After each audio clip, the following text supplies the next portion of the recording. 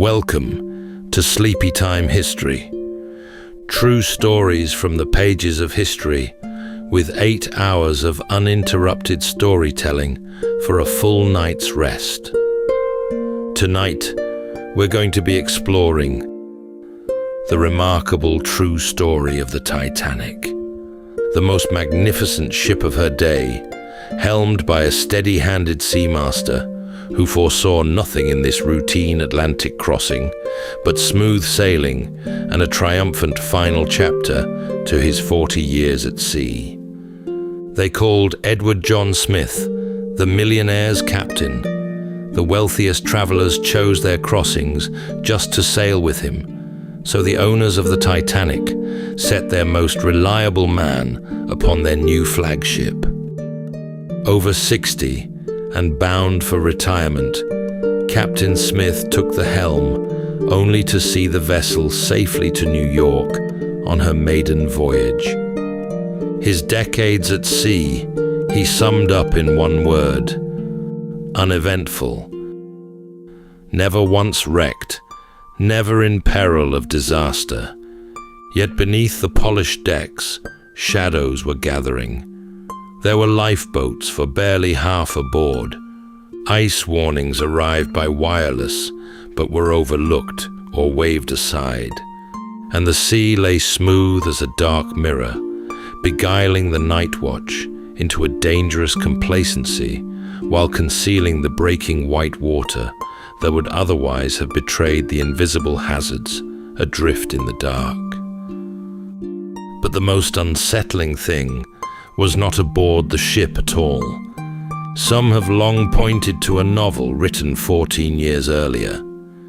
In it, the largest ocean liner ever built is deemed unsinkable, but then strikes an iceberg in the Atlantic without enough lifeboats aboard to save its thousands of passengers. And the name of that ship, which he called the Titan, almost seems beyond the boundary of mere coincidence. Tonight, as we drift into sleep, we'll step onto the deck of the Titanic on her maiden voyage across the Atlantic. The warm lamplight, the sea air, and the great ship easing into the dark, with every heart aboard confident she would carry them home. So settle in, take a deep breath, and we'll begin with a full 8 hours of uninterrupted storytelling after this short break.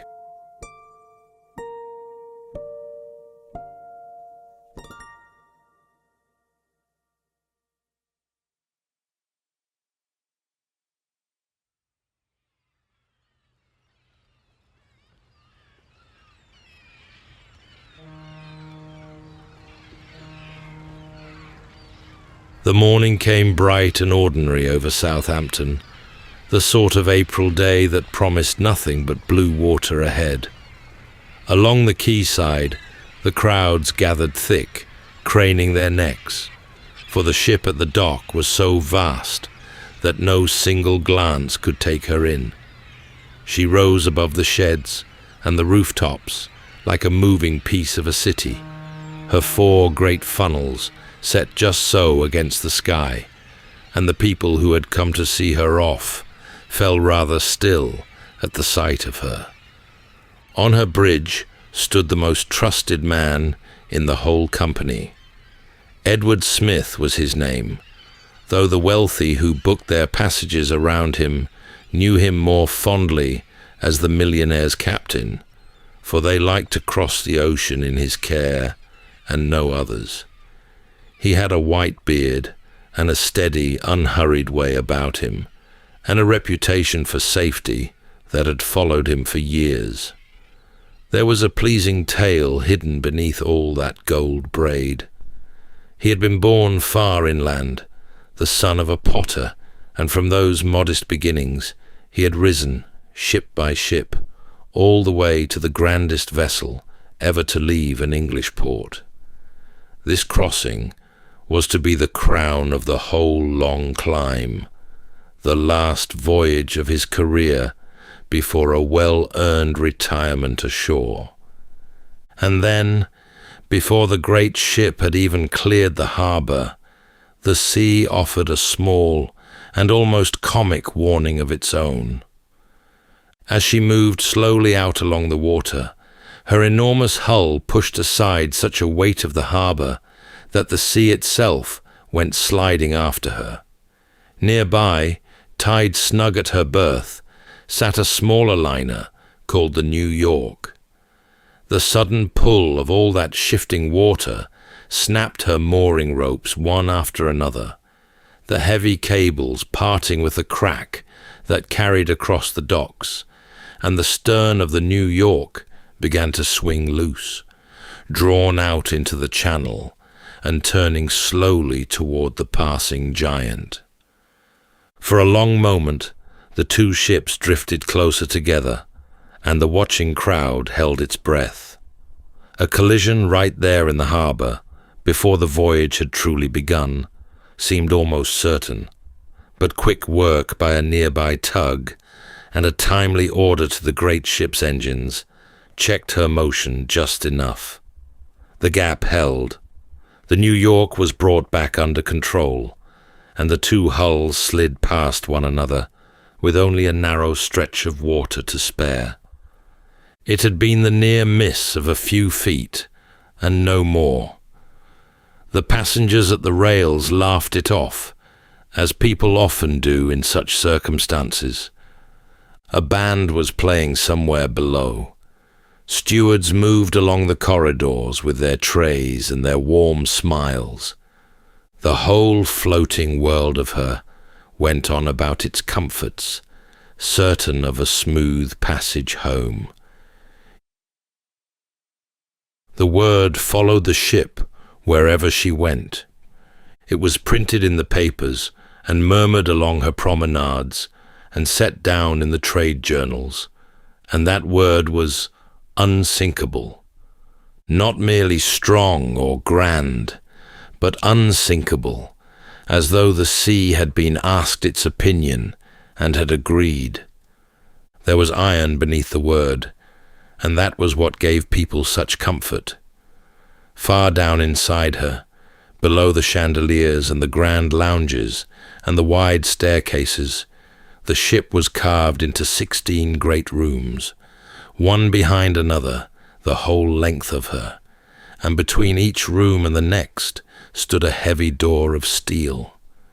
A man on the bridge had only to turn a single handle, and all through the depths of her, those doors would come sliding down together and seal each room away from its neighbors.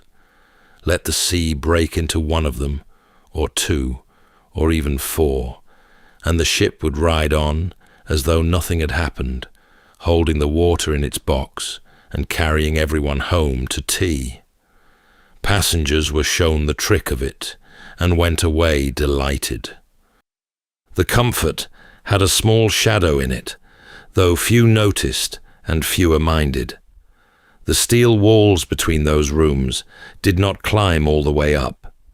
They rose a little above the waterline and then simply ended, open at the top, and any water that ever filled one room past the brim would spill over the wall and slide down into the next, the way water tips from one hollow of an ice tray into the one beside it. On a flat and easy sea, there seemed no way on earth for such a thing to happen. So the shadow lay where it was, unregarded, and the ship went on being unsinkable in everyone's mind. The captain shared the faith as fully as any man aboard. Some years before, stepping ashore in New York from another fine new liner, he had stood among the reporters on the pier and spoken of what shipbuilding had become.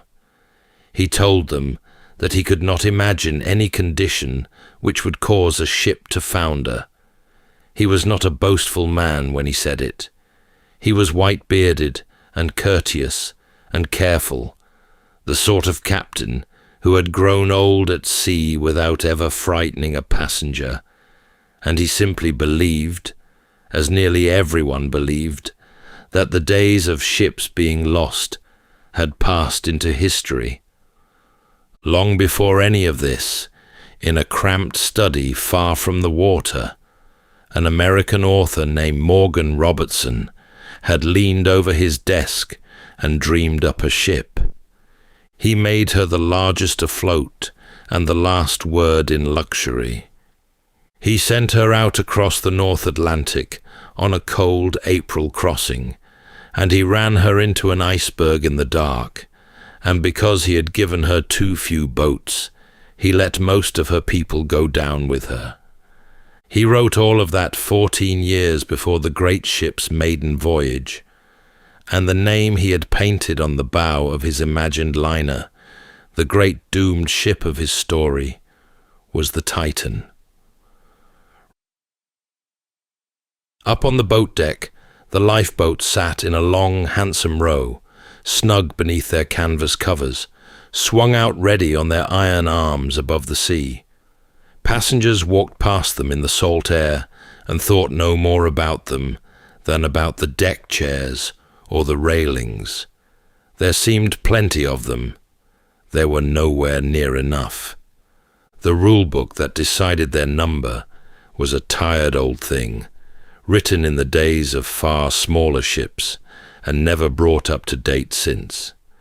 It counted a vessel, not by the people she carried, but by her weight, by her bare tonnage, as though what needed saving were the iron and not the souls. And because the great liners had swollen larger and larger, while the rules stayed still, the ship met that ancient law with room to spare. She carried more boats than the letter of it asked of her. On paper, she was not just safe, she was better than safe. The paper did not go to sea, though. The people did. And if ever the whole ship were called to those boats at once, the mothers and the porters and the millionaires and the men shoveling coal far below, they would have found places along the benches for about one soul in every two, and the rest would have stood at the rail with nowhere to go. It had not always been meant to be so few.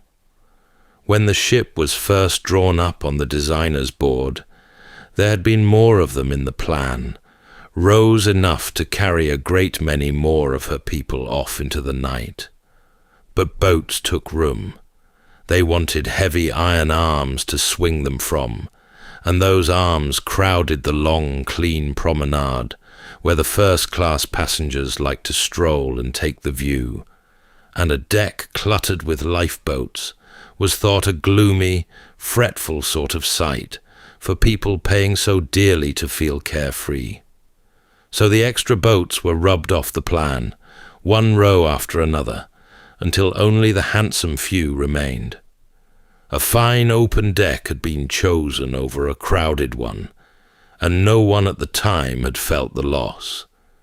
Nor did anyone feel it now, gliding westward under a mild spring sky. The boats were there after all. Anyone anxious could count them and be soothed, and the ship beneath them was the unsinkable one, the ship the whole world trusted, and an unsinkable ship hardly needed boats at all. They were there for the look of the thing, a kindness to nervous old ladies, and a row of quiet shapes to tip a hat to on an evening walk. All through that last full day at sea, while the passengers dozed in their deck chairs and took their afternoon tea and wrote their cheerful letters home, the air all around the great ship was alive with warnings. They came in the crackle and stutter of Morse code, tapped out by the wireless men of other ships scattered across the same cold waters. Vessel after vessel had met the ice, great fields of it drifting down from the north, and pale mountains of it riding low and dangerous in the dark. One after another, they sent word of what lay ahead, the positions of the bergs and the reach of the drifting pack, a steady scattering of caution passing invisibly through the air. Some of those messages reached the great ship. Several of them did not travel on to where they were most needed. For the two young men who worked the wireless set aboard were not, strictly speaking, the ship's own men at all. They were employees of the Marconi Company, and their true trade was a commercial one. All day and late into every night, they sat in their cramped little cabin with the instrument chattering away before them, and the work that filled their hours was the private traffic of the passengers, the steady stream of personal telegrams that wealthy travelers so loved to send from the middle of the ocean. Greetings and birthday wishes, instructions to distant offices, and small boasts about the fine ship they sailed upon. All of it had to be tapped out letter by patient letter and sent along toward the shore. It was paid work, and there was a great heap of it waiting, and it kept the two operators bent over their key for hour upon weary hour. The ice warnings, arriving in the thick of all that, were a kind of interruption. Some were carried faithfully up to the officers on the bridge. Others were laid on the desk to be seen to later, or half heard, or lost altogether in the sheer press of paid messages awaiting their turn. There was only a young man now bent over his key, hour after hour, his partner asleep in the bunk beside him, sending on the messages he had been set to send, the wires humming, and the heap beside him never going down, and no earthly reason yet to feel afraid. And late that evening, one more warning came, from very close at hand. A ship not far off, stopped for the night amid the very ice that lay ahead, tried to break in to say that she was surrounded by it, and had halted where she stood. But her signal came through loud and jangling, right in the ear of the great ship's operator, as he laboured to clear his backlog toward the land, and the answer that went back to her was short and sharp and weary. The other man was told, in so many words, to keep out and cease his chatter, for the operator was busy. Stung, or perhaps simply obedient, the wireless man on the nearby ship set down his headphones a little while later and took himself off to bed. The sea went strange and beautiful that night. The wind fell away to nothing, and the long ocean swell sank down and smoothed itself until the water lay flat and black and still as poured ink, without a ripple anywhere upon it. There was no moon. The stars came out in their thousands, hard and bright and doubled in the glass of the sea, so that the ship seemed to be sailing through the middle of the heavens. Far up the forward mast, in the little iron nest where the lookouts kept their watch, two men leaned into the cold and searched the dark ahead. They knew what they were hoping to catch. An iceberg on the move wears a soft white collar where the sea breaks against its foot, a ring of pale water that a good pair of eyes can find in the blackness while the berg is still a long way off. But the sea broke against nothing that night. Flat as a floor, it gave back no foam and no fringe of white, and so the great mountains of ice that drifted somewhere out in front of them lay low and dark and hidden, showing no edge against a black ocean under a star-lit sky. The two lookouts had asked for their binoculars and had not got them. The glasses were aboard, right enough, shut away in a locker where they could do no good, and the key to that locker had gone missing in the oddest way. In the last days before sailing, an officer had been shifted off the ship at short notice, and he had carried the little key away in his pocket without a thought, and stepped off down the gangway and taken the train home. So the men in the nest had nothing but their own eyes to lean on, and their eyes met only the dark and the great sweep of stars and the flat, unbroken water sliding under the bow. And the ship did not slow. She ran on through the freezing night at very near her top speed, her engines beating steadily far below, driving her forward at better than 20 knots on toward the ice itself. Yet the night was fair, and the ship was sound, and on the North Atlantic runner captain kept up his speed and trusted his lookouts to catch the danger in good time, and so she was allowed to run. The old man on the bridge had given his whole life to the sea. Near 40 years he had sailed, and never once been wrecked, and never, as he had said himself, been in any peril worth the telling. Nothing in all that long and easy career had taught him to be afraid of a calm and starlit night. So the great ship swept on, smooth and swift and certain, across the dark and silent water. In the warm cabins below, her passengers slept without a care. On the bridge, her officers watched ahead into the dark. And ahead of her, low upon that mirror sea, showing nothing, giving no warning, and drawing nearer with every beat of her engines, the ice waited in the night. For all the still evening, the great ship had run on through the flat dark. Then, 20 minutes before midnight, one of the lookouts, staring forward into the cold, saw the night thicken. A shape was rising out of the blackness dead ahead, darker than the dark around it, and growing larger with terrible speed. He reached for the bell above him and struck it 3 times, hard, and called down to the bridge that ice lay straight in the ship's path. Down below, the order went instantly to the wheel and to the engines. The great ship began to answer, swinging slowly to one side, for a vessel so vast could not turn as a small boat could. For a moment, it seemed she might yet slide clear of the iceberg, and then, along her starboard side, deep beneath the waterline, the ice touched her. It came as no great crash.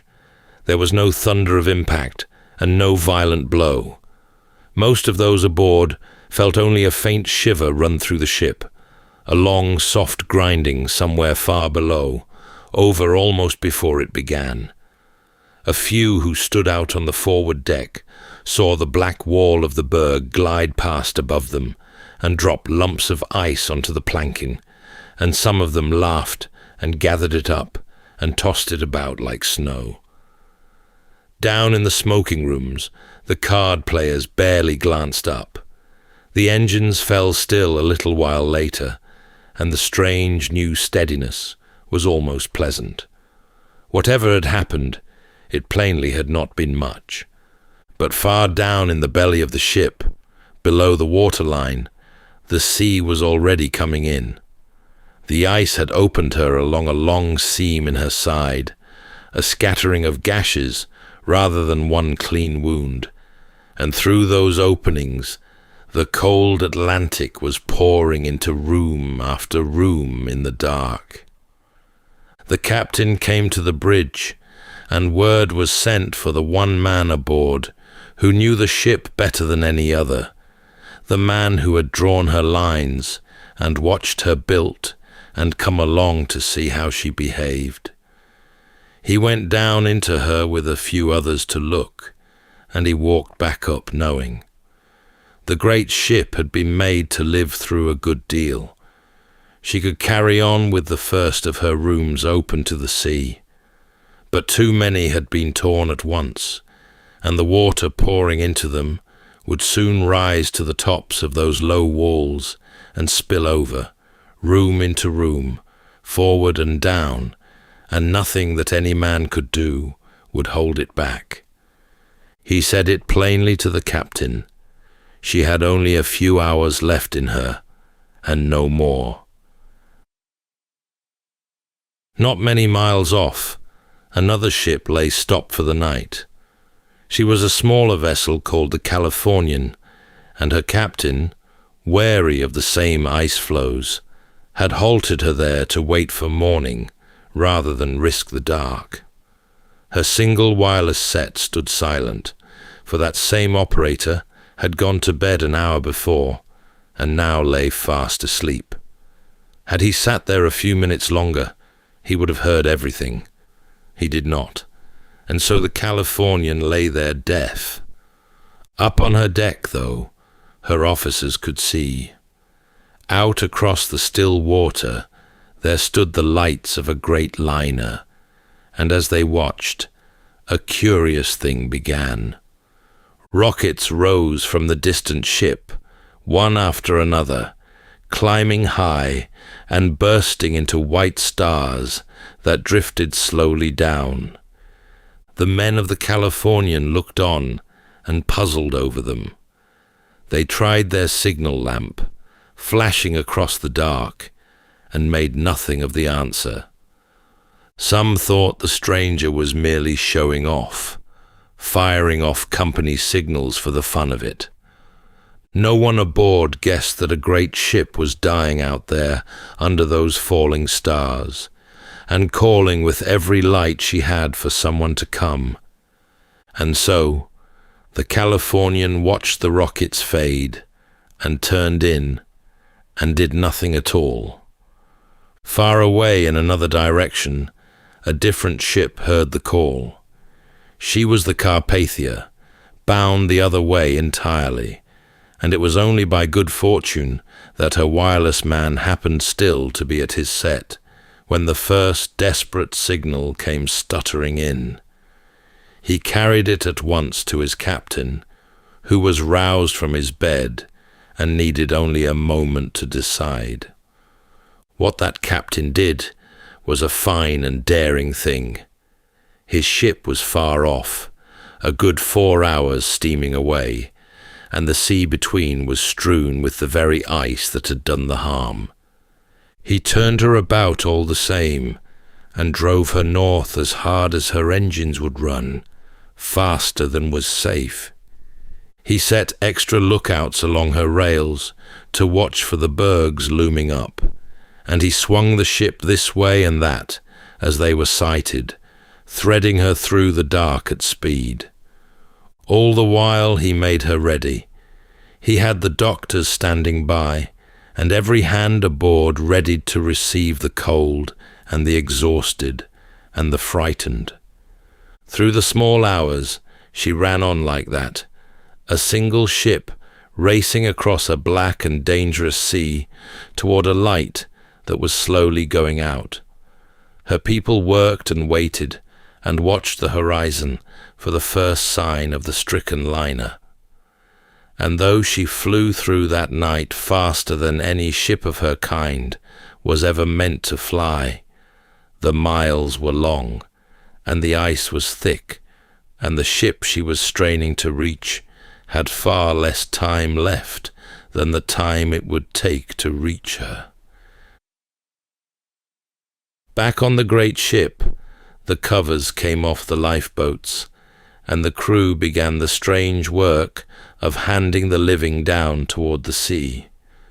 The order was for the women and the children first, and so wives were parted from husbands at the rail, some believing they would meet again by morning, and some knowing better. The early boats went down half-filled, for it seemed madness to many that the grand warm ship beneath their feet was in any real danger, and they were slow to leave her for a little wooden boat swinging over the black water far below. And through it all, near the top of the grand staircase, the ship's musicians played. The bandmaster had gathered his men together, and rather than seek a place in the boats, they took up their instruments and went on making music hour after hour, so that the sound of it drifted out across the crowded decks and softened the fear a little.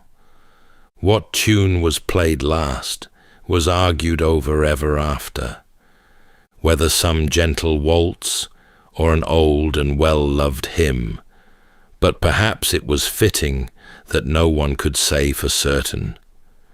There were partings that night that would never be forgotten.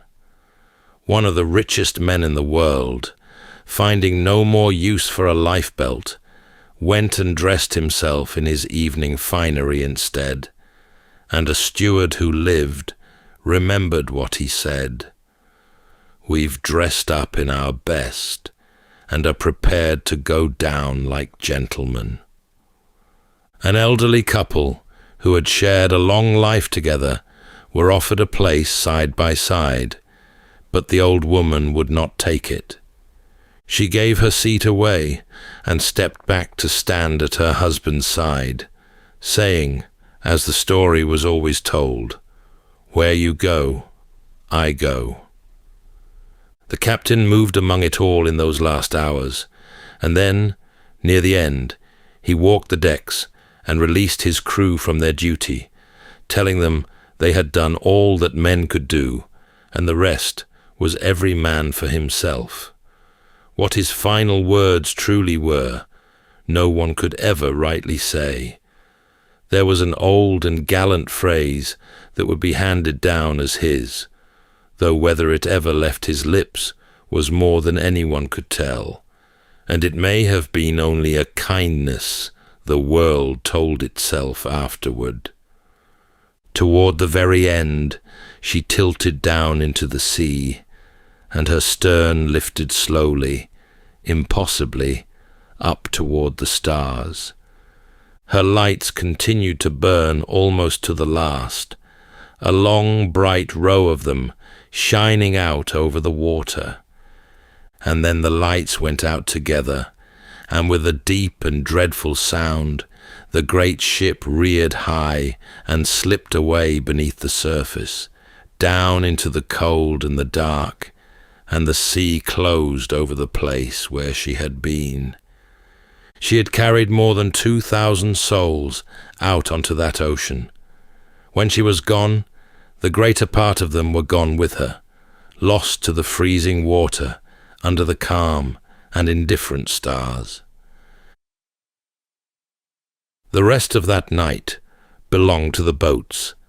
They lay scattered across the black and glassy sea, a handful of little wooden shells under the enormous sky, and the people in them huddled together against the terrible cold and waited for a morning they were not sure would come. Some rowed slowly to keep warm. Most simply sat and watched the horizon and listened to the water lap against the sides. And then, at last, near the edge of dawn, a light appeared low in the distance. It was the Carpathia, come at the end of her long night's run, feeling her way in among the ice toward the drifting boats. One after another, they were rowed across to her, and one after another, the survivors were lifted up her steep black side, some climbing rope ladders, the smallest children hauled aboard in mail sacks, and the frozen and the fainting raised in slings and chairs. On her decks, they were wrapped in blankets and pressed with hot drinks and gathered in, while she searched the sea for any boat still out there in the growing light. Among the passengers of the first cabins, the great majority of the women and children had been saved. Among the men who had travelled in the crowded quarters far below, only a small handful ever saw the Carpathia's decks. The sea had made its choices that night, less by courage or by chance than by where a person had slept, and how near they had been when the moment came to the boats and the open air. Some who lived carried the strangest stories of all. There was a young stewardess who seemed almost beyond the reach of the sea. She had already been aboard this ship's elder sister when that vessel was struck by a warship and came limping home. She was aboard the great ship that night and went down into a boat and was saved. And some years afterward, she was aboard the third sister of the three when that ship too was lost, and once again she came through alive. 3 great ships, near enough identical, 3 disasters, and 1 woman who walked away from every one of them. In time, she was fondly nicknamed the unsinkable one, which she wore with good humor to the end of a long life. And there was the smallest survivor of all, a baby girl of only a couple of months, carried down into a lifeboat, wrapped against the cold, while her father stayed behind. By the time the Carpathia turned at last for land, she carried some 700 souls, wrapped and warmed and safe upon her decks. Behind her, the sea lay smooth and empty and blue under the morning sun, giving back no sign at all of the great ship that had passed that way, or of the many who had gone down with her into the deep. Out of that one terrible night came a great many changes, deep and lasting ones, that kept countless other travellers safe in all the years that followed. Never again would a ship be sent to sea with boats for only half aboard. From then on, there had to be a place for every single soul who sailed, no matter the weight or the grandeur of the vessel. The wireless rooms, too, were changed forever, kept manned and listening through every hour of the day and the night, so that no call for help would ever again go into an empty room. And out upon the northern ocean, a patrol was set. A watch kept season after season over the great fields of drifting ice, charting the bergs and warning the ships away. That watch was being kept there still, far out on the grey Atlantic, through all the long years that followed. The ship herself passed out of the world and into legend. For more than 70 years she lay where she had fallen, lost and unvisited, far beyond the reach of any diver, and the sea kept her secret well. People wondered where exactly she rested, and whether she had gone down whole, and no one living could say. Then, at long last, she was found. Deep in the darkness of the sea floor, more than 2 miles down, where no light had ever reached her, the beam of a small exploring craft picked her out of the black at last. For a long while, the little craft moved over her in the blackness, its small lamps sliding along the vast rusted flank of her, past the rails where the passengers had once stood, and the great anchors still resting in their places. Everywhere about her lay a deep and perfect stillness, mile upon mile of dark water pressing gently down, and nothing stirred but the slow drift of specks caught in the light like falling snow. And there an old mystery was answered. The great ship had not come to rest in one piece. In her final hours she had broken in 2, and her bow and her stern had drifted down separately through all that cold water to settle a good distance apart on the ocean floor, still and silent, slowly becoming part of the sea.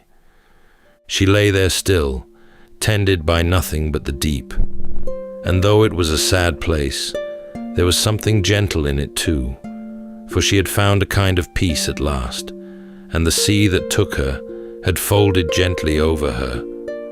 Every ship that had crossed those waters safely since, and every family carried home to harbour who might once have been lost, owed some small debt to her, and to the souls who went down on that April night, whose loss had taught the whole world to take better care.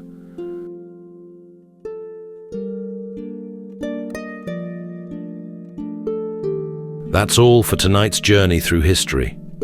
If this was your first time listening, let us know where it is you're tuning in from. And if you like what you hear, please consider subscribing or rating us on your preferred podcast app. And for those listening on Spotify Premium, did you know that in select regions, you can now skip ad breaks entirely by switching from audio to video? In fact, watching us on Spotify Premium Video is the best way to help us create more stories, just for you. You can also get early access to our newest episodes by joining us on Patreon. And whether you're fast asleep or still drifting there, thank you so much for listening, and rest well.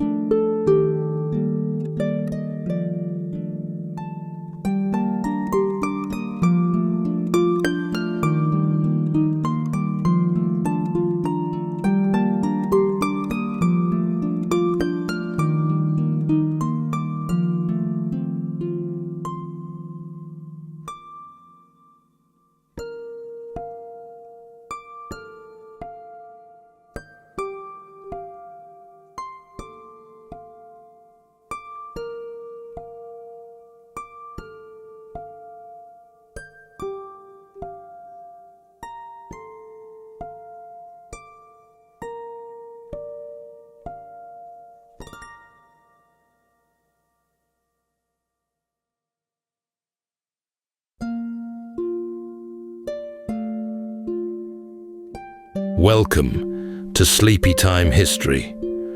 True stories from the pages of history, with 8 hours of uninterrupted storytelling for a full night's rest.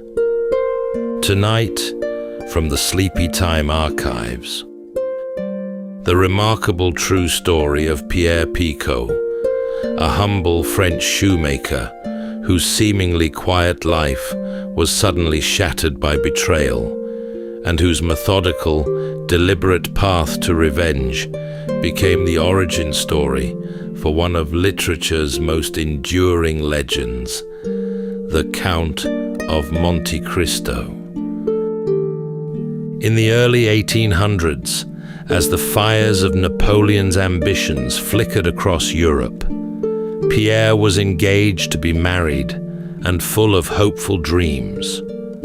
But within the shaded corners of his life, jealousy stirred.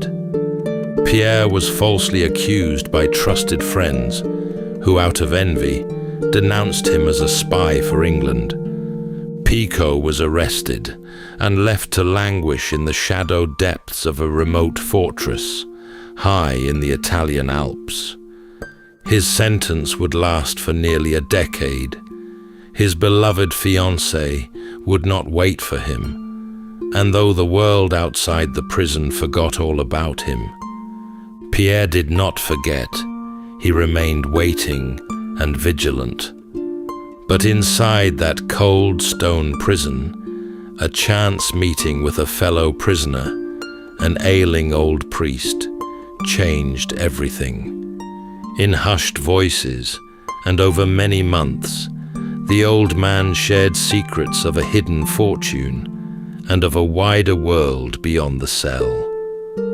When freedom came at last, Picot emerged a man transformed. He could have chosen a peaceful path. Instead, he set his mind to one thing: justice. What followed was a calculated unfolding, an intricate, unrelenting plan to settle the score with those who had tried to erase him from the face of the earth. Tonight, as we drift into sleep, we follow the deliberate footsteps of a man once wronged, who emerged from the shadows, not with blind fury, but with a plan.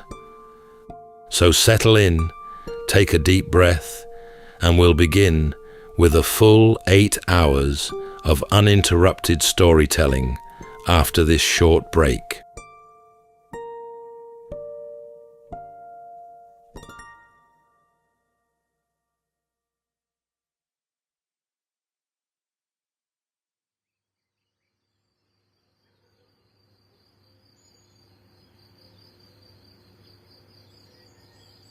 Pierre Picot was born in the southern city of Nimes. It was a place of Roman ruins and sun-washed stone, nestled between low, sun-baked hills and the Mediterranean winds. He came from modest roots, neither rich nor desperate, the son of an honest tradesman, raised among the narrow lanes and limestone facades of a city that valued hard work, diligence, and strong hands. From an early age, Pierre followed in his father's path, learning the gentle craft of shoemaking. His work was careful, his manner steady, and he moved through life with the simple grace of a man at ease in his station. But fortune, it seemed, had chosen him for more than tools and leather. In his mid-20s, Pierre became engaged to marry a young woman of significant wealth and elegance. Marguerite Vigarou was spoken of in her day with admiration, beautiful, poised, and from a family of far greater means than Pierre's own. And yet, she had chosen him, not for his coin, but for his kindness. The match surprised many, but it was genuine. Love in its rarest form had found them both, and for a time, life bloomed. Picot's days were filled with gentle routine, shaping fine shoes for wealthier residents in Nimes, tending to his modest home, and preparing for the life he would build with his beloved. Friends gathered often, sharing wine and conversation beneath the stone arches of the town's arcades. Pierre was well liked, trusted, admired, and considered fortunate by many. But even then, threads of envy had begun to curl through the edges of his happiness. Not everyone rejoiced in his good fortune. Among his circle were 3 men he called friends, men who had stood beside him through the years, whose smiles now masked something darker. Their names would soon be etched into his memory with unshakable weight. For in hushed conversations behind closed doors, they began to speak his name with suspicion, and imagine what it would mean to bring him down. Pierre, for all his sensitivity, did not see it. Or perhaps he saw and chose to believe otherwise. That friendship, once forged, could not so easily turn. And so, as the sunlit days of Nimes carried him gently toward a future he could nearly touch, Picot remained unaware that the world he'd built so carefully was already beginning to fracture. The men who would destroy Picot's life had once shared his wine, his laughter, and his trust. There was Lupien, a fellow tradesman, bold, confident, and outwardly charming, yet restless in Pierre's shadow. Then Solari, the innkeeper's son, clever but always watching from the edges, where envy brews without noise. And finally, Chaubard, quieter than the rest, but no less moved by the slow, smouldering pull of resentment. All 3 had walked beside Pierre in easier times. They had dined at his table, toasted his engagement, and offered congratulations with smiles that were beginning to crack. To them, Pierre's engagement to a wealthy heiress felt like a leap too far, a challenge to the natural order. They did not see love or virtue in his success.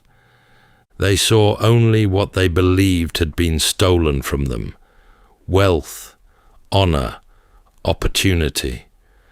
And so it was that on an ordinary day, with no warning, their long-harbored jealousy gave way to action. They denounced Pierre to the authorities, accusing him of something deadly in the climate of Napoleonic France: espionage.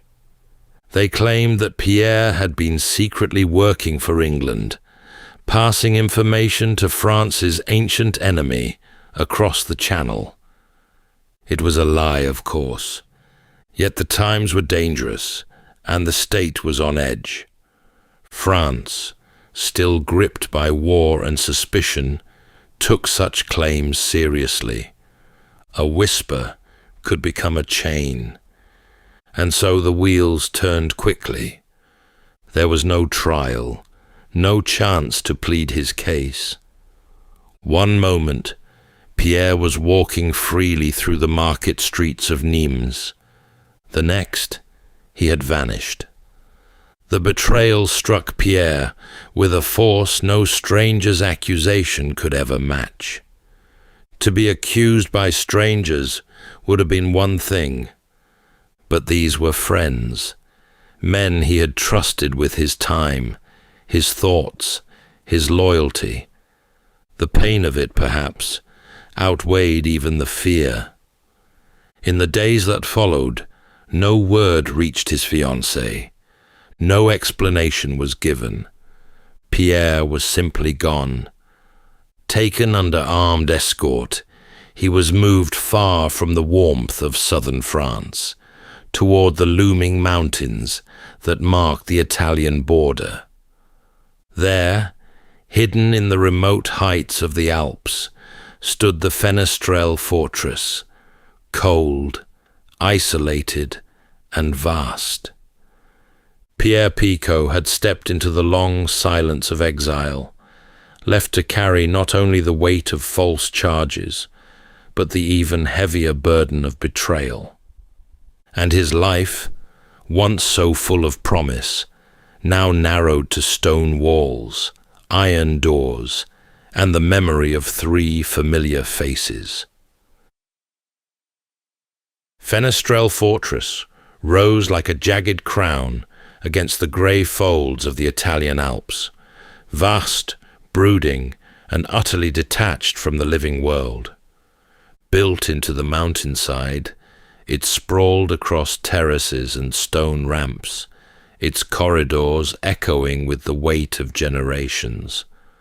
For Pierre, it would become his entire horizon.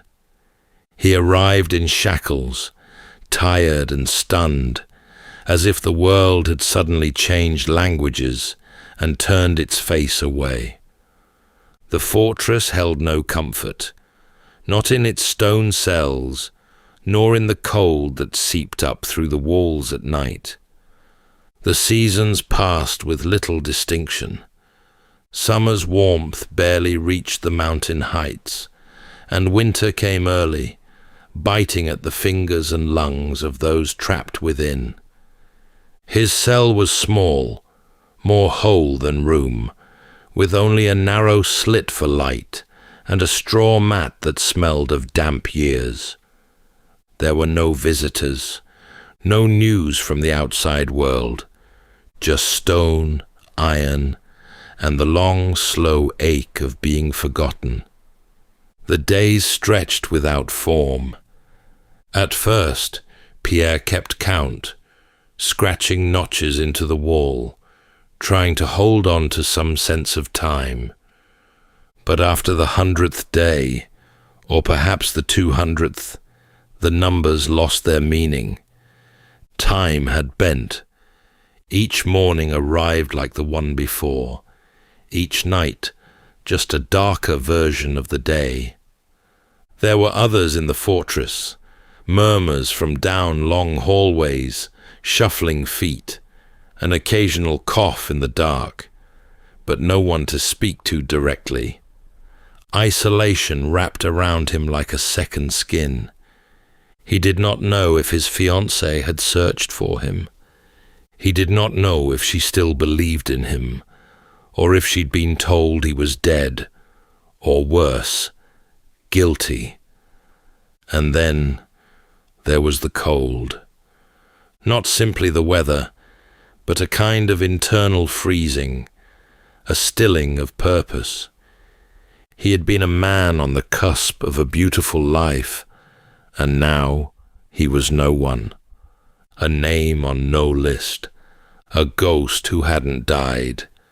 But even in that grey silence, something held. Pierre did not unravel. He endured. He turned inward. Memory became both wound and anchor. He thought often of the faces of the men who had accused him. Their betrayal had shaped his new world. And while the fortress held his body, it had not taken everything. Not yet, and not forever. Years had passed. The stone walls had grown familiar now, though never welcome. Pico had learned to live within them, to breathe with the rhythm of the fortress, and to carry his thoughts like embers, silently, but no less alive. And then, one day, without warning, a new prisoner was placed in the adjoining cell. He was older, this man, gaunt, with a trimmed white beard and eyes that burned with a curious light. His name was Father Torri, a priest once, before the state had turned its suspicions even on men of the cloth. The guards spoke of him with indifference, but Pico sensed immediately that there was something unusual about the man. In a place where time dragged and conversation was rare, the two began, cautiously at first, to speak. Their words passed softly through a small vent in the stone, a breath of companionship in the stale air of confinement. Father Torri spoke not only of scripture, but of politics, of cities Pierre had never seen, of ancient philosophers and old stories. He carried knowledge like a candle in the dark, and Pierre, long starved of conversation, leaned toward the warmth. As seasons shifted beyond the fortress walls, the priest began to trust Pierre with more than reflections. He shared a story, at first vague, then startlingly precise. Many years before his arrest, Father Torri had been entrusted with knowledge of a hidden fortune, a vast treasure concealed beneath a ruined house in Milan, left by a nobleman who died without heir or claim. The priest had never used this knowledge. His vows had bound him to secrecy.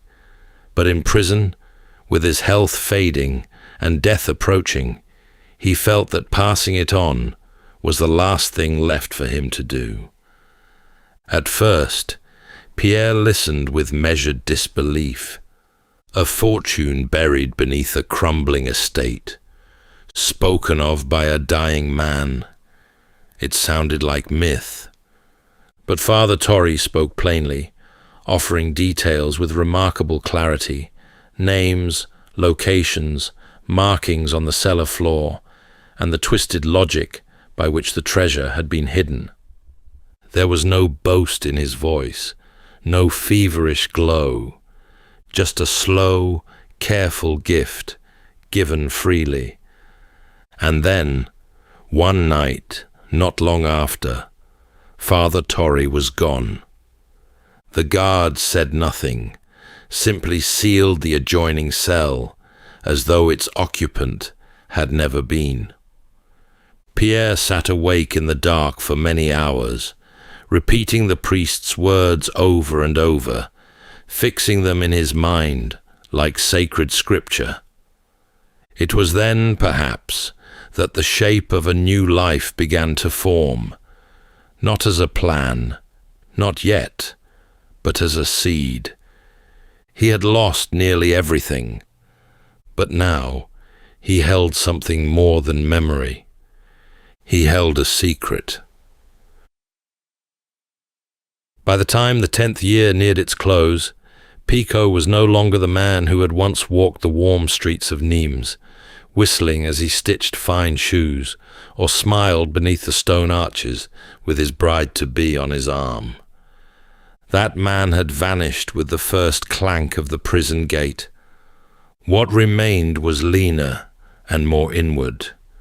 Not broken, just changed. The years moved slowly in Fenestrelle. Some prisoners aged fast, worn thin by despair. Others faded in silence. But Pierre had found something else. A reason, however distant, to keep himself whole.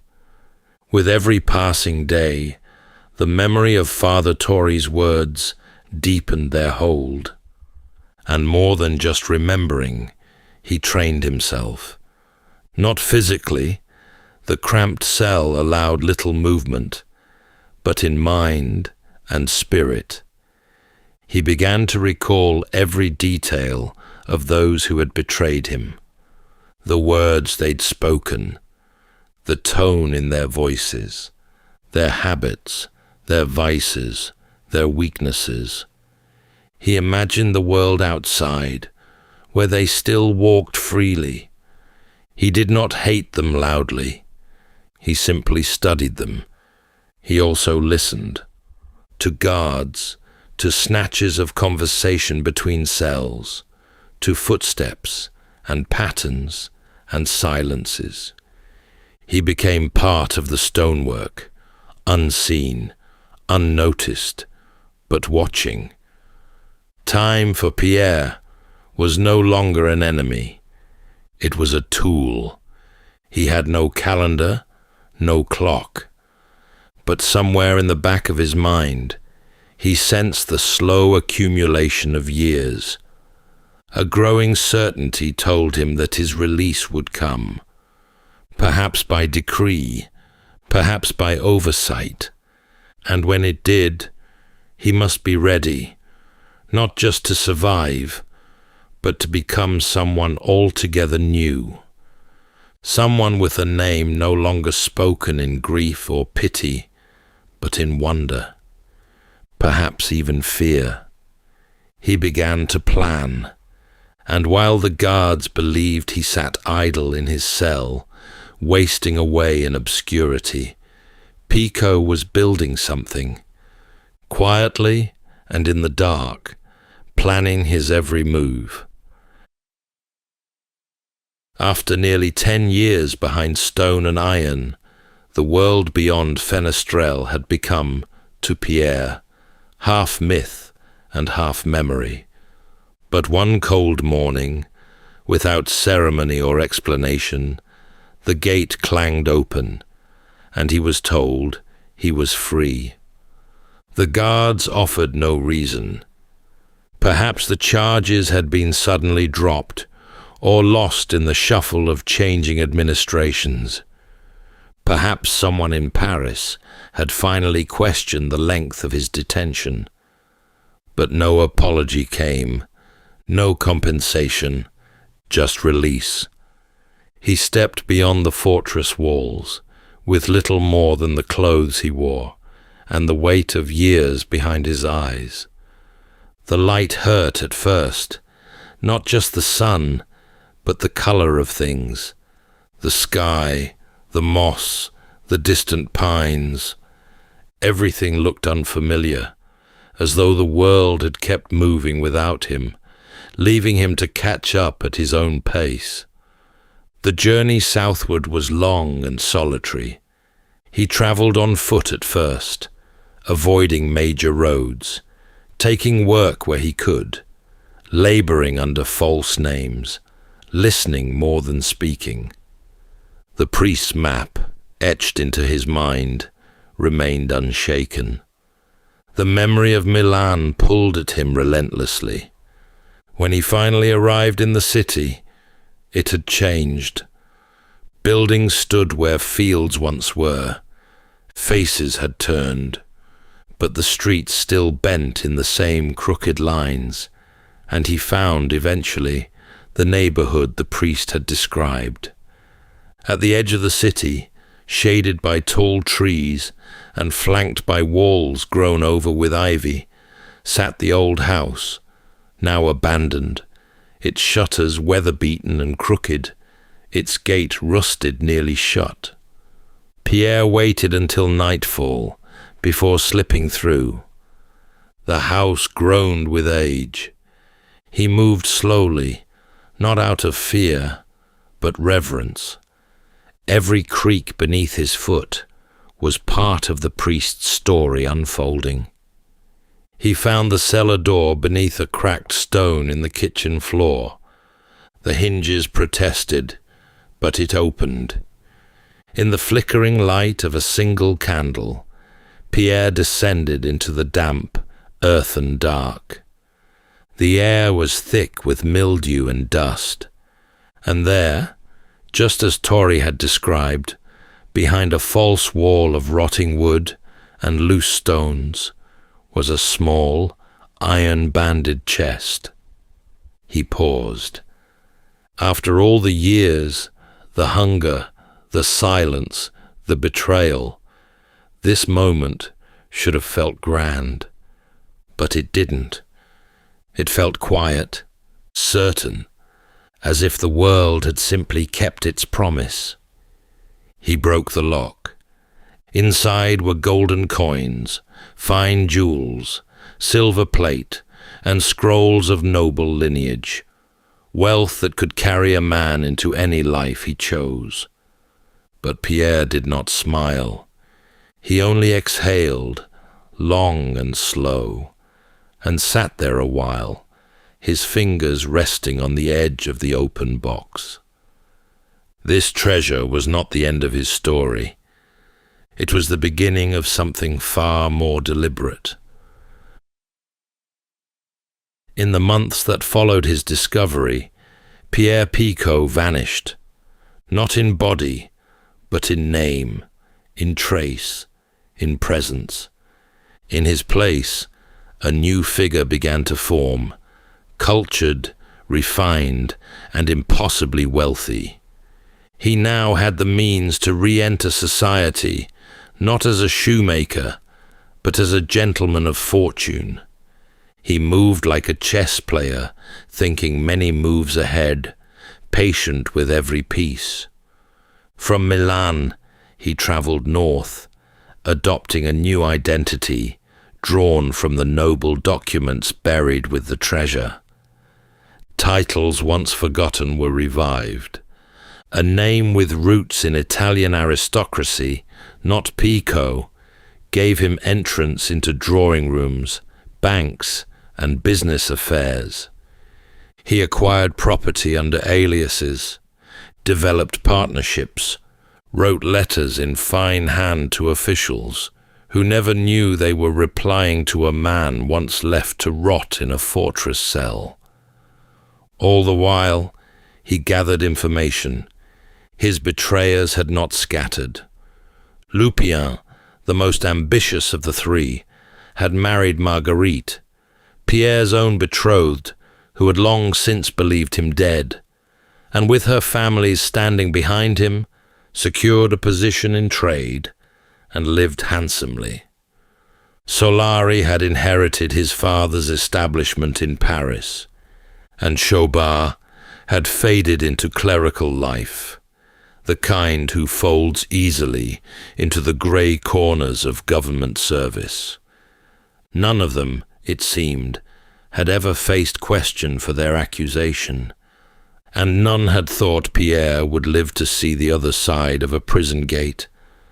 But now, the pieces were in place. He traced their movements, their family connections, their financial vulnerabilities.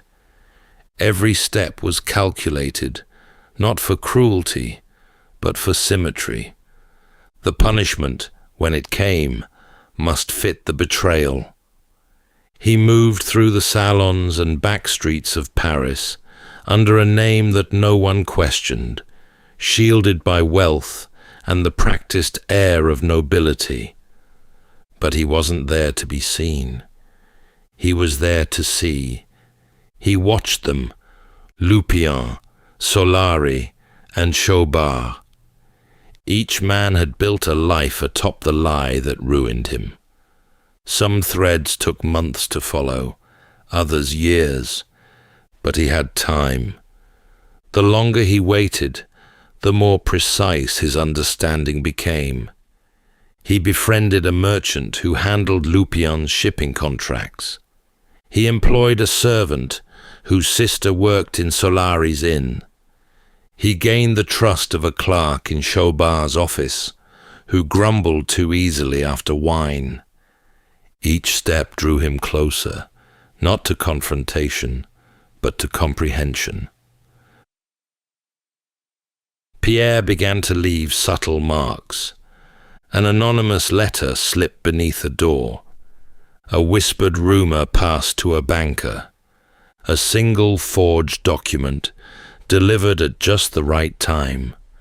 Nothing to alarm, just enough to shift the balance. They began to feel it. Lupien grew anxious in meetings, his confidence fraying. Solari grew curt with guests, snapping at shadows. Chaubard began to look over his shoulder, pausing before he signed anything at all. Pierre watched as unease bloomed in their lives like a slow illness. He never appeared before them, never spoke their names aloud, but he was always there, in the letter that arrived without a sender, in the business deal that fell apart at the last moment, in the mirror that caught a flicker of movement, just a heartbeat too late. This was not vengeance delivered in fury. It was justice, orchestrated with care. The kind that arrives so slowly, one doesn't realize it's begun until it's already far too late. Lupien, once the most outwardly successful of the three, was the first to feel the cracks deepen. Pierre uncovered details of a risky business merger, one delicately balanced on unspoken debts and fragile trust. With a single forged note, traced to a banker's assistant Pierre had bribed, Lupien's reputation was called into question. The deal collapsed. Creditors, long patient, came knocking. His assets dwindled. His wife, learning of the financial ruin he'd concealed, left with their children. By year's end, Lupien, once a man of status, was selling off furniture to settle lawsuits he barely understood. His downfall came not in fire, but in dust. Solari had lived for pleasure, gambling, women, and a daily rhythm of excess. Pico allowed that indulgence to bloom unchecked, feeding it gently from a distance. A tip passed to a crooked card dealer. A whisper dropped at the ears of Solari's lender. Pierre ensured that Solari's debts deepened faster than he could drink them away. One day, the inn changed hands, sold without Solari's knowledge, the paperwork long since transferred behind closed doors. He woke to find himself a tenant in his own home, with no money and no friends left to turn to. There was no confrontation, only a letter, unsigned, folded beneath the inn's new door, that read, "This is the price of a lie." Chaubard was the most cautious, the most dull, and yet the most corrupt of the three. Pierre had the hardest time reaching him. But corruption leaves a trail, and Pico, ever patient, followed it. Over months, he gathered receipts, coded ledgers, falsified entries, small transgressions that, when collected, painted a far larger crime. With the help of an anonymous tip, Chaubard was summoned before a judicial inquiry. He denied everything, but the evidence was there, and it was undeniable. He was dismissed, fined, and disgraced. Not imprisoned, but publicly ruined. A man once hidden in paper, now buried beneath it. None of these men ever learned who had orchestrated their undoing. To the outside world, it was coincidence, a market shift, a scandal revealed, or a friend who talked too much. But to Pierre, it was justice. He had dismantled 3 lives with the same care he had once used to craft a perfect pair of shoes. And yet, as the final piece fell into place, he felt no triumph, only stillness. The work was done. With his purpose fulfilled, Pierre Picot did not return to his old name, nor did he seek applause or recompense. He simply stepped out of the lives of the men who had once betrayed him, just as silently as he had entered them. Some say he moved south again, to the quieter corners of the countryside, far from Paris and far from the past. Others whispered of a final disguise, a nobleman who rarely spoke, who lived modestly in a small villa with more books than guests, and who watched the world with a kind of detached serenity. What became of him precisely is lost to time, but his story was not. In 1839, nearly 2 decades after Pierre's final act of justice, a Parisian police archivist compiled a report titled Memoir on the Revenge of a Betrayed Man. In its pages was the detailed account of a man imprisoned without trial, betrayed by those closest to him, and transformed by time, cunning, and an unlikely treasure into a figure of retribution. The story, striking in its twists and haunting in its tone, made its way into the hands of the writer Alexandre Dumas.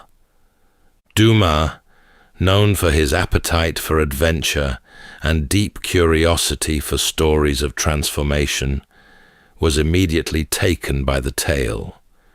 He saw in Pierre's life a structure far greater than mere biography. He saw poetry, he saw myth, and with the liberties of fiction, he would expand upon it, building castles, duels, escape tunnels, and shipwrecks, but always keeping the soul of the man intact. In 1844, The Count of Monte Cristo was published, the story of Edmond Dantes, falsely imprisoned, mysteriously enriched, and determined to right the scales of fate. Readers were spellbound, and though most never knew of Pierre Picot by name, they came to know his journey. In time, Pierre's life faded into legend, his memory preserved not in records or grave markers, but in the pages of one of the world's most enduring novels. A man who never sought fame, whose vengeance was silent and precise, would be remembered forever, not as a shoemaker from Nîmes, but as the shadow behind a literary giant. That's all for tonight's journey through history. If this was your first time listening, let us know where it is you're tuning in from. And if you like what you hear, please consider subscribing or rating us on your preferred podcast app.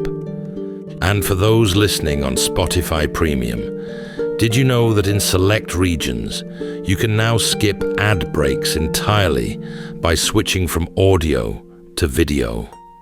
In fact, watching us on Spotify Premium Video is the best way to help us create more stories, just for you.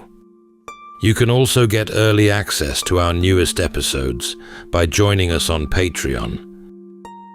And whether you're fast asleep or still drifting there, thank you so much for listening, and rest well.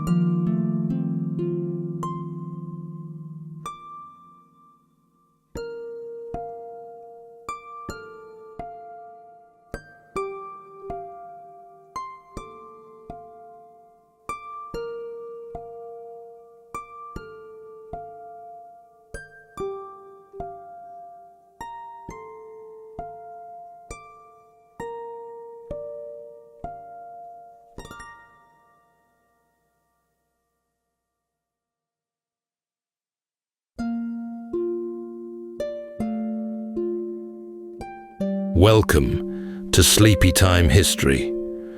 True stories from the pages of history, with 8 hours of uninterrupted storytelling for a full night's rest.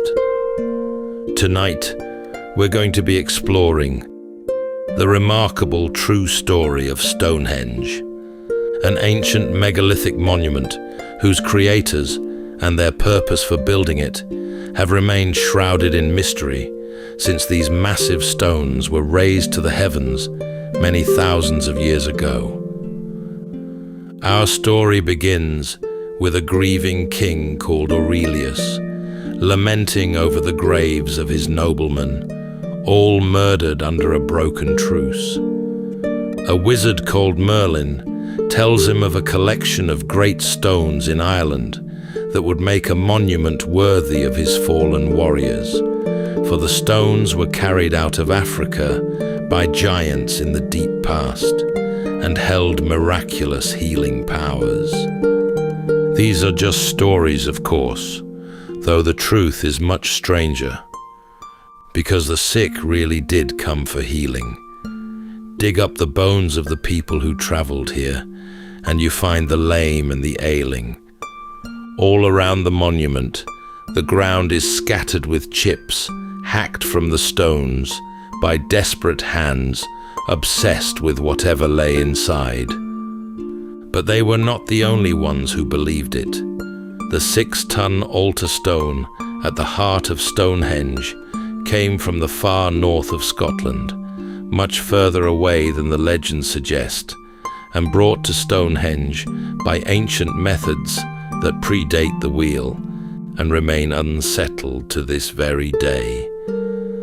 Then there are the Druids, those robed figures with their fire-lit solstice rituals and white beards, their mistletoe and magic.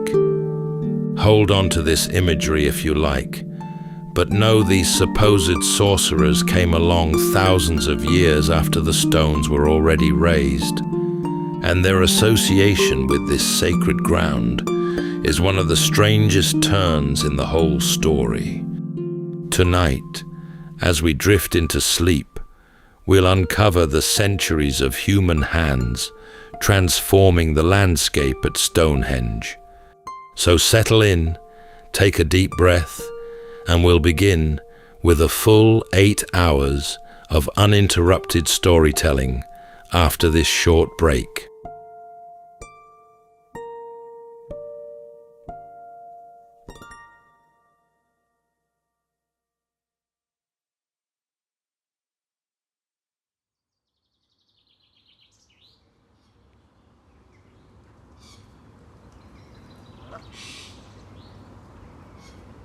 Under a wide, pale sky, the plain lay open, the new grass coming green over the mounded earth, and the wind moving across it in slow waves like ripples on a pond. The larks came back to that plain before the king did, and they were singing over the 460 men who lay beneath the sod as though the ground held nothing but roots and stones. His name, as the old legend goes, was Aurelius Ambrosius, and the men in that ground had been his. They had gone up onto the chalk unarmed, under a flag of truce, to sit down with the Saxons and talk terms. The Saxons had come with long knives in their boots. It was finished before the British lords understood what was happening. But before it was over, they all lay dead. The king had spent the years since taking the country back, and he had taken it. The Saxons were beaten. The crown sat steady on his head, and he stood over the burial ground, with none of it worth anything to him, and he wept, and he asked how a man might mark such a thing, so that it would never be forgotten. The masons had nothing for him. The archbishop had nothing either, though he had a name. There was a young prophet in the west, known as Merlin. The king sent for him, and when he arrived, Merlin announced that the monument was already made. It only needed fetching. There were stones in Ireland, on a mountain called Killaraus, standing in a ring that was old before anyone alive could remember it. Giants had brought them up out of Africa and set them where they stood. There was a power in them. Wash water over the stone and pour it into the baths, and the sick would come out well. Mix that water with herbs, and it would close a wound that would not heal. The king laughed at the idea of shifting them.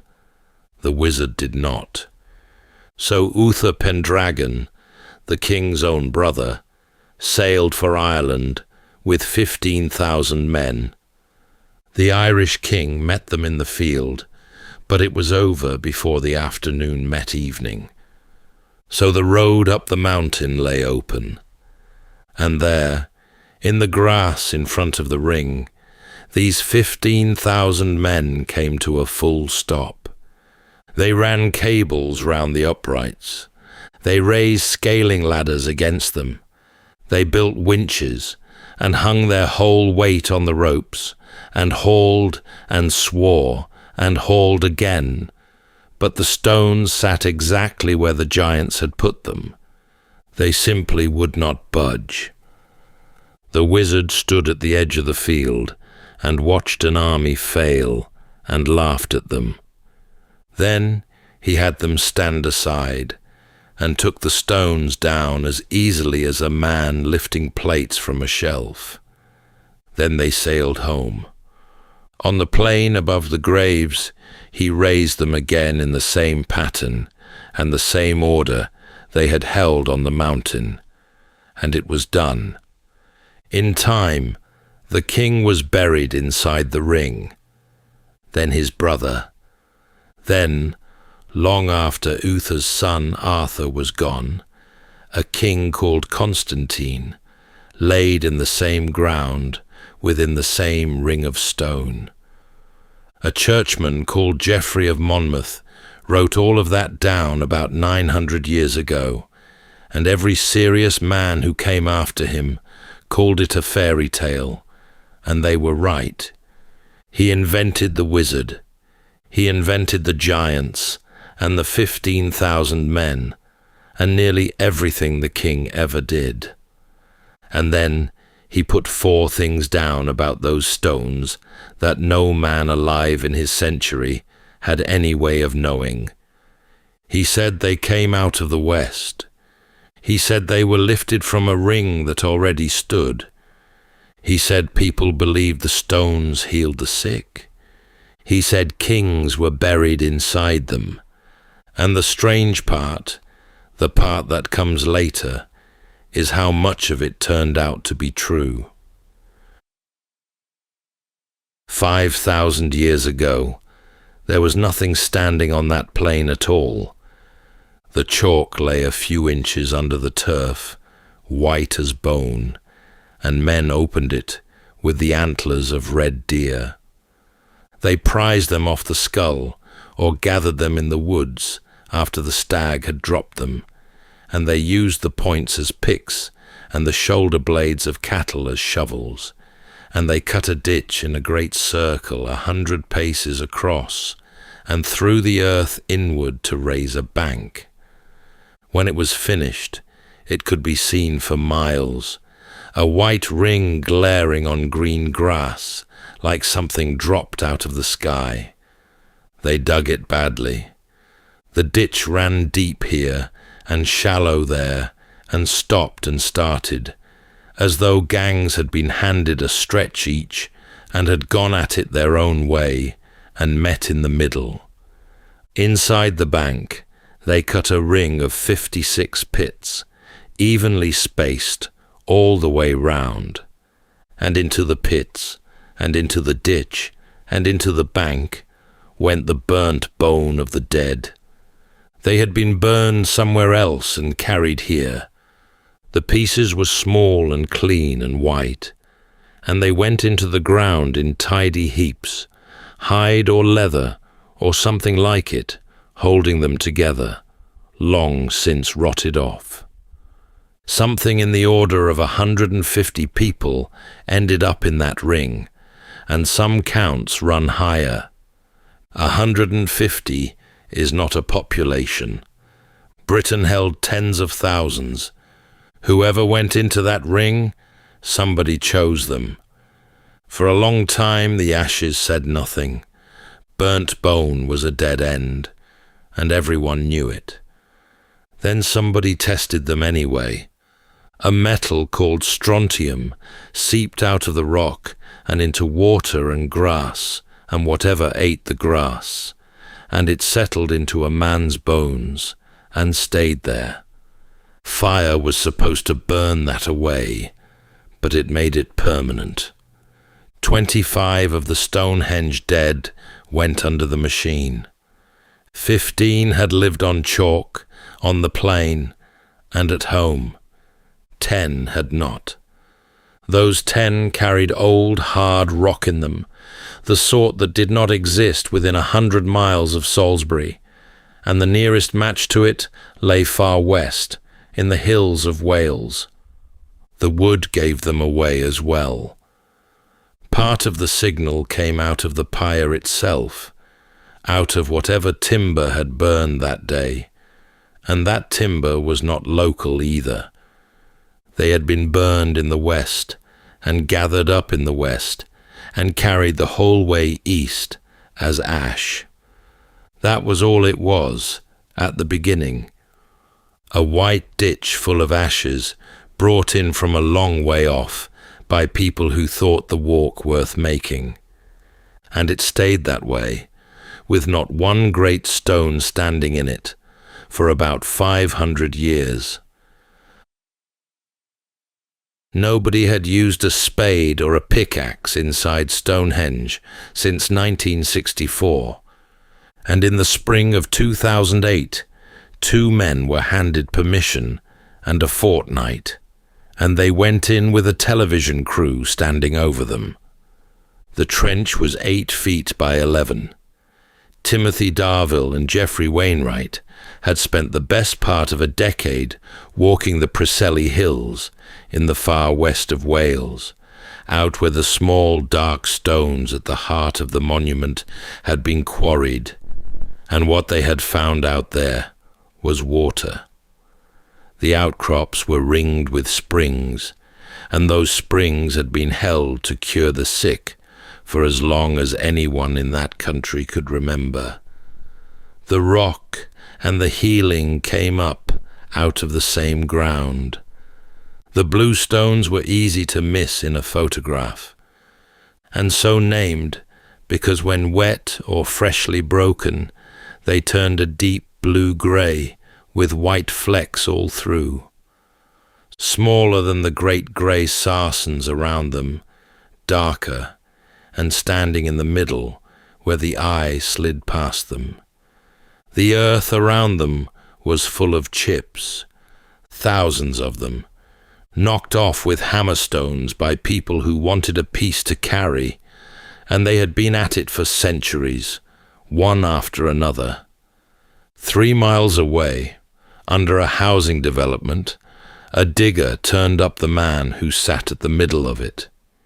He went into the ground rich, gold worked into his hair, copper knives at his side, archery gear laid at his hands.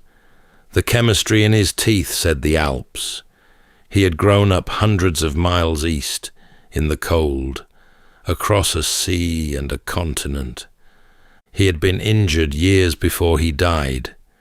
He had lost his kneecap, and the bone had grown a great ugly knot where it had once been. The man had apparently walked, or limped, or been carried the whole way. Every step of it hurt.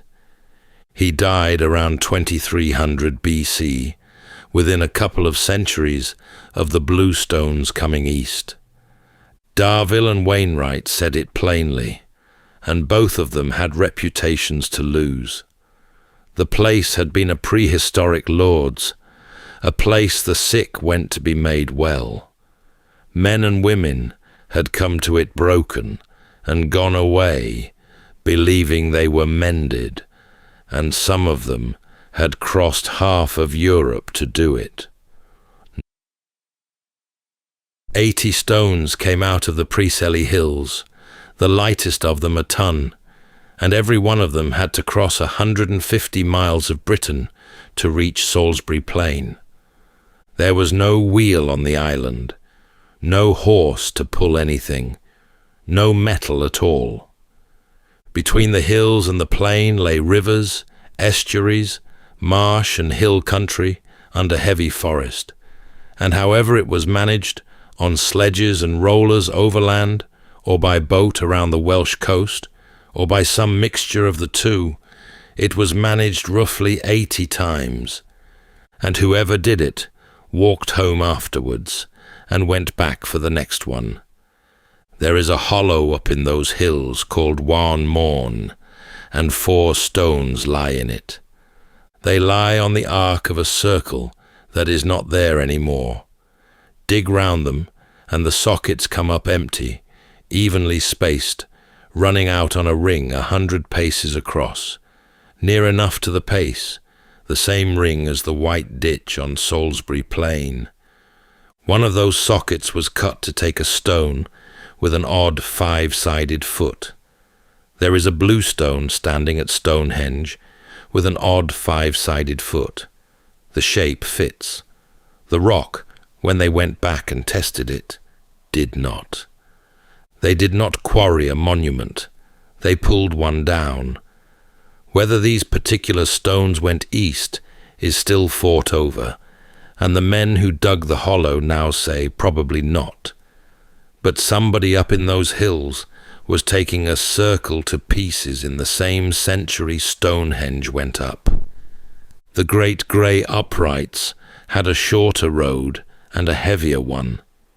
15 miles north, up on the Marlborough Downs, in a wood, and nobody knew which wood until 2020.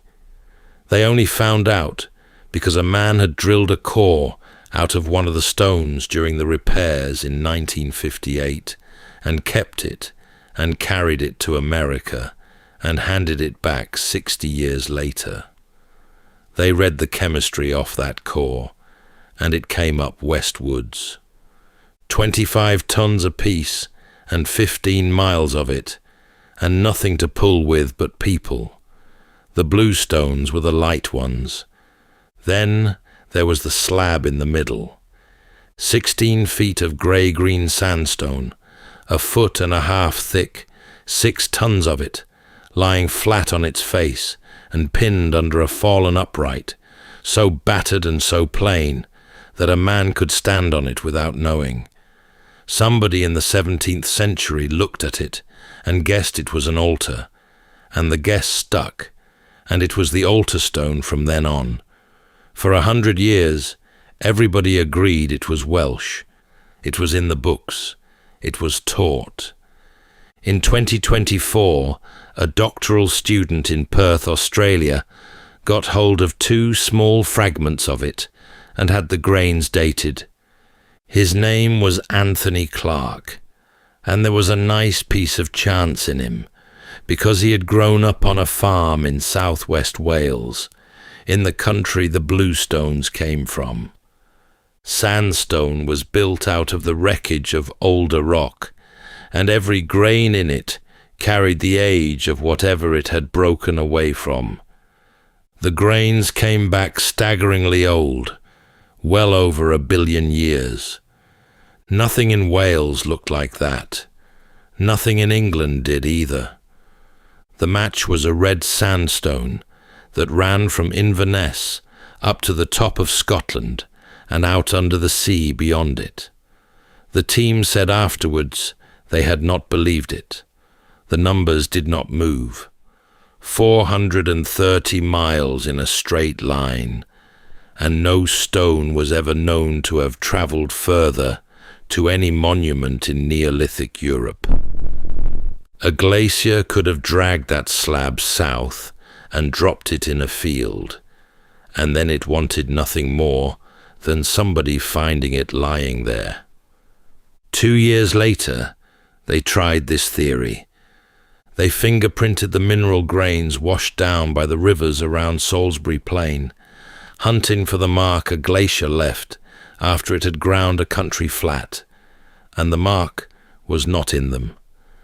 Then they built the ice sheets inside a computer and ran them, and watched where the ice went.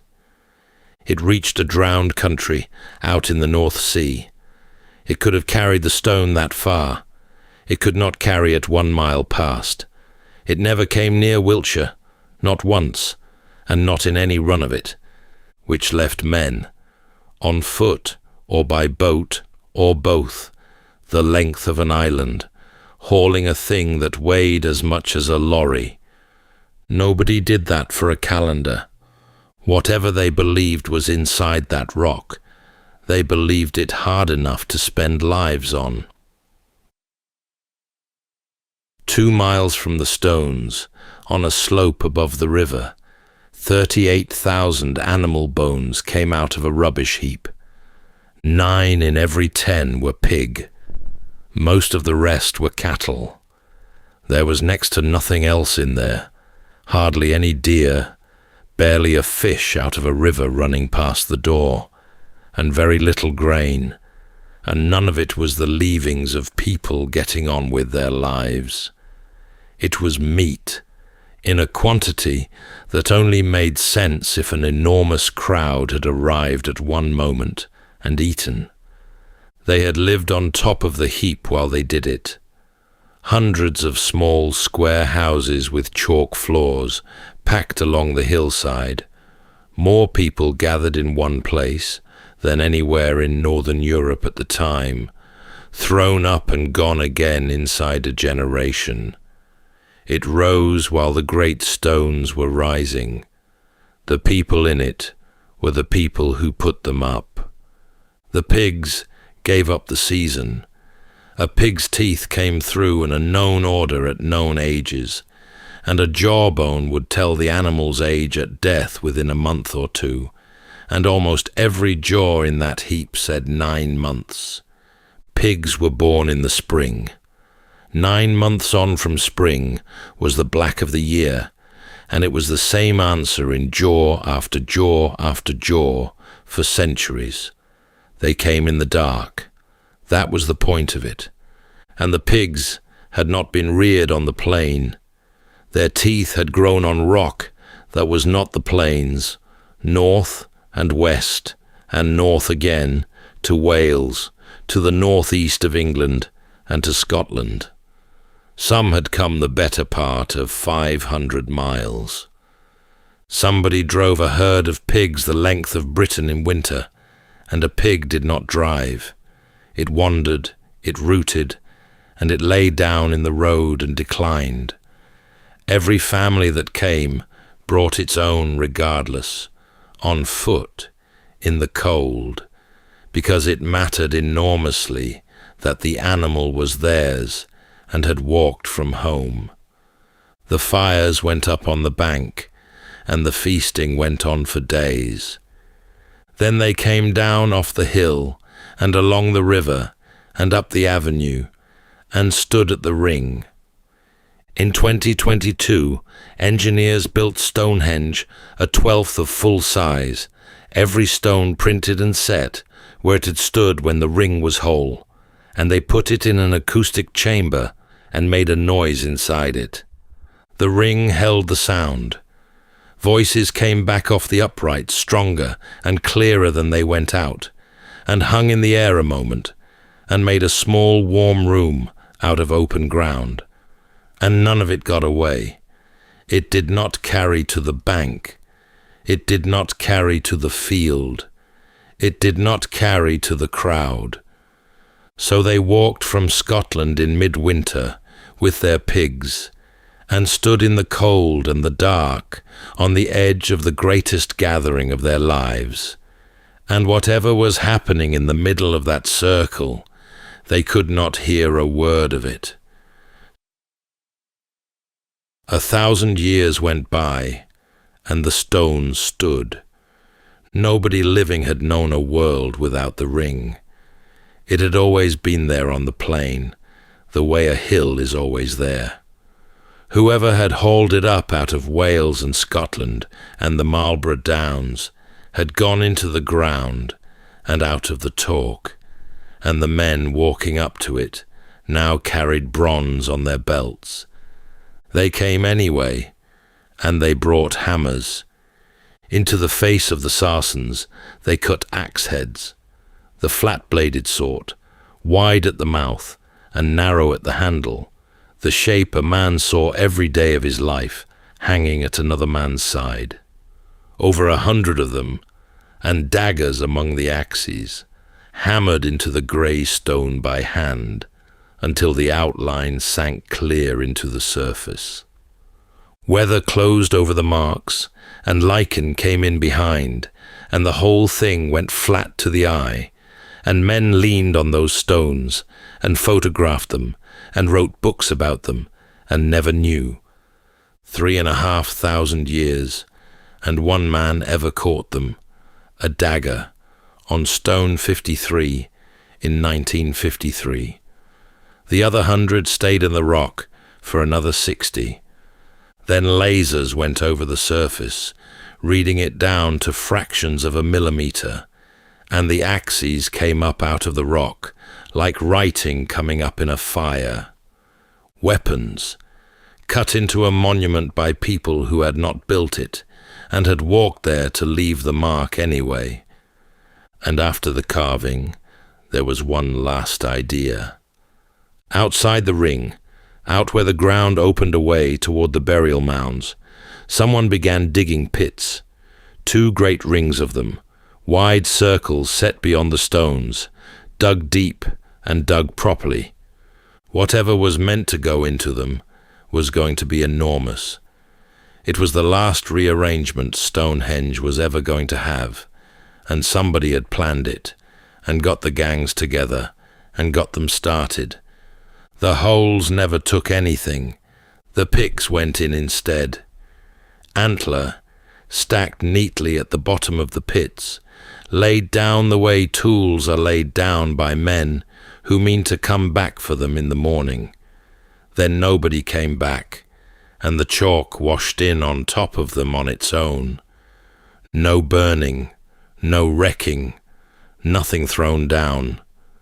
The last men to work that ground for 1,500 years put their gear away tidily and walked home. The first men on that plain had laid their picks down in the bottom of the ditch the same way 1,400 years before. It was the first thing anyone ever did on that ground, and it was the last thing done on it for 1,500 years. It wasn't long before the grass came.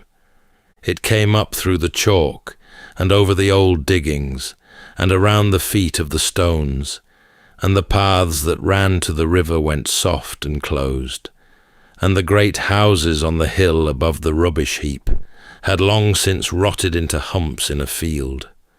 The plain went back to being a plain. Sheep worked across it. Rain got into the sockets, and the frost split what it could. One upright leaned and stayed leaning. For 1,500 years, nothing new was raised there, and the ring stood on the hill in the weather. The Romans came up the plain in the 1st century and found it standing there, and to them it was already older than they are to the world now. 2,500 years lay between the men who raised the stones and the men in hobnails walking past, longer than the whole run from the legions to the present day. Rome looked at Stonehenge the way a modern eye looks at Rome, and further back still, and none of it explained. When the 20th century got its trowels into that ground, it pulled out Roman artifacts by the sackful. 1,500 objects and more, so many that the diggers took them for granted and shoveled past them to reach the prehistoric ground beneath. There was more Roman material in Stonehenge than prehistoric. Some of it was dropped by people wandering up for a look, no doubt. But a coin here and a brooch there does not run to 1,500.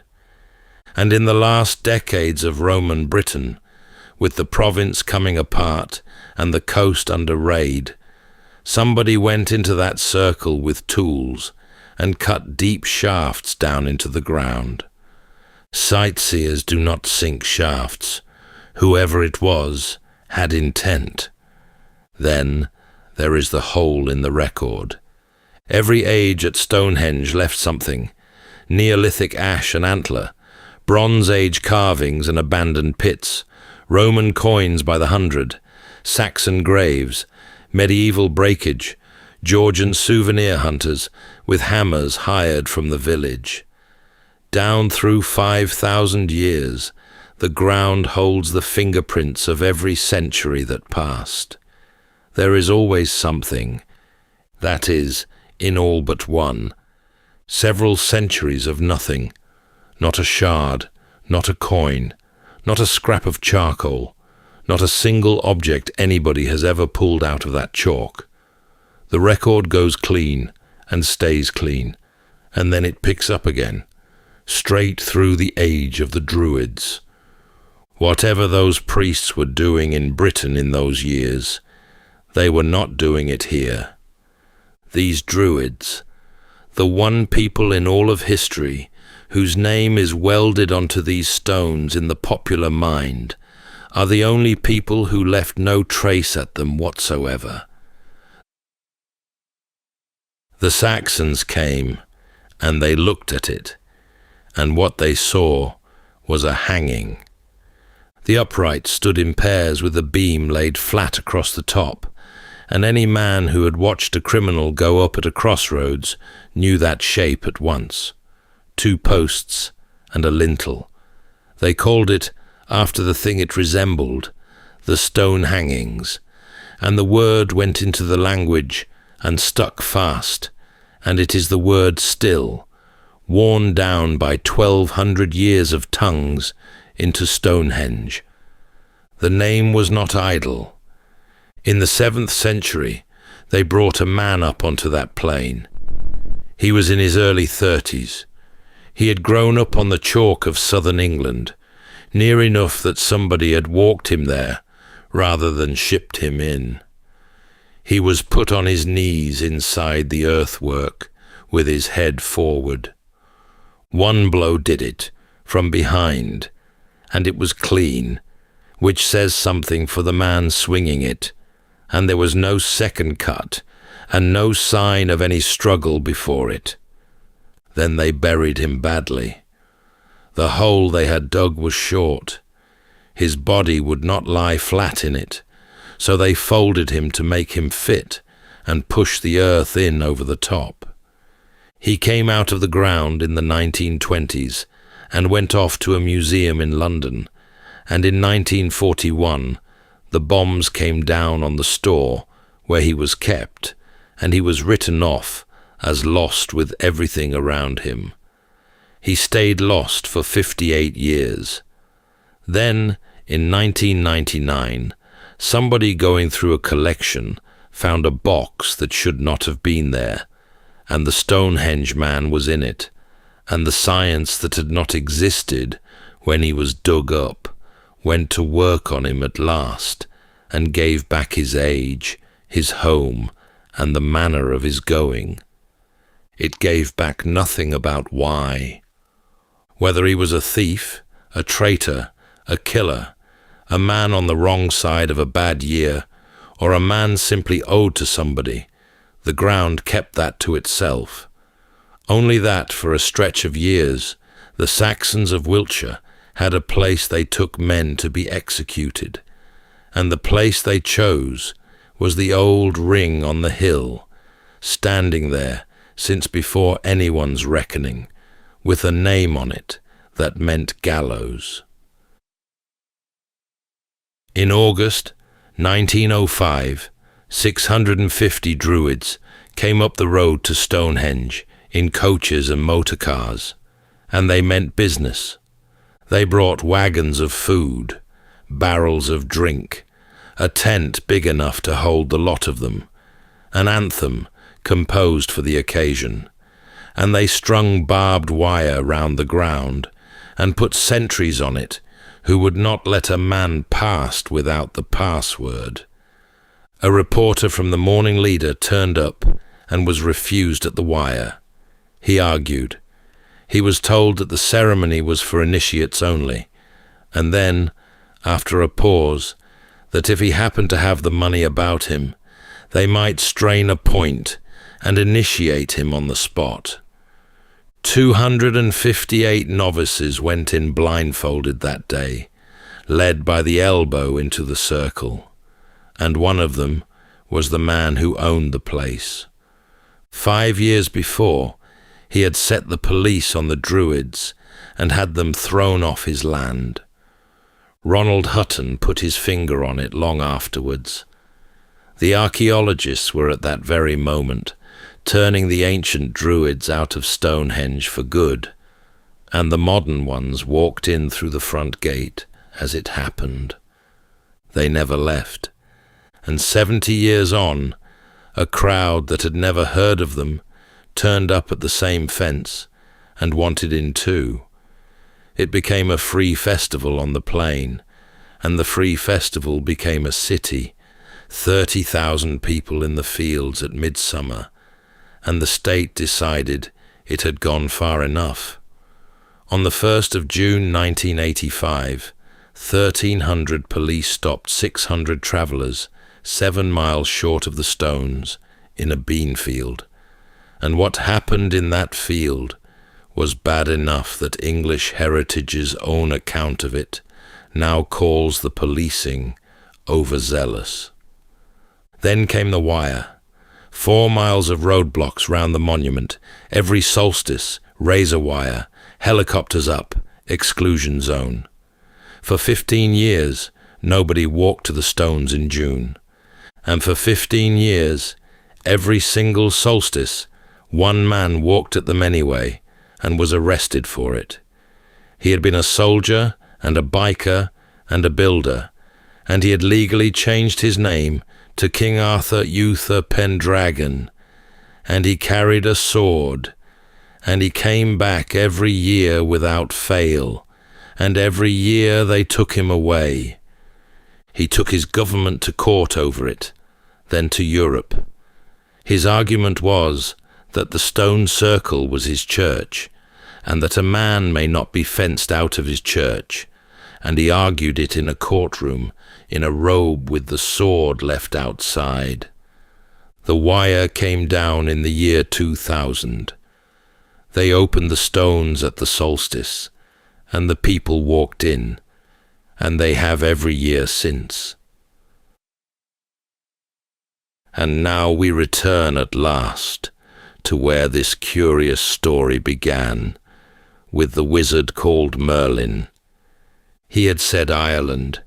It was Wales, the wrong island, the right direction, and closer than a man inventing the whole thing had any right to be. He had said the stones were lifted from a ring that already stood, taken down and carried off, and raised again somewhere new. And far out west, in the hills, the small stones came from. The ground still held the empty sockets of an older circle, its stones pulled up and long gone, as though something there had indeed been taken apart and moved. He had said they healed, and the lame and the sick had come to that plain in their hundreds, and hacked splinters from the stones to carry away, and laid their broken bodies down in hope of it. Nothing in the rock ever cured a soul, but the belief was real and old, and already ancient by the time the first stone went up. He had said kings lay buried in the ring, and the ring was full of the dead, brought there burnt and carried from a very long way off, though whether any of them had ever worn a crown, no spade will ever say. 4 things, set down 900 years ago by the man who made up a wizard to explain them. Not one of them quite true, not one of them quite false. And the strangest thing was the one he never claimed at all, that the grey slab lying at the heart of it had come from the top of Scotland, hauled the length of an island by hand, from so far away that the men who finally proved it were sure their instruments had broken. 900 years on, the ring still stands on the plain, and the man who made the whole thing up is still the nearest anyone has come to explaining it. That's all for tonight's journey through history. If this was your first time listening, let us know where it is you're tuning in from. And if you like what you hear, please consider subscribing or rating us on your preferred podcast app. And for those listening on Spotify Premium, did you know that in select regions, you can now skip ad breaks entirely by switching from audio to video? In fact, watching us on Spotify Premium Video is the best way to help us create more stories, just for you. You can also get early access to our newest episodes by joining us on Patreon. And whether you're fast asleep or still drifting there, thank you so much for listening, and rest well.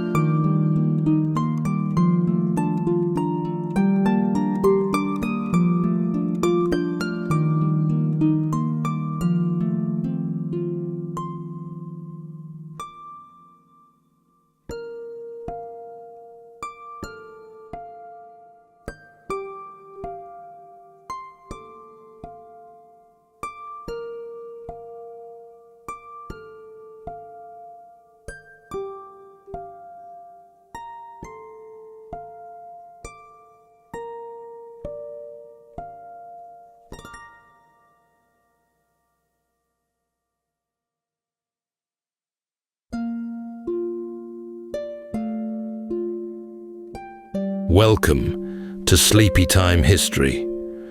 True stories from the pages of history with 8 hours of uninterrupted storytelling for a full night's rest.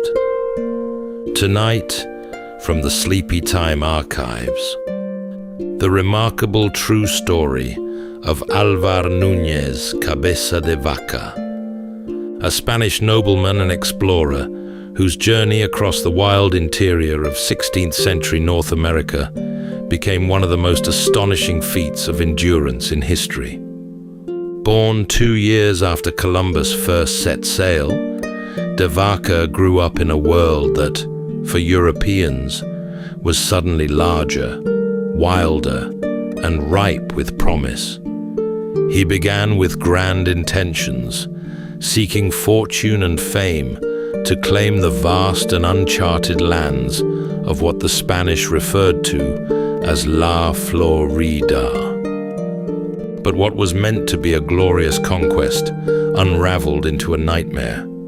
Storms scattered his ships, starvation set in, and almost all of de Vaca's 600 men were lost to the swamps, the heat, and disease.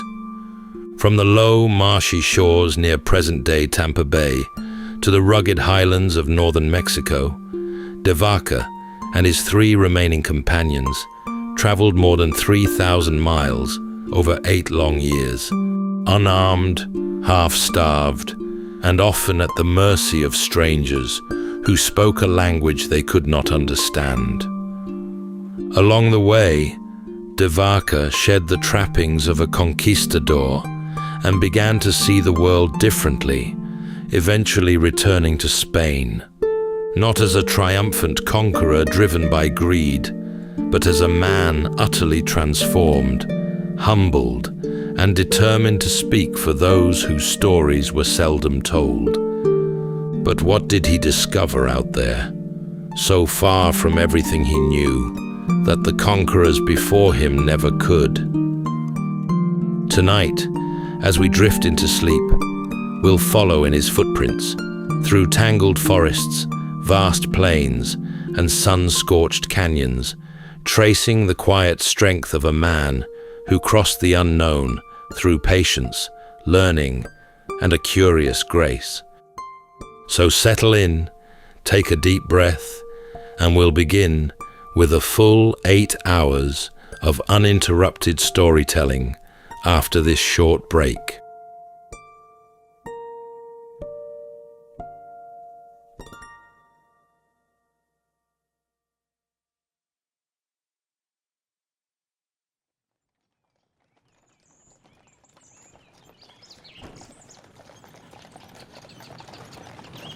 In the final years of the 15th century, Europe stirred with the thrill of new discovery. Maps were being redrawn, old certainties were loosening, and rumors of distant shores reached even the quiet stone lanes of Castile. Into this shifting world was born Álvar Núñez Cabeza de Vaca, just 2 years after Columbus had been commissioned by Queen Isabella and King Ferdinand to sail westward. De Vaca came from a family of modest nobility, proud of its lineage, but not wealthy. His forebears had earned honor on the battlefield, and that legacy followed him throughout his youth. As Spain expanded its reach across oceans and empires, men like de Vaca were taught to believe in their own destiny, as if greatness might be found simply by stepping into the unknown with the king's seal in one hand and a sword in the other. He served briefly in Spain and abroad, learning discipline, gaining rank, and proving himself as both a soldier and a man of courtly bearing. But behind the formal training and polished manners, a restless energy stirred. He was not born to idleness, nor content to wait for glory to come knocking. When an opportunity arose to join an expedition bound for the unexplored reaches of La Florida, he accepted without hesitation. It was to be a grand conquest, a sweeping claim over lands unseen, with riches whispered on the wind and honors sure to follow. De Vaca was named treasurer and second in command under the appointed governor. It was, by all accounts, a respectable post for a man of his standing. In 1527, they set sail from Spain with nearly 600 men, several ships, and dreams that gleamed too brightly to question. There were dangers, of course, unknown peoples, treacherous waters, and the ever-looming spectre of failure. But such hunger for glory tends to silence such concerns. The journey was slow.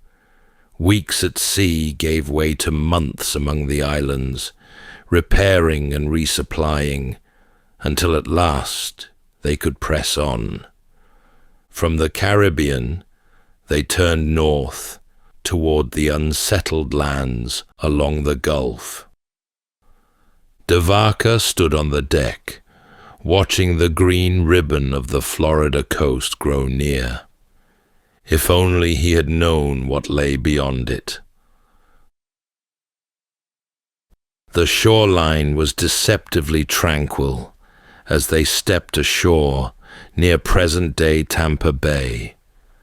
The sea behind them lapped gently against the sand, but the land ahead breathed a different rhythm, dense, humid, and humming with life. They arrived in early spring of 1528, guided more by royal orders and ambition than by any real knowledge of where they were. They stepped onto the shores of La Florida, a name given years earlier by the famed explorer Juan Ponce de Leon, who had only briefly explored its mist-covered, unfamiliar coast. They expected the land to bow before them, but nothing here would come easily.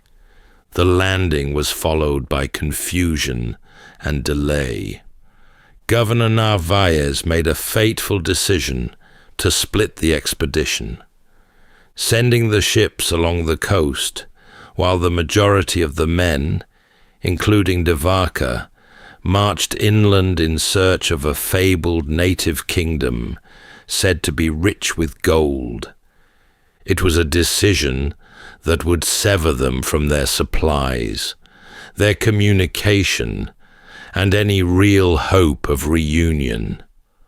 They pushed into the interior, into cypress swamps and tangled forests, through sharp palmetto and ankle-deep mud. The heat clung to them, their food spoiled, and the native communities they encountered did not cower. They resisted. They vanished. They offered false directions, or none at all.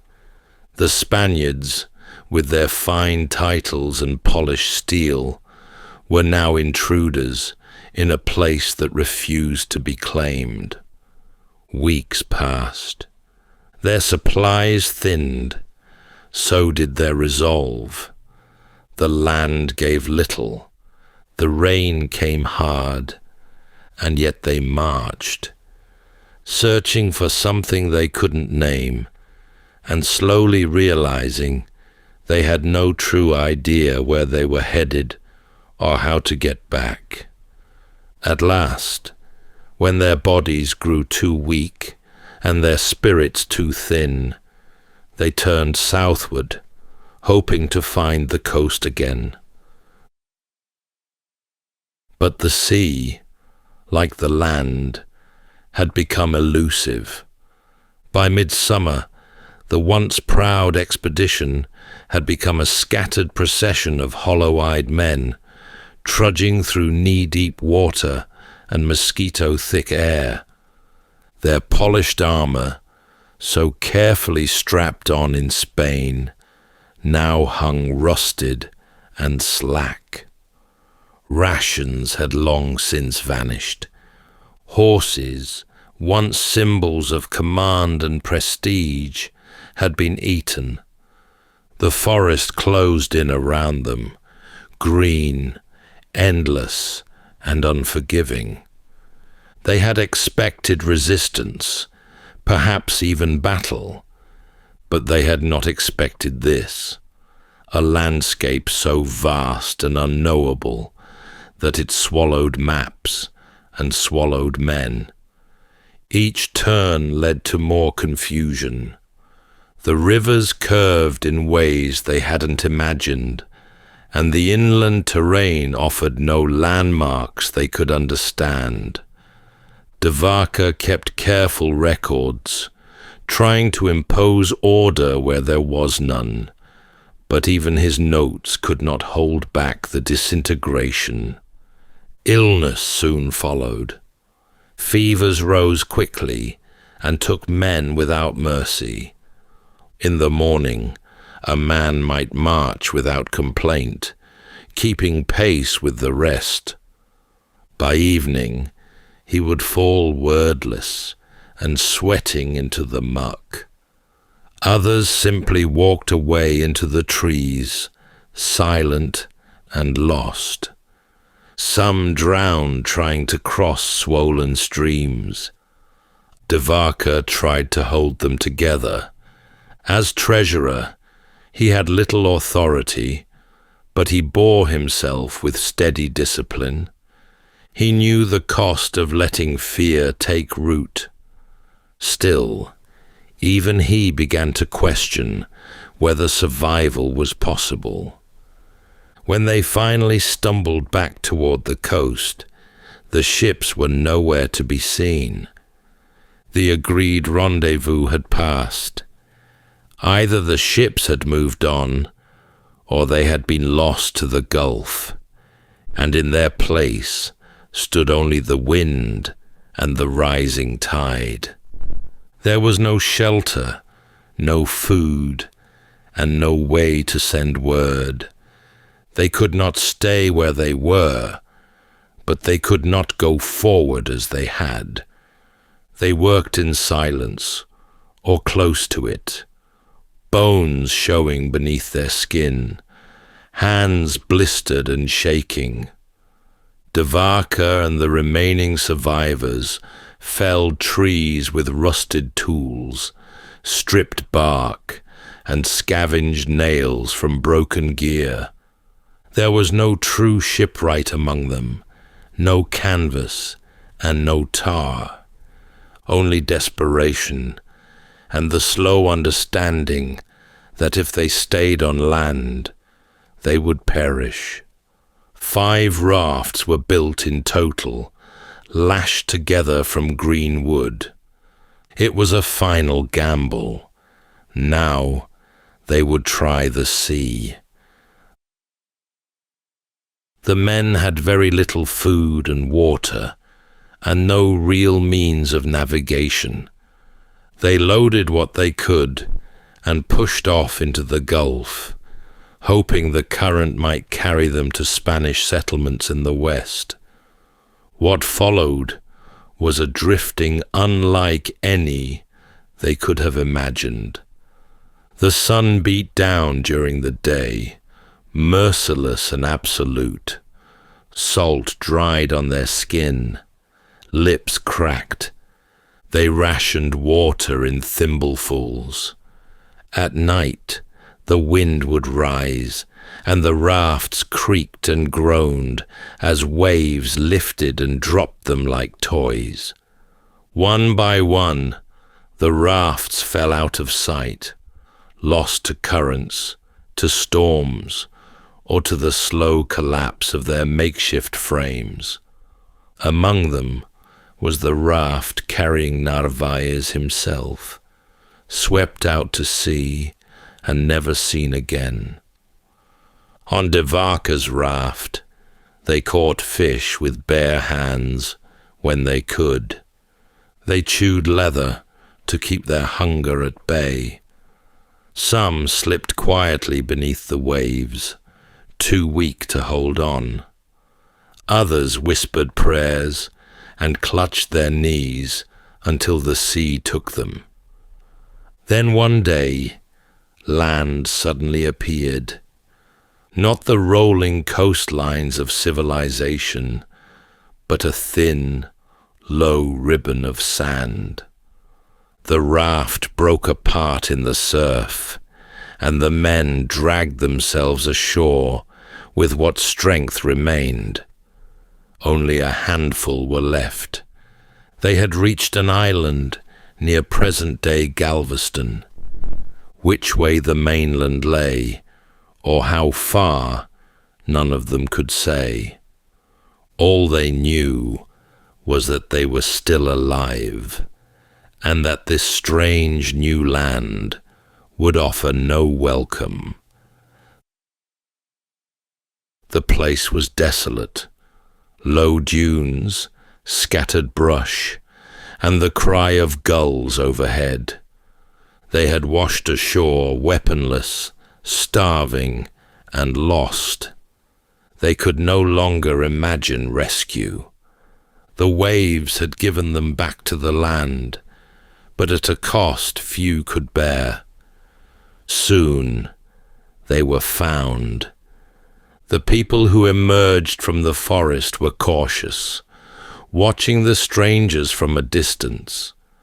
They spoke no Spanish, and the men had no words for them in return. But the island's inhabitants knew what starvation looked like. They offered them food and a little warmth, and in return they observed.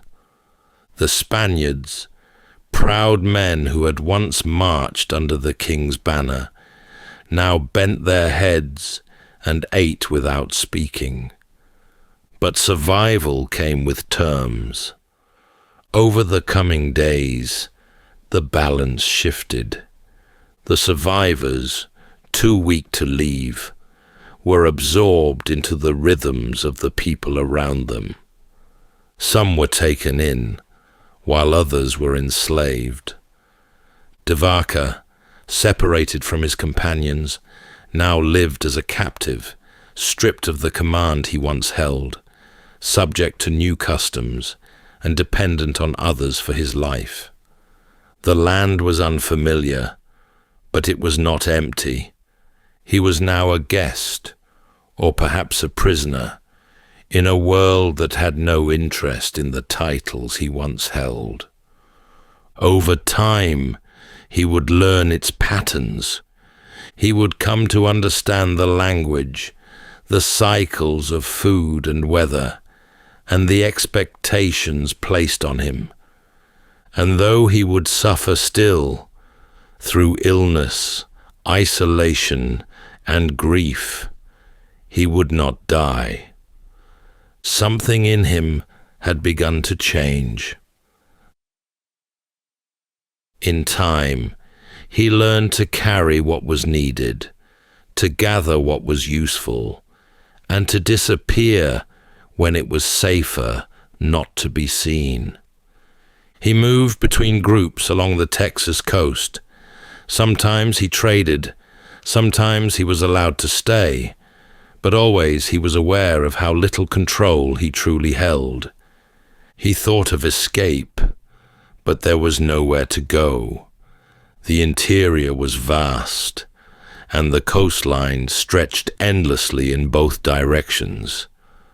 Devaka observed carefully. He learned to distinguish plants, to follow water, and to read the weather in the trees. And slowly, his presence shifted from burden to asset. He became a trader of goods between communities, trading shells, hides, pigment, and flint. He knew who had what, and what could be exchanged. He was allowed to move more freely, and in that movement, He found a kind of deep purpose, but more than that, he began to heal, not just in body, but in the way he was seen. He learned of herbs and rituals, and when he treated the sick, however humbly, some recovered. News of these recoveries traveled between camps. In places, he was welcomed not as a prisoner, but as a healer. People came to him with ailments. He blew gently across wounds. He spoke soft blessings over the fevered.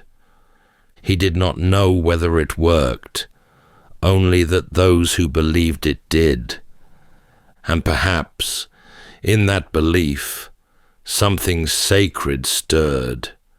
He moved with them, ate with them, slept under the same wide sky, and came to understand that survival was not something one did alone.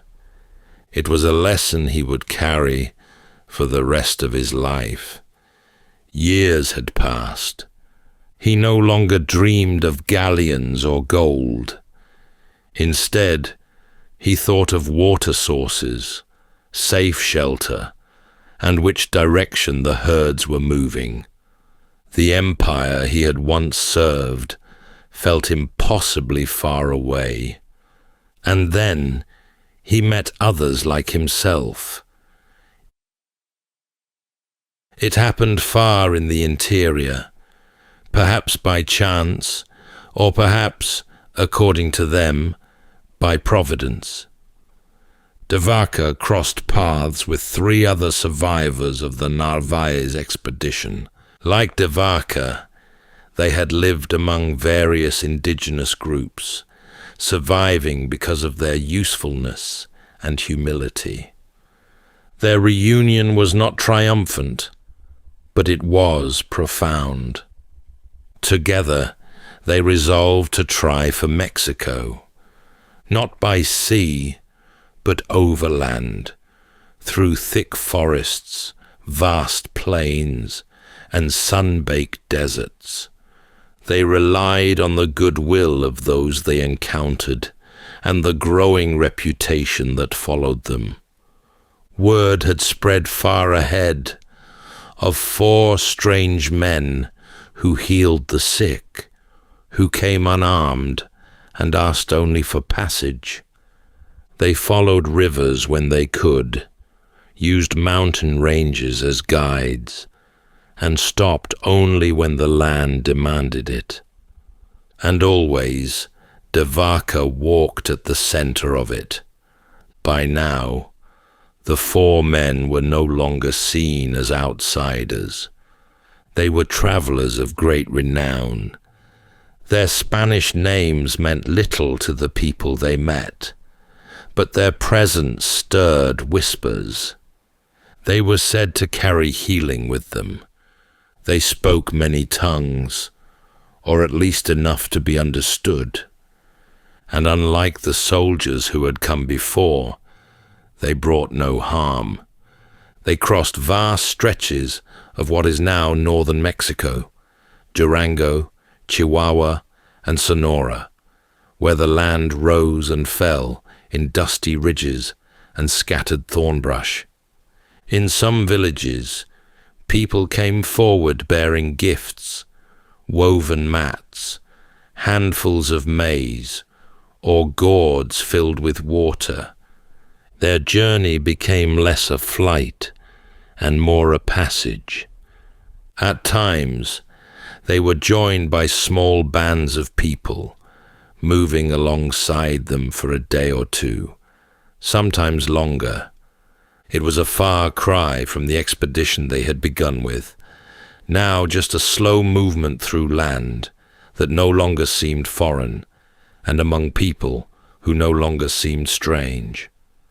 Devaka saw these communities not as subjects or obstacles, but as stewards, keepers of knowledge, survival, and of memory.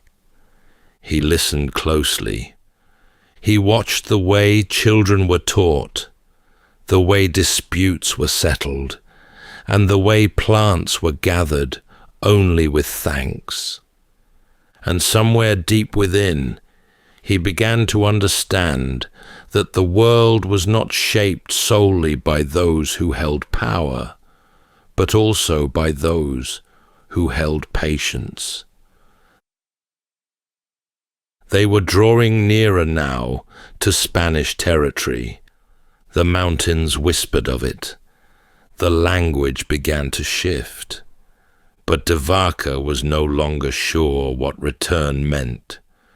He had traveled so far, in distance and in spirit, that he no longer knew if he could step back into the life he once claimed.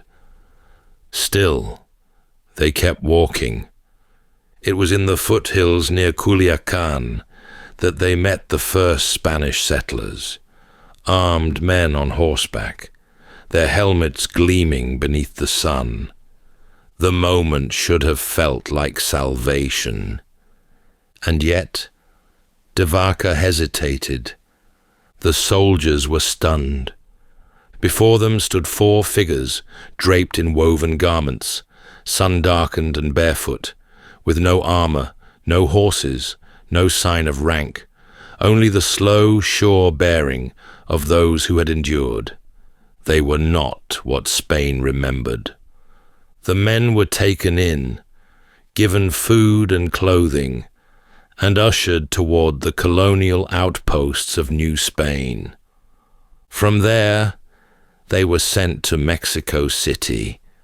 There were questions, there was disbelief, and in the months that followed, de Vaca gave his account to the authorities. He described the journey, the suffering, and the deaths of all but 4 of the 600 who had set out. But he also spoke of the people they had lived among. He spoke of their kindness, their customs, and their strength. He told of healing, of cooperation, and of the land's unyielding rhythms. Eventually, de Vaca sailed back to Spain. The crossing was smoother this time, but his heart was unsettled. Home felt altered, or perhaps it was he who had changed. The court received him with some respect, but also with suspicion. He had not returned with riches. He had not claimed new territory. He had only survived. He would later be sent to govern in South America, but even that post ended in controversy. He never again wielded real authority. His last years were lived in the shadows of greater names, and his death passed without much notice. In the long annals of conquest, Álvar Núñez Cabeza de Vaca remains an anomaly. There were no cities named in his honor, no empires built upon his return. He left no monuments, but he left a voice. In La Relación, the account he later wrote, de Vaca reflected on a journey that had tested him, reshaped him, and taught him what power could not. And perhaps that is why we remember him.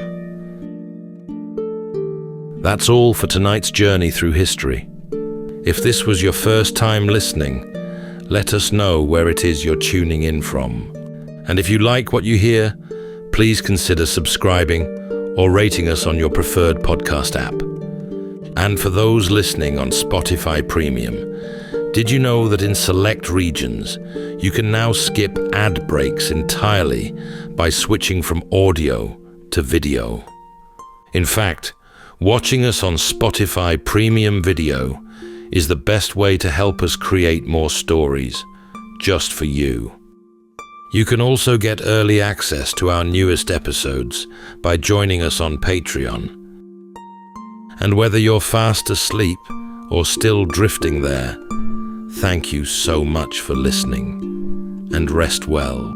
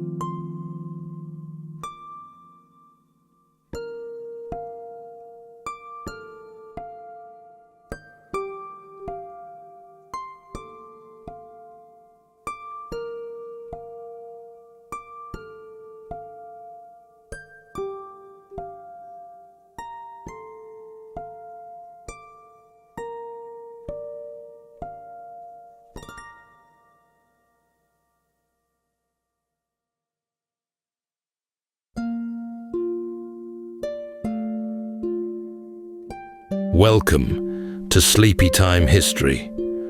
True stories from the pages of history, with 8 hours of uninterrupted storytelling for a full night's rest.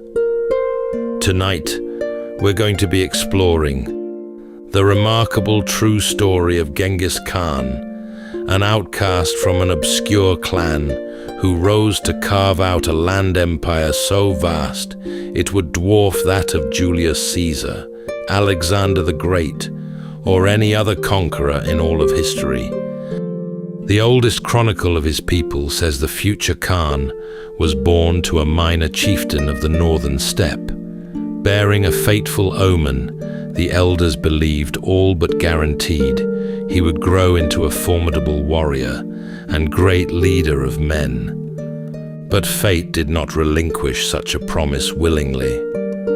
When the boy's father was assassinated by a rival clan, the future Khan was cast out of his tribe and left to the mercy of the open steppe.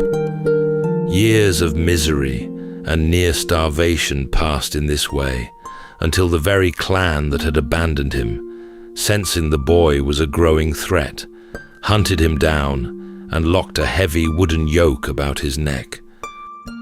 But it would not hold him for long. Soon, he would unite the feuding tribes of the steppe beneath a single banner. In time, his rule would stretch from the Sea of Japan to the Caspian, and from the black forests of Siberia to the towering mountains of Tibet. And yet the great Khan did all this with a fighting force, barely 100,000 strong, swallowing empires with millions. All because fear rode ahead of him like a herald.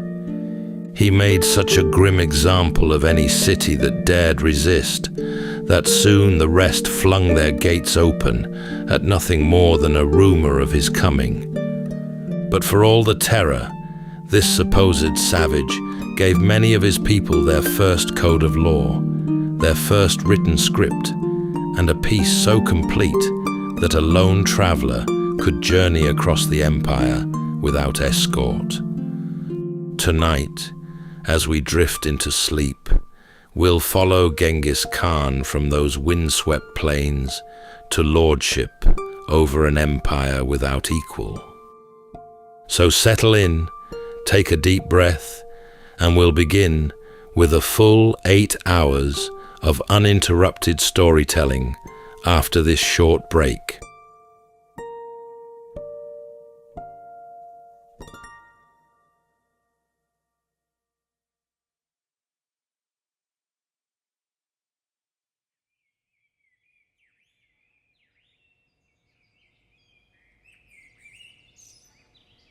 Long ago, on the cold grass of the northern steppe, a boy was born to a wandering clan sometime in the middle of the 12th century.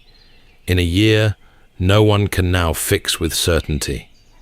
There was no writing yet among his people, and the day was never set down, so the date slipped away into the grass, along with 1,000 other forgotten days. The land into which he came was vast and unforgiving, a country of endless horizons and of wind that rarely rested.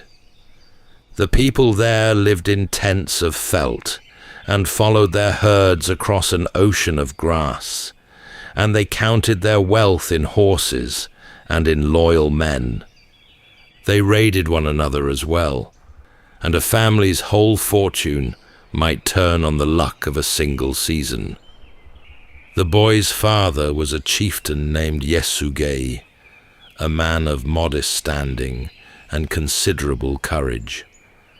In the days before the birth, he had ridden to war against a neighboring people called the Tatars, and he had come home victorious, with a captured enemy of some renown riding bound in his train. His wife, Hoelun, gave birth to her first son, while the triumph was still fresh in the camp. The child arrived with his small fist clenched tight, and folded within it lay a clot of blood about the size of a knuckle bone. The elders came to look upon the strange thing. A knuckle bone was an object they knew well, a small bone cast upon the ground in their games to read what fortune held in store, and here was a newborn who seemed already to grip his fortune in his hand. Among the people of the steppe, a child born clutching such a clot was a child marked to grow into a warrior, and so the elders murmured over the boy and told his mother what the sign foretold. When the time came to give the child his name, Yesugei looked upon the beaten foe he had carried home, and he gave the boy that captive's name. And so the child was called Temujin. He grew as the children of the steppe grew, on mare's milk and open air. There were brothers and a small sister in the tent, herds to be watched, and the slow round of the seasons turning over the grass. He learned to sit on a horse almost before he could walk, and to read the weather in the color of the morning. For 9 years, the boy knew something close to peace, a chieftain's son with his father's arm to shelter him, out on the open plain beneath the enormous sky. Temujin was still a child when the first great blow fell.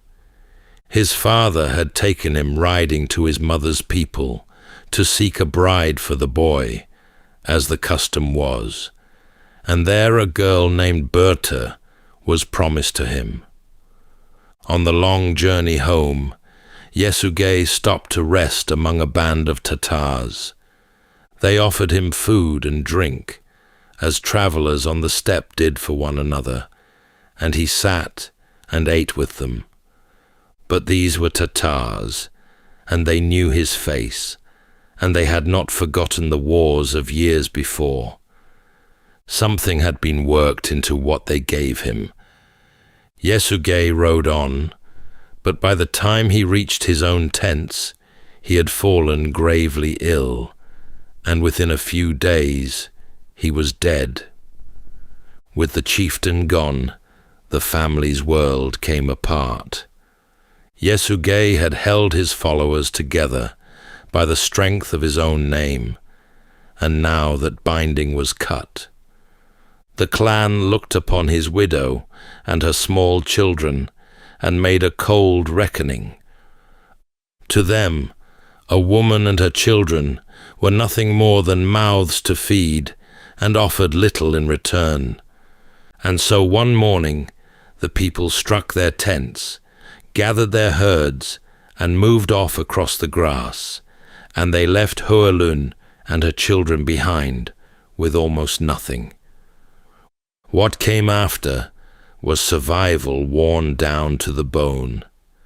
Hoelun walked the riverbanks and the hillsides and gathered whatever the land would give up. There were wild onions and roots prized from the hard earth, berries and the small fruits of the steppe, and little fish drawn from the cold streams. She fed her children on what the river and the hillside gave, and she would not let them sink. Hunger sat at the edge of every day, but the family endured, and the children grew tall and lean and watchful.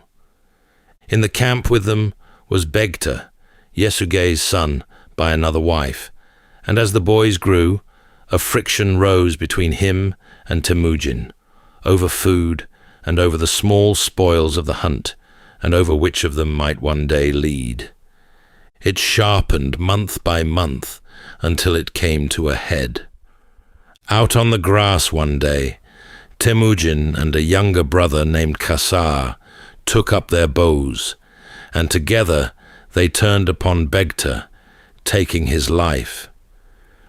When Hurlun learned what her sons had done, she was seized with fury and with grief, and she berated them without pause, mourning the boy who was lost and fearing the hardness that had come into her own tent. It was a lesson he never unlearned, and when in later years he came to make his laws, no Mongol was ever again to spill Mongol blood over food or a woman.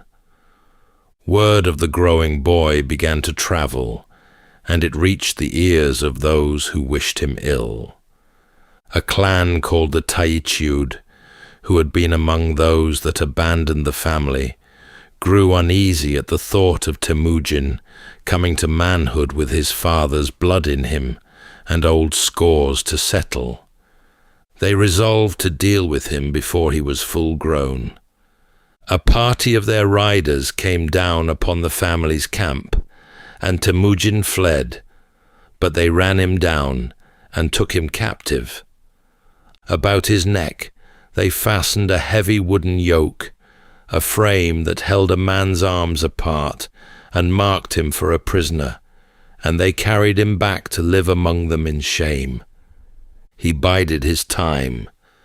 On a night of feasting, when the watch had grown careless, he struck the man set to guard him and slipped away into the dark. He came to a river and lowered himself into the cold water until only his face showed above the surface, and there he lay, while his captors searched the banks and called and passed him by. When they had gone, he made his way back over the open steppe to his mother's tents, free once more, and harder than the boy who had been taken. In the years after his escape, the young man set about building a life from the little he had. Temujin now rode to claim that old promise. He found Berta grown and willing, and she became his wife. She brought with her a dowry of rare worth, a long coat of fine black sable, the kind of garment a great lord might envy. He was still a man of almost no standing, with a bare handful of followers and few horses to his name, and he knew he could not climb alone. So he took the black sable coat and carried it to the most powerful lord within his reach, a steppe ruler named Togrul, who years before had sworn brotherhood with Yesugei. Temujin laid the coat before him as a gift and asked for his protection in return. Togrul was pleased by the offering and by the young man's boldness, and he promised to gather Temujin's scattered people and to hold him as a son. A wedding coat had bought the friendship of a king. There was another bond, dearer still. In his boyhood, Temujin had loved a companion named Jamuka, and the two had sworn to one another the oath of blood brothers, a vow the steppe held sacred above almost all others. As boys, they had traded gifts and sworn themselves to each other for life, and now, Grown to young men, they renewed the oath and rode and camped together as brothers born. Then came the morning that broke the peace. Before dawn, a thunder of hooves came down upon the tents. The riders were merchants, and they carried an old grievance. For years before, Yesuge had stolen Hurlun away from a man of their people, and now the merchants had come to repay the theft in kind. In the darkness and the scramble to escape, Berta was seized and carried off into the grasslands, and Temujin, outnumbered and unready, could only flee and watch her go. He would not leave her lost. He went to Togrul, and he went to Jamuka, and he called upon both bonds at once, and both men answered him. Between them they raised a great host of warriors, far more than Temujin could ever have summoned alone. The gathering of it was slow, and Berta had been the better part of a year in merchant tents, before at last they rode hard against the merchants and fell upon their camp. Temujin rode through the confusion, calling Berta's name, and out of the fleeing crowd she heard him and came to him, and they held one another amid the wreck of the raid. She was his once more. But she came back to him carrying a child, and before long a son was born, and the boy was given the name Yochi. Whether he had been fathered by Temujin before the raid, or by a merchant during it, no one could rightly say. Temujin took the boy up and raised him as his own, and spoke no word against him. Yet the doubt was never wholly answered, and it settled somewhere in the marrow of the family, a matter left unspoken among them for many long years. For the moment, though, there was gladness in the tents. His wife was restored to him, a great lord stood as his protector, his blood brother rode at his side, and the name of Temujin was passing from mouth to mouth across the plain. For a time, the two blood brothers lived as one people, sharing the work of leadership as once they had shared the games of childhood. Their tents traveled together, their herds mingled, and to the tribes around them they seemed a single rising power. But a coldness crept in between them over the seasons, slow and hard to name, and the old warmth began to thin. The break came on an evening when the two camps were on the move together. As they looked for a place to halt for the night, Jamuka said, "Let us camp by the mountain, and the horse herders will have their tents. Let us camp by the river, and the shepherds will have their food."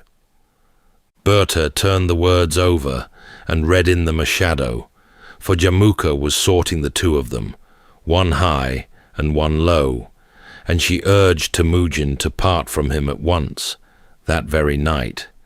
And so, under cover of darkness, Temujin gathered his people and his herds and drew away from his sworn brother, and after that night the two never rode as friends again. From then on, they stood apart as rivals, and the scattered tribes of the steppe began to gather, some behind the one and some behind the other. Jamuka, proud and gifted in war, drew to himself many of the old and noble families. Temujin drew the restless and the overlooked, the men who prized loyalty and a fair share of the spoils over the accident of noble birth, and he bound them to him with a plain and even-handed justice they had not known before. In one of those battles, he came very near to death. In the heat of the fighting, an arrow flew from the enemy ranks and struck down the war horse beneath him. The great animal fell, and Temujin went down among the trampling hooves. The shot had been meant for him, and it had missed him only by a hand's breadth.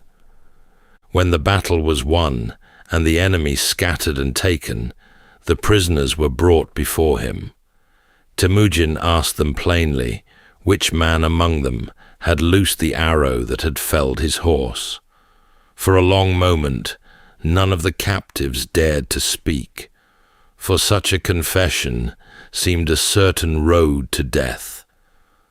Then one man stepped forward out of the crowd. He said that the arrow had been his, that he was the one who had loosed it, and that Temujin might do with him whatever he wished.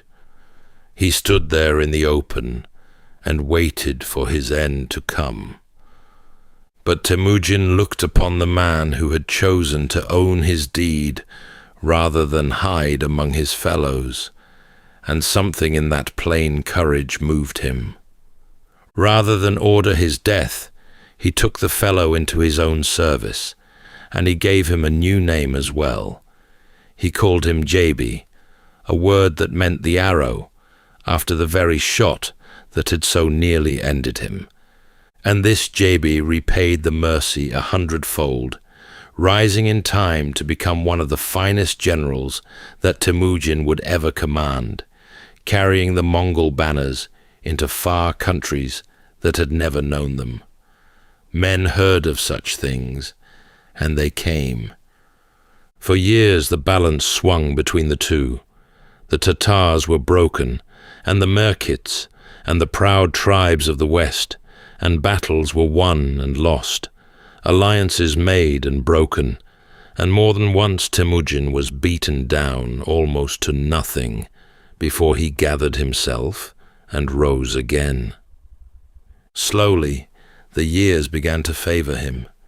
His following grew steadier, his enemies fewer, and one by one the great tribes of the plain came over to him, some beaten by his warriors, and some won by his welcome. One man still stood above him. Togrul, who had taken the sable coat and called him son, grew jealous of the young man's rising, and at Jamuka's whispering, he turned against him. In the end, the two of them met in open war, and after 3 days of fighting, the old lord's people were beaten and scattered. Togrul rode west with almost nothing, past the edge of everything he had ever ruled, and at the Naiman border, a patrol pulled him from his horse. He told them who he was. They had never heard of him. Only Jamuka was left. His allies fell away from him, his strength drained into the grass, until he was a lord almost without men, a hunted figure crossing the wide lands he had once seemed born to master. His fall was finished by his own followers. The few men still with him seized their master and carried him bound to Temujin's camp, thinking to trade him for reward. But Temujin had no love for men who would sell their own lord, and he had those betrayers put to death in front of the very man they had hoped to give up. Then he turned to Jamuka, the brother of his boyhood, and offered him back his life and his friendship and a place at his side. Jamuka would not take it. He had lived as a great man, he said, and he had been beaten, and 2 sons could not share a single sky. He asked instead for the death owed to a nobleman of the steppe. He asked only that his going be clean, and that his bones be laid to rest with honor. Temujin, grieving for the friend he had truly lost long before, granted what was asked. Jamuka was given the bloodless, honorable death he had wanted, and his body was laid to rest. Temujin turned his horse for home. Behind him, the last rival of his own people was gone, and the wide grasslands lay open beneath a single hand. The tribes that had spent whole lifetimes raiding and feuding had all been brought under one ruler. In the year 1206, they marked it with a great assembly. They met by the headwaters of the Onon River, in the heart of the old grazing lands, and there the chieftains and the warriors and the heads of the great families came to raise Temujin up above them all.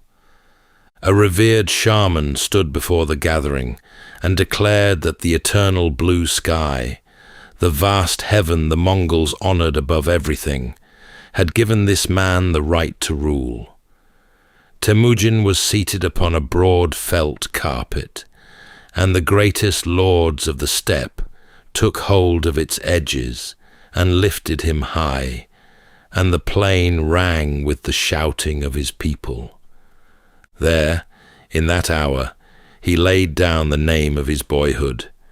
He would no longer be Temujin, a dead chieftain's son named for a beaten foe. From that day, he took a title instead, and the title was Genghis Khan, as his own people said it, the name the wider world would come to know as Genghis Khan.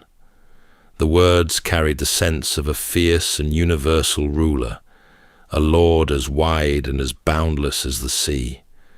It had not been given to him at his birth, nor handed down from any father. He had made the name himself across 40 years of hunger and struggle and war.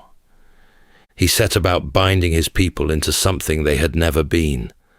The old tribal names, which had for so long set man against man, he pushed aside, and in their place he raised a single people who answered to him alone. He forbade the old raiding among his own, so that no Mongol might carry off another's herds or women. He broke apart the old tribal bands and set his warriors into fresh companies of tens and hundreds and thousands and tens of thousands, each with a captain who owed his place to the Khan and to his own merit, rather than to the blood in his veins. A herdsman's son might rise to lead 10,000, if he had the worth for it. He gave the new nation laws as well, a body of rules the Mongols called the Yasa, and by them he bound high and low alike, so that men learned his word, once given, would hold. Under his hand, the fractured plain, which had known nothing but warring camps, became a single ordered realm. Now that the whole of the steppe answered to him, his rule held a breadth that startled those who knew him only by the terror of his name. Among his people there lived followers of many faiths, worshippers of the eternal sky, and Buddhists and Christians and Muslims alike, and he let every one of them keep to their own way unhindered. He declared that all religions should be free within his lands, and he lifted the weight of taxes from the priests and the monks and the holy men of every kind, so that they might tend to their prayers in peace. He gave his people, too, a thing they had never before possessed. In all their long history, they had carried their laws and their old tales only in memory and in speech, for they had never held any letters at all.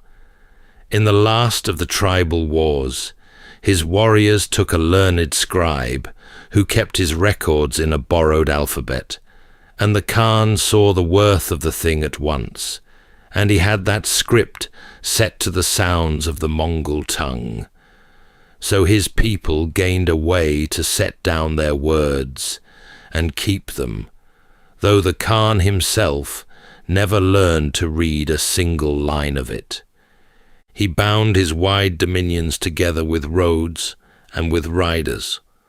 All across the vast reach of the empire, he set out a chain of way stations, each a hard day's ride from the last, kept always stocked with fresh horses and food and shelter. A rider bearing the Khan's word might gallop from one station to the next, hand on his message, or climb upon a waiting mount, and press onward without rest, so that news could fly across thousands of miles in only a handful of days.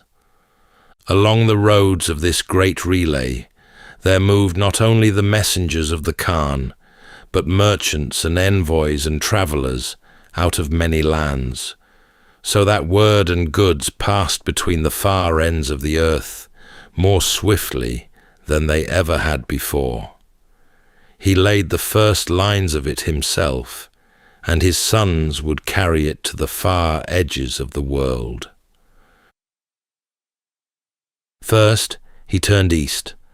Beyond the desert lay the Tangut kingdom, and beyond that, the great realm of the north, and his horsemen, who had never in their lives seen a walled city, learned to throw down walls. The Tangut king paid him tribute. The northern capital was taken and burned. The settled world now knew the Khan. For all the wars that he had waged, the Khan did not always reach first for the sword. Far to the west of his grasslands, there lay a great and wealthy realm, a land of famed cities and rich caravans, ruled over by a mighty Shah. The Khan looked toward it and saw the promise of trade rather than a foe to be fought, and he sent out to the Shah a vast caravan of merchants, some hundreds of men with their camels laden down with silver and silks and precious goods, bearing his wish for open and peaceful commerce between the two great realms. The caravan came in time to a frontier town called Otrar. There the governor of the place, a grasping, suspicious man, looked upon the great wealth that these strangers carried, and he declared them to be spies sent to prey upon his master's lands. On his word alone, the merchants were seized and killed, very nearly every one of them, and all of their cargo was taken. When the news of it came to the Khan, he did not answer straight away with war. He sent envoys to the Shah to protest the killing and to ask that the guilty governor be handed over to answer for what he had done. But the Shah, proud and unwise, would not so much as hear the plea. He had the chief of the envoys put to death, and he sent the others away shamed and disfigured, and by that act he slammed shut the very last door that might have held back the storm. After that, there could be no turning back. The Khan gathered up his armies and turned the full weight of his power to the west, and what followed was among the most terrible reckonings the world has ever known. The great cities of the Shah's realm, Bukhara and Samarkand and all the rest, were surrounded one after another and thrown down into ruin. The Shah himself fled away before the onslaught, driven from place to place across his own crumbling kingdom, until he died broken and friendless upon a small island in a cold grey sea. The heaviest cost of it all fell upon the ordinary people of that land, and it lay far beyond any counting. Whole cities were emptied of their inhabitants, and the fields that lay all about them were left with no living hand to tend them. In some places, the loss ran so deep that the farms and the watercourses, which had been carefully kept for hundreds of years, fell into ruin and were taken slowly back by the wild. Grass and then forest crept over what had once been ploughland. The Khan withdrew from that ruined country, his long vengeance finished, and his name grown darker still in the memory of the world.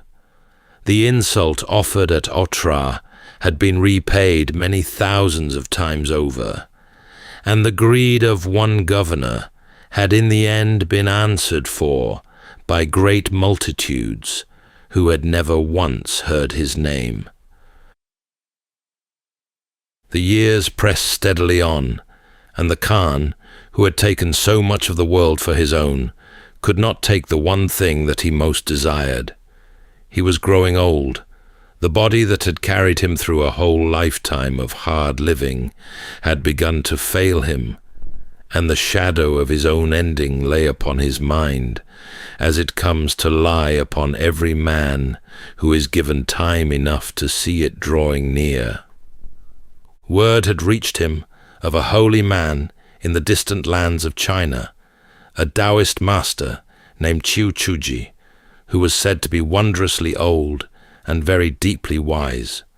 It was whispered by a great many people that this ancient sage had somehow learned the secret of long life, and perhaps even the hidden way to live forever. And so, the Khan, from the far side of the world, sent word that the old man should be brought to him. The sage was already well past 70 years of age, and the road that was laid before him was a hard and a bitter one, thousands of miles across burning deserts and high mountains and empty plains to reach the Khan's far distant camp. Yet he took it up all the same. For months, and then for years, he journeyed on through wild and lonely country, a frail old man, borne ever onward toward his meeting with the master of half the world. When at last the sage stood before him, the Khan received the old man with warmth and put to him the question that had drawn him across the earth. He asked him for the medicine of immortality, for the secret draught that would let him go on living and never come to die. And the sage, who might so easily have flattered the mightiest man alive with a soft and a comforting lie, gave to him the plain truth instead. He had no such medicine, he told the Khan, for there was no such thing to be found under heaven. He could offer only ways to guard the health and to lengthen out a life by a little, through calm and through moderation and through the careful tending of the body and the spirit.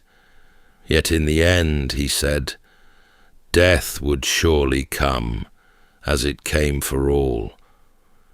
It was not the answer the Khan had brought him across an empire to hear. Yet he did not rage against the old man, nor did he punish him for the hope that he had so gently taken away. Instead, he honored the sage for his honesty, and he kept him near at hand, and he listened with real respect to the plain and simple wisdom that the old man offered him. For a while the conqueror and the sage spoke together of how a man ought to live, and of what he must in the end let fall away. The Khan came to hold the old master in a deep and lasting regard, and when their time together was done, he sent him home again with honor and with thanks. And the most powerful man in all the world went on his way from there, carrying a truth he had never been able to seize by force, that there were some things no army could ever win, and that death, alone of all his many foes, would never once yield to him. In the year 1227, away on campaign once more against the stubborn and defiant Tangut, the great Khan came to the end of his long road. He was an old man by then, and yet he was still in the saddle, still leading out his armies, as he had done through all the days of his life. Just how death came for him, no one has ever been able to say for certain. The tale most often told is that some months before, while he was out hunting, he had been thrown down from his horse and badly hurt, and that the injuries of that fall festered slowly within him and never truly mended, so that his great strength drained away through the season that followed.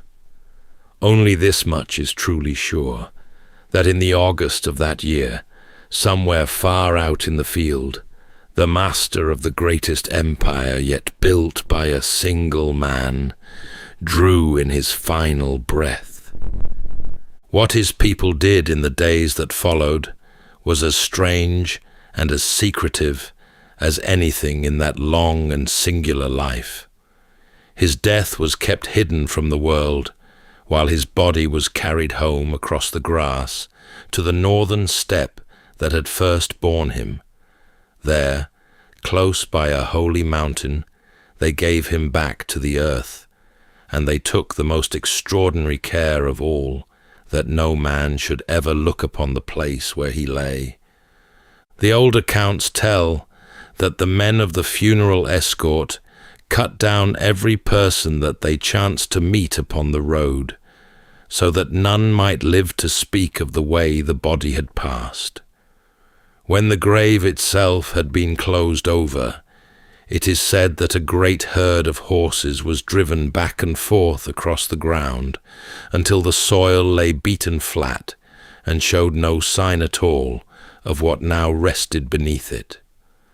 Some of the tales tell that a river was turned aside from its own bed to run forever above the resting place, and others that a forest was allowed to spread across it until the last trace of it had been swallowed up entirely by the land.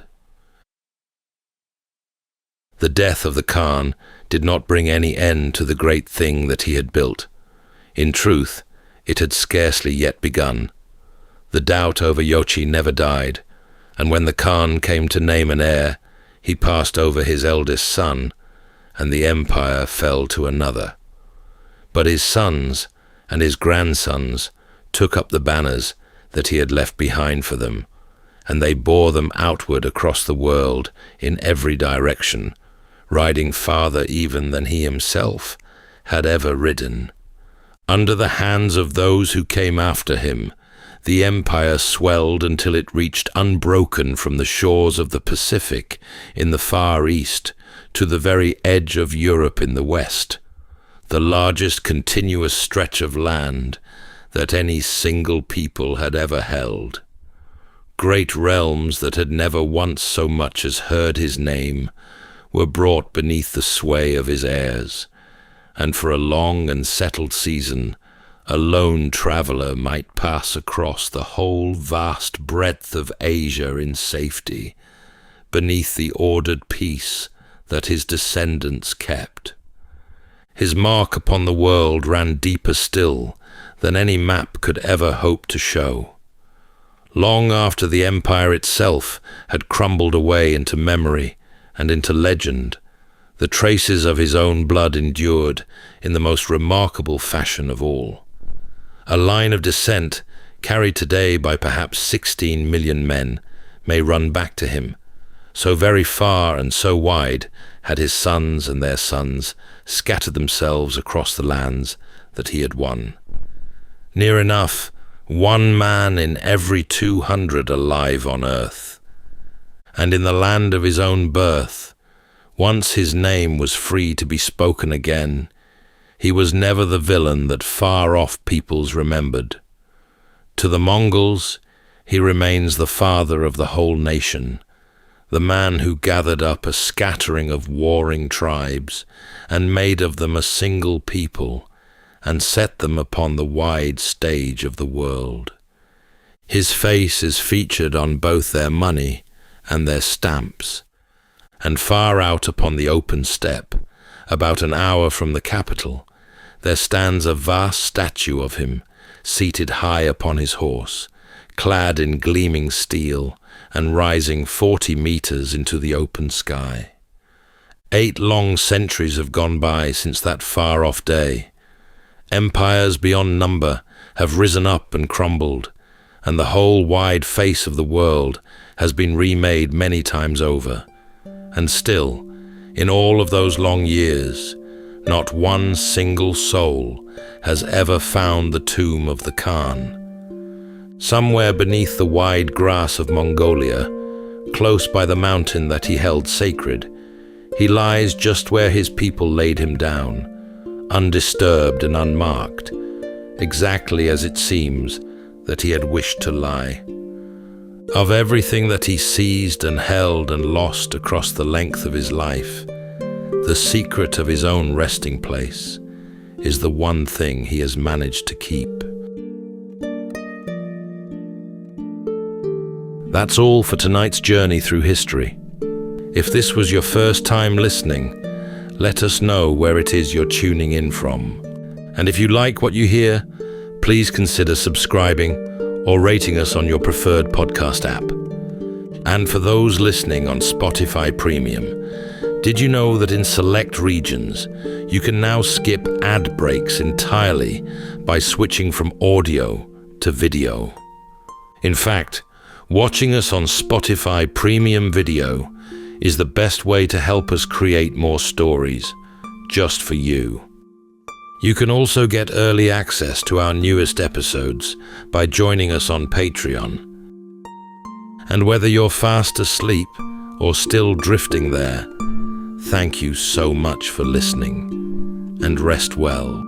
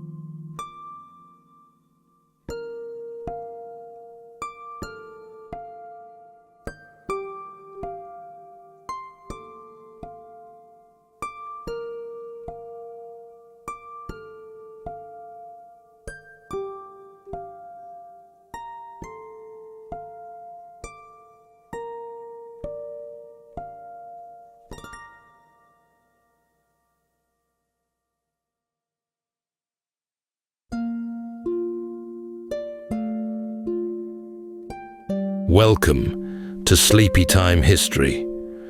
True stories from the pages of history, with 8 hours of uninterrupted storytelling for a full night's rest.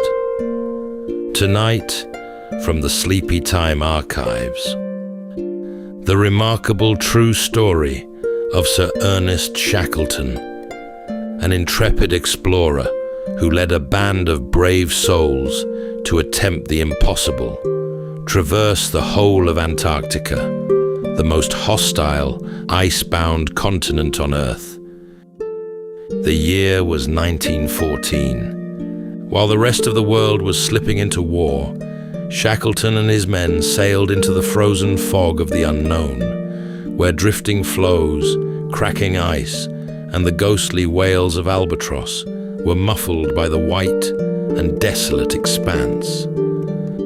As their sturdy ship Endurance journeyed deeper into the ice, the drifting pack eventually closed around her, crushing the vessel and leaving 28 men stranded, entirely alone, and more than 1,000 miles from the nearest settlement. For months they lived on the shifting ice, watching it splinter beneath their feet. And yet, against all odds, Shackleton brought every last man home alive and largely unscathed. By any ordinary measure, the expedition was a failure. Antarctica was never crossed, and the men never even set foot upon it. But in truth, what Shackleton accomplished was something far greater. It was a confident and unwavering kind of leadership, tested not in moments of triumph, but in the long and uncertain spaces in between. When every plan collapsed, when hope thinned and the cold deepened, Shackleton remained steadfast, committed to the lives in his care. Tonight, as we drift into sleep, we reflect not on the low and thunderous groan of breaking ice, but on the quiet strength that carried them through, and the man who led them safely home. So settle in, take a deep breath, and we'll begin with a full 8 hours of uninterrupted storytelling after this short break.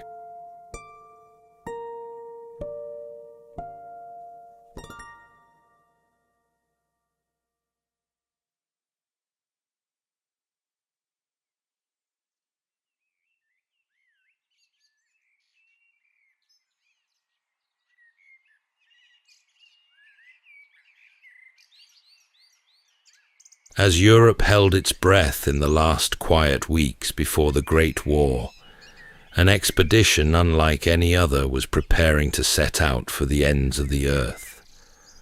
Now in his 40s and hardened by years at sea, Shackleton set his sights on a goal that had been forming in his mind for as long as he could remember: to walk across the whole of Antarctica. His ship was christened Endurance, a name drawn from his family's motto: "By endurance we conquer."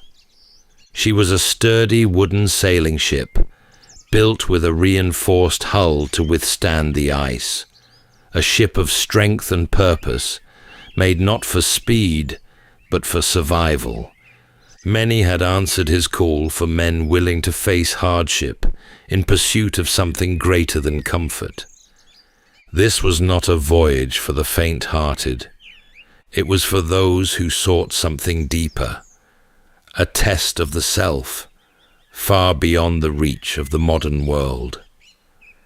They departed London in August, sailing south past Lisbon, the Canary Islands, and then the coast of South America.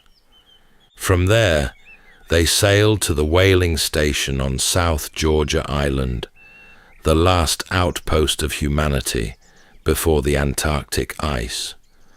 Grizzled Norwegian whalers warned Shackleton of a heavy ice season in the Weddell Sea. The warning hung in the cold air, but the expedition moved forward, too committed now to turn back. In December 1914, Endurance pushed away from South Georgia and entered a sea that turned colder and thicker. Icebergs floated by like drifting cathedrals of ice, ghostly in the pale southern light. By January, they had reached deep into the Weddell Sea, and the ice began to tighten. What started as loose and broken plates of frozen sea drifting across the water, or ice floes, as they were often called, soon became a slow-moving vice. The ship pressed on cautiously as the men watched the water narrow into pathways of white. And then, on the 18th of January, Endurance was finally caught. The floes closed in gently, almost politely. There was no great crack or crash, just a firm stillness, as if the sea had simply decided to hold them. They were now passengers on a frozen ocean. But Shackleton did not panic. He adjusted methodically and began shifting the mission in his mind from triumph to survival. Endurance sat nestled within the tightening arms of the Weddell Sea. Around her, the ice stretched in every direction, a wide white silence, broken only by the low groan of shifting floes. At first there was hope that the ship might break free. The men watched the ice with cautious optimism, believing the southern summer might still open a path to shore. But the days slipped by, and the pressure built. Endurance was no longer sailing. She was drifting, a captive in a frozen current that paid no heed to plans or poles. Yet life aboard the ship carried on, and Shackleton made sure of it. He understood that survival was not just a matter of rations or shelter. It was morale, routine, and purpose. Each man had his duties, the dogs were exercised, and every meal was prepared with care. On Sunday evenings, the phonograph played gentle tunes, and the men gathered for readings, games, or conversation. Frank Hurley, the expedition's photographer, wandered the ice with camera in hand, capturing the strange beauty of their imprisonment. His images would one day become the visual memory of this frozen world. Sails rimmed with frost, men silhouetted against the white horizon, endurance standing like a relic of another age. Shackleton, always composed, rarely spoke of fear. He moved among the men with quiet intent, observing their moods, sharing small jokes, and stepping in when tempers flared. By March, the Antarctic night had at last arrived. Temperatures dropped, darkness lengthened, and the ice no longer softened. Endurance creaked and moaned under the strain, her timbers bending against the slow crush of ice. Still she held, and still Shackleton waited. He understood something vital. Control was no longer possible, but composure was. And in that composure, he preserved not just order, but hope. By the time winter cloaked the Weddell Sea in early April, Endurance was no longer a ship, but a frozen shelter locked in the ice, utterly motionless, sealed in a white plain as far as the eye could see. Snow drifted silently around her, and the wind did not howl, but whispered, low and cold, across the vast stillness. Shackleton stood often at the helm, though there was nowhere to steer. He watched the patterns of pressure on the ice, and listened to the deep groans and muted cracks rising from beneath the surface. On board the ship, routines held, though rations were beginning to tighten. The world changed slowly, and not in their favor. The pressure ridges rose higher. The ice was no longer content to sit still. Endurance began to list, her hull groaning under the strain of months locked in the ice. Shackleton inspected the damage each day. He knew the ship was strong, but the ice was older, patient, and absolute.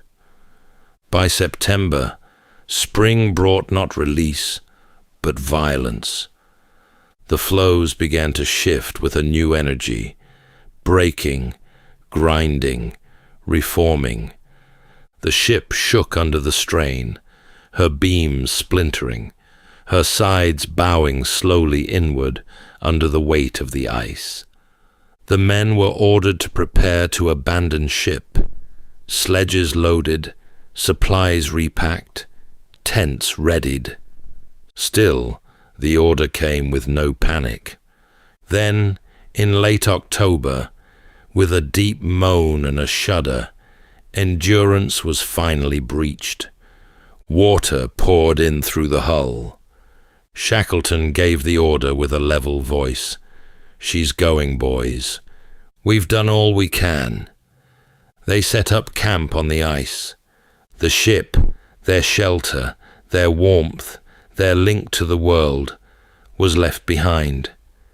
She leaned further day by day, until on the 21st of November, she slipped beneath the ice.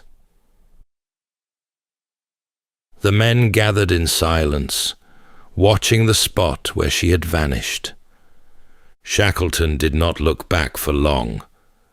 The ship was lost, but now only one task remained: to get them home. They were 28 men on a drifting floe, with sled dogs, 3 lifeboats, dwindling supplies, and no certainty of when, or even if, they would ever touch land again.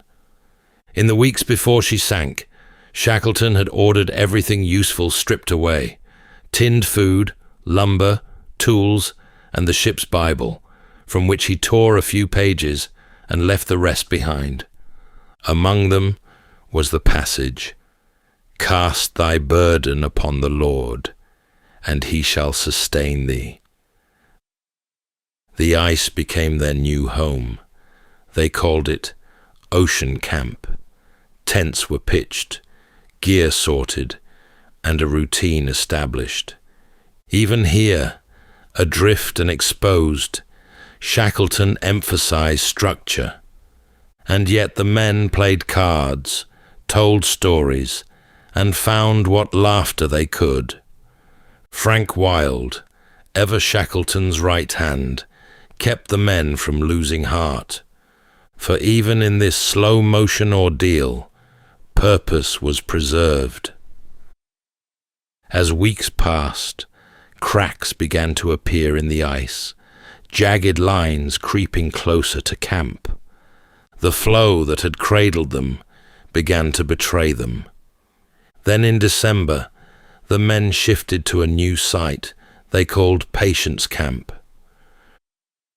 For months, the men lived on a slab of ice, riding a slow, uncertain current through the frozen belly of the Weddell Sea. Beneath their feet, the ocean moved invisibly, an unseen engine carrying them northward. The great continent lay behind them now, unreachable. Their world was ice and sky, sealed off from all that once was familiar. Food was rationed. Seals and penguins were hunted when they could be found. Each fresh kill meant more warmth, more calories, more days survived. Still, the drift was not peaceful. The ice shifted unpredictably. Several times the floe broke open beneath the camp, swallowing gear and threatening lives. Each time, Shackleton responded quickly, with firm commands and swift reorganization. He walked among them daily, listening, encouraging, and deflecting despair. Every decision, from meals to movements, he weighed carefully, not just for the sake of their bodies, but their minds. By early April 1916, the ice began to break more aggressively. The floe that had carried them across hundreds of miles now threatened to shatter entirely. Shackleton knew the time had come. They would have to abandon their frozen raft and commit to the sea. 3 lifeboats, the James Caird, the Dudley Docker, and the Stancomb Wills, were readied. Supplies were loaded, water casks filled. Then, on the 9th of April, they launched the boats. Elephant Island rose before them like a crumpled sheet of slate, a jagged, wind-scoured refuge jutting out from the coldest waters on earth. There were no trees, no settlements, no shelter beyond the haphazard folds of rock and scree. But to the crew of Endurance, it may as well have been a sanctuary. After 7 days adrift in open lifeboats, buffeted by sleet and salt, tossed by heavy swells, the men rowed the final strokes toward shore. Their hands were blistered and cracked, their faces raw from cold wind and salt spray, their strength worn down to the bone. They landed on the 15th of April, 497 days since they had last stood on solid ground. They scrambled ashore through the surf, dragging their boats onto the stony beach. Some kissed the wet stones. Others simply lay down and stared at the sky. The relief was not jubilant, but profound. They had escaped the ice, and for the moment they had survived, though it was far from salvation. Elephant Island was remote in the extreme, well off any shipping route, unmarked by human habitation. No rescue would stumble upon them, and Shackleton knew this. So after allowing the men time to recover, he began to plan again, not for the group this time, but for a breakaway team. If they were to survive, someone had to reach help, and that was going to mean sailing back into the storm. The James Caird, the strongest of their lifeboats, was selected for the journey. Shackleton chose 5 men to accompany him: Frank Worsley, the navigator with a mind like a compass; Tom Crean, loyal and unshakable; and 3 others, equally resolved to face the unknown. While the others constructed a crude shelter on the island, a low hut built from upturned boats and salvaged canvas, Shackleton oversaw modifications to the Caird. They reinforced her keel, added ballast, and raised a makeshift deck to shield them from the waves across 800 miles of stormy seas. Before departing, Shackleton spoke very little. He simply reminded Frank Wild, now left in charge, to get the men through until he came back. There was no promise, no false hope, just an unspoken trust. On the 24th of April, the James Caird was launched from the rocky shore, slipping back into the grey swell. Shackleton and his 5 companions were bound for South Georgia Island and whatever lay in between. The South Atlantic in winter was no place for a boat of her size. Waves towered like black cliffs, rolling out of the darkness without warning.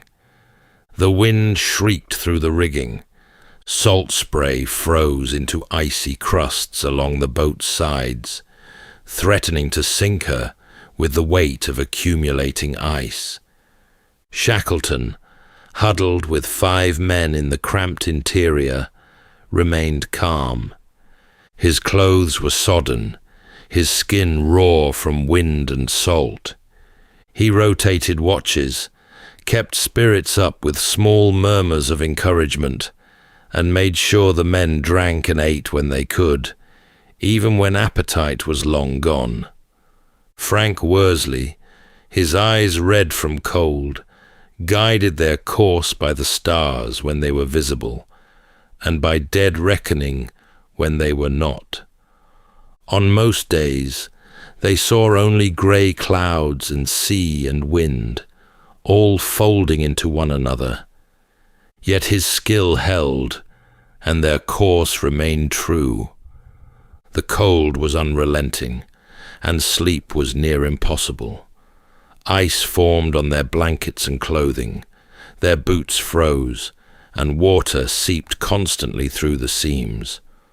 More than once, the Caird was nearly capsized by a rogue wave. More than once, they bailed for hours to stay afloat. And yet, through it all, Shackleton never let his men see despair. He cracked dry jokes and found a word of reassurance, but kept quiet when words were too heavy. On the 14th day at sea, a dark line appeared on the horizon: South Georgia. The island they had aimed for in blind hope and skill now stood before them like a miracle, rising sheer from the sea. But the sea was not finished with them. A sudden gale drove them past the island's southern coast, forcing a desperate landing on a rocky beach on the uninhabited side of the island. They were within reach, yet still impossibly far from the whaling stations that dotted the northern shore. The boat was wrecked, the men barely able to stand. Shackleton looked inland, not toward the sea, but toward the mountains that separated them from rescue. The journey was not yet done, and so, after resting briefly, he prepared for the crossing ahead. South Georgia was a place of wild beauty and brutal terrain, a narrow mountainous island sculpted by glaciers into ridgelines, ravines, and deep fjords.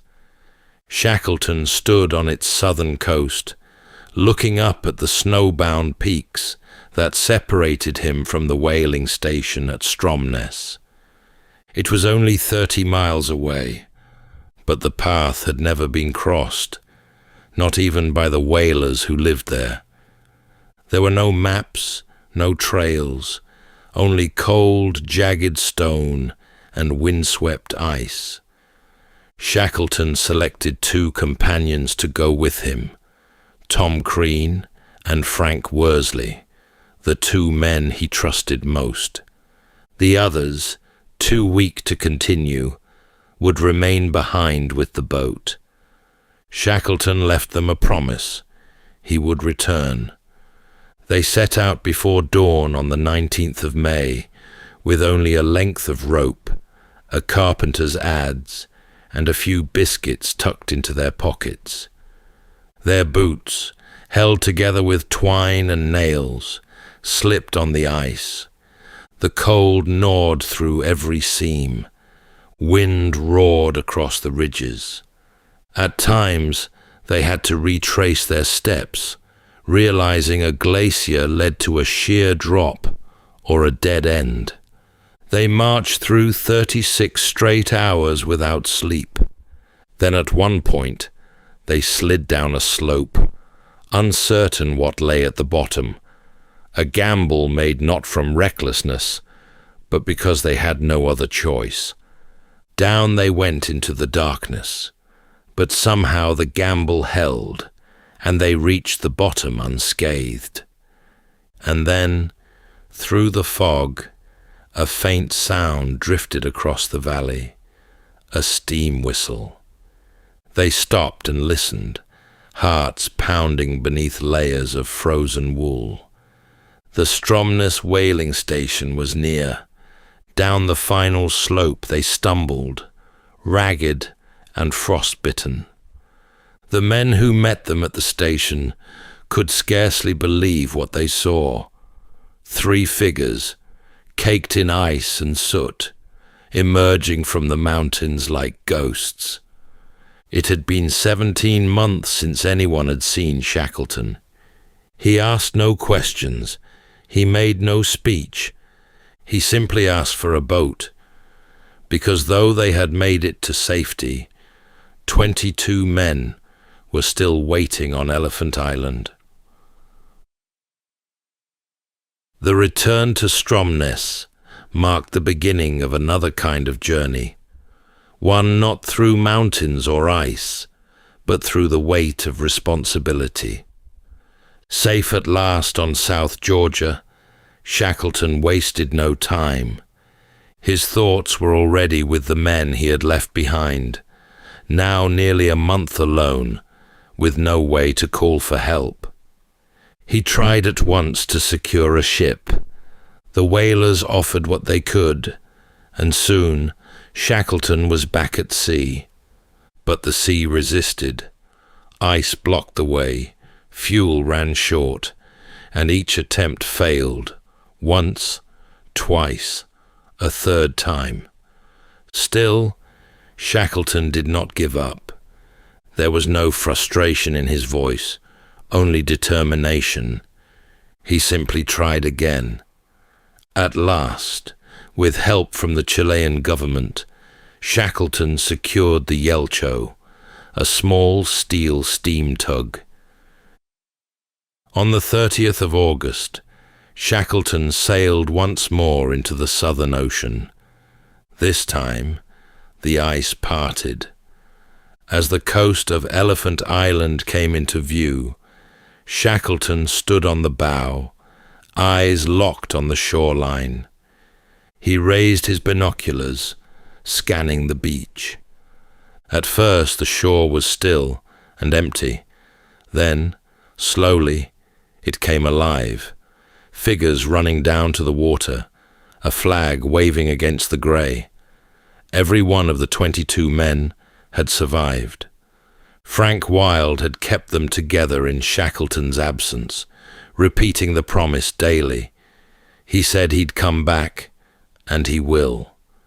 Supplies had dwindled, spirits had worn thin, but they had endured. When the Yelcho arrived, they were rescued in less than an hour, without the loss of a single life.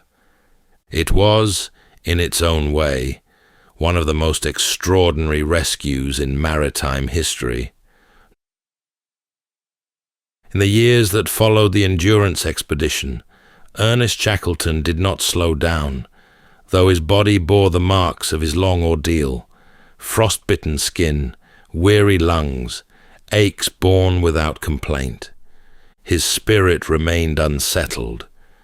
He returned to Britain to find a world at war, where tales of icebound survival were quickly overshadowed by the thunder of trenches and artillery. But still, he served. He was commissioned into the army in a diplomatic and logistical role. He spoke little of the Antarctic, and even less of hardship. The survival of all his men spoke louder than any retelling, but the draw of the southern frontier never left him.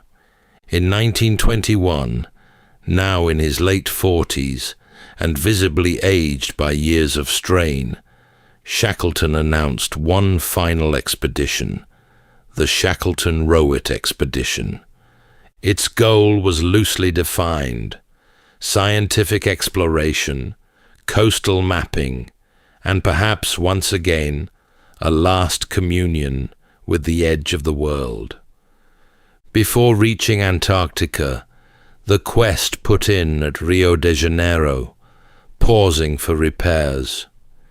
It was a time of gentle reflection, dinners with officers, quiet conversations, long walks along the coast. For Shackleton, Rio marked a pause between effort and departure, a moment to breathe and to consider all he had endured. Then, once more, he turned south. In early January 1922, the Quest, his final ship, arrived at South Georgia Island, the very place that had bookended his journey 6 years before. On the night of the 4th of January, he spoke softly with the ship's doctor about the future of the expedition. But in the early hours of the next morning, Ernest Shackleton passed away in his cabin. He was 47 years old. At the request of his wife, Emily, he was laid to rest there on South Georgia, beneath a simple granite headstone facing the sea, a fitting end for a man who belonged to the silence and the storms alike. He was not a man of monuments or great speeches. His greatness lay elsewhere. It lived in the loyalty he inspired, the calm he held through chaos, and the truth that even when the world turns to ice, steady hands and a steady heart can lead men home. That's all for tonight's journey through history. If this was your first time listening, let us know where it is you're tuning in from. And if you like what you hear, please consider subscribing or rating us on your preferred podcast app. And for those listening on Spotify Premium, did you know that in select regions, you can now skip ad breaks entirely by switching from audio to video?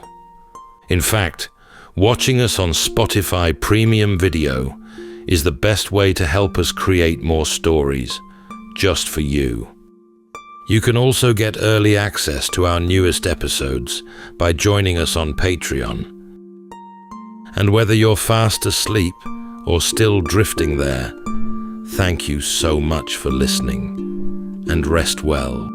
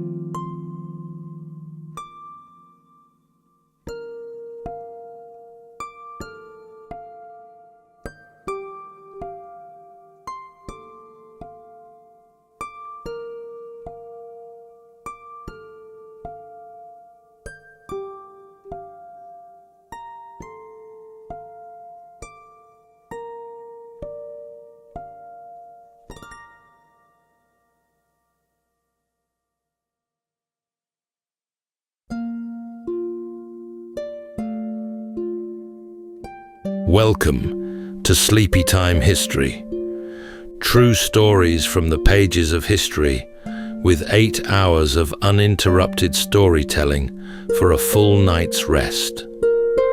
Tonight, we're going to be exploring the remarkable true story and the legend of King Arthur, a man remembered by some as the warrior king who rescued a crumbling Britain in the wake of Rome's departure, and by others as a man who wielded enchanted blades, took counsel from a wizard, and was served by knights of great virtue and valor.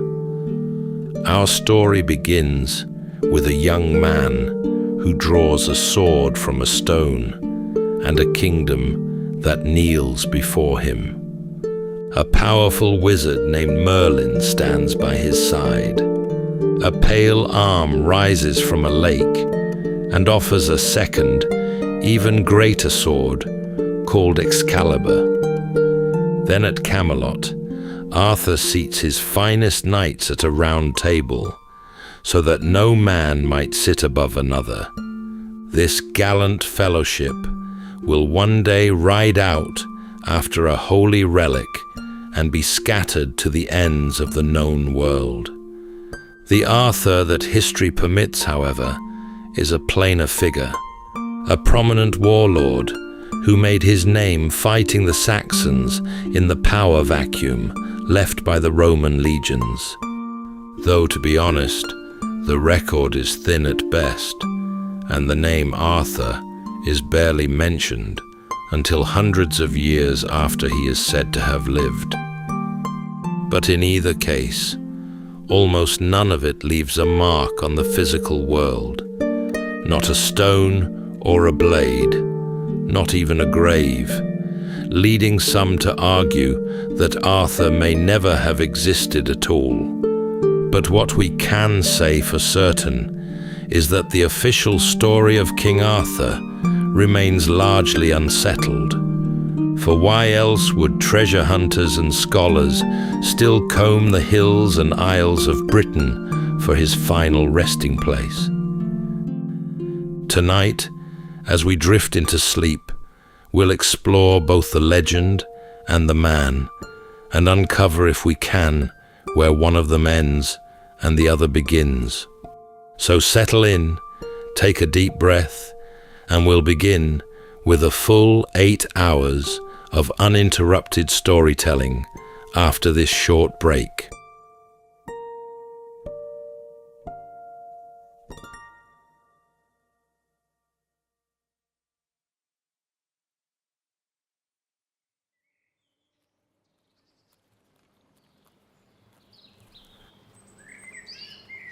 For nearly 400 years, Britain had belonged to Rome. Straight roads ran from one coast to the other, laid so well that long stretches of them would outlast the empire that built them.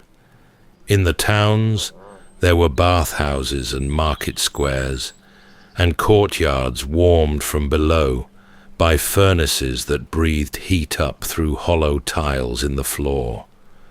A man might have wine from Gaul and oil from Spain, wrapped against the northern damp in the comforts of a realm that reached from the cold wall in the north to the deserts of Africa. It had come to feel like something that would always be there. Then, slowly, the warmth began to leave. The trouble had begun far away, on the great rivers of the continent, where the frontier that held the Roman world together was starting to give way. Tribes pressed in from the east, and the soldiers who had once guarded Britain were called off to fight nearer the heart of things. Each departure took a few more spears from the island and left a longer stretch of shoreline, watching an empty sea. By the opening years of the 5th century, the troops who remained were few, and the coin that paid them had all but stopped coming. Around the year 410, with the city of Rome itself ringed by a Gothic army, an answer came back to the Britons who had written to the emperor begging for aid. The emperor in distant Rome, it was said, sent word to the cities of Britain that from that day forward they must see to their own defense. And so the lamps of empire went dark across Britain. The tax collectors stopped their rounds. The workshops that had stamped out fine red pottery fell still. Coins wore smooth in people's hands and were never replaced, until buying and selling slid back toward the old barter of a chicken for a sack of grain. The grand villas, with their painted walls and their heated floors, were kept up for a while by families who remembered better days, and then, as the roofs began to fail, left to the rain. Grass pushed up between the paving stones of roads that no longer led to anyone in charge. And then, out on the grey water to the east, there were sails. They belonged to the peoples the Britons came to call the Saxons, seafarers from the northern coasts of the continent, out of lands that would one day be called Germany and Denmark, drawn across the water toward a rich island that had lost its shield. At first, they came in small numbers, some as raiders, and some invited in as hired swords, paid in land for their fighting. But more followed, and then more again, and the newcomers began to want the country for their own. Years into that long unraveling, a letter went out from the Britons to a powerful Roman general, and a monk set down its words long afterward. "The barbarians drive us to the sea," it read. "The sea drives us back to the barbarians." And between those two deaths, it said, there was no way out at all. No help came. This general had wars enough of his own. This was the world into which the man remembered as Arthur would have been born.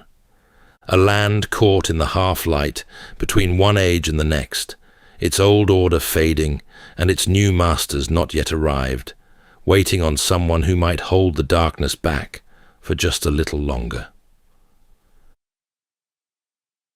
After the Saxons came, and the long wars that followed them, the memory of one man outlived almost everything else. Harpers carried it in the halls of Wales, and monks set down scraps of it in the margins of their books, and though the parchment was little and the years were many, the name would not quite fade. It was written down simply, Arthur. The oldest account of any weight was a list of battles, copied out by a Welsh monk long after the age it described. It did not name him a king. It called him the leader of battles, a war captain who fought at the side of the kings of the Britons rather than above them, and it counted 12 fights in which he brought them victory. In the first, the writer said he bore the image of the Holy Mother upon his shoulders through the whole of a long day, and the enemy was put to flight. At the last and the greatest, on a hill the Britons called Baden, the book claimed that 960 men fell before a single charge of his, and that no other hand but his laid them low. That was a great many to fall to one sword in a single morning, and no doubt the tally had swelled with each retelling. Stranger was the book that ought to have named him, and did not. The same monk who had set down that despairing letter, writing nearer to those years than anyone else whose words survived, told of that same long struggle against the Saxons, and of the British victory at Baden that had held the invaders back for a lifetime. He gave the triumph pride of place and praised it warmly, and yet, for reasons he never explained, he set down not one word of the man later said to have won it. The greatest victory of the age was remembered, and its champion was left off the page. Where the sober records thinned, the older stories poured in, and there he was anything but faint. In the deep well of Welsh tale, long before there was ever a shining Camelot, he was a giant among heroes. In one such tale, half sunk in shadow, he sailed his ship into the other world to carry off a wondrous cauldron. 3 shiploads of men went with him into that country beyond the edge of the world. Barely a handful came home again, and the old song that remembered the voyage never did say plainly what became of the men who did not return. In the earlier decades of the 12th century, in or about the town of Oxford, a cleric named Geoffrey sat down to write a history of the kings of Britain and change the story forever. He was a man of Welsh or Breton blood, learned and ambitious, and his book reached all the way back to a prince of fallen Troy, who he said had founded the island in the mists of long ago. Near the year 1136, he finished it. At its very heart, given the place of honour, stood Arthur. Here at last was nearly the whole shape that later ages would know. A father named Uther Pendragon, a strange and knowing counsellor named Merlin, a reign that rose out of a broken land to conquer half of Europe before it fell. Much of it had never been told before, and the cleric told it with the calm confidence of a man reading aloud from an ancient record. That, he said, was just what he had done. He had merely put into Latin, he explained, a very old book in the British tongue, lent to him by a learned friend, an archdeacon of that same town. It was a fine and reassuring source to name. No one else ever set eyes on the book. It was never found, nor copied, nor mentioned by any other hand, and in time a good many came to suspect there had been no such book at all, only Geoffrey himself, gathering up the old scraps of legend and stitching a great deal of his own invention between them. Whatever the truth of it, the book took hold as few books ever have. It went out across Europe like fire through dry grass. It was copied and carried from one monastery to the next, until more volumes of it survived than of almost anything else written in its day. Kings read it, and poets mined it, and a beaten people, pushed back to the western rim of their own island, were handed a golden past and a hero to call their own. Not everyone was charmed. A sharp-tongued churchman named William of Newburgh, writing some years later, would have none of it, and declared that the whole history had been made up. But the words did nothing at all to slow the tale, which had already spread far past the reach of any man who wished to call it back. It ran fastest of all in France. There the poets took up the British king and dressed him in the manners of their own courts, trading the mud and the iron of a dark age for silk and candlelight and the sweet sorrows of courtly love. The rough war band of the older stories softened into an order of gentle and honorable knights. New heroes were dreamed up and folded in among the old ones, and new quests invented for them to ride out upon. And it was one of these French poets, a man named Chrétien, who wrote for the court of Champagne, who let fall, almost idly, and only the once, the name of the place where the great king kept his court. He called it Camelot. He seemed to think the word of no importance at all, a single stone dropped into a pool and forgotten. Yet from that one small sound grew the most famous castle that was never built, its towers climbing higher in the mind with every passing century. Of all the figures who gathered about the king, the strangest came before him, and by the oldest accounts, he had never been meant to serve the good at all. In one telling, that spread in the years after Geoffrey's book, a council of devils met together in anger. The powers of darkness felt cheated by the coming of Christ into the world, and they resolved to answer that great light with a darkness of their own making. They would raise a child of their own, born into the world of men, to carry their cunning unseen into the hearts of others. They chose a young woman, gentle and devout, and by a spirit of the night, a son was got upon her while she slept, without her ever having done any wrong. But the scheme slipped the grasp of its makers.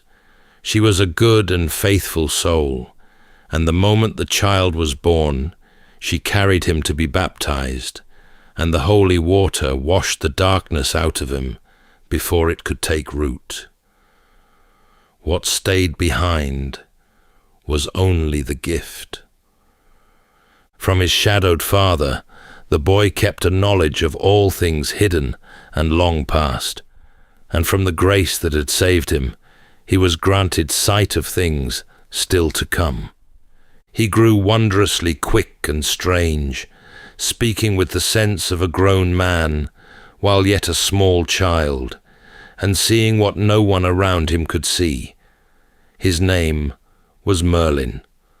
Word of such a child travelled fast, and in time it reached a troubled king. This king had been labouring to raise a mighty tower upon a mountainside, and the work would not hold.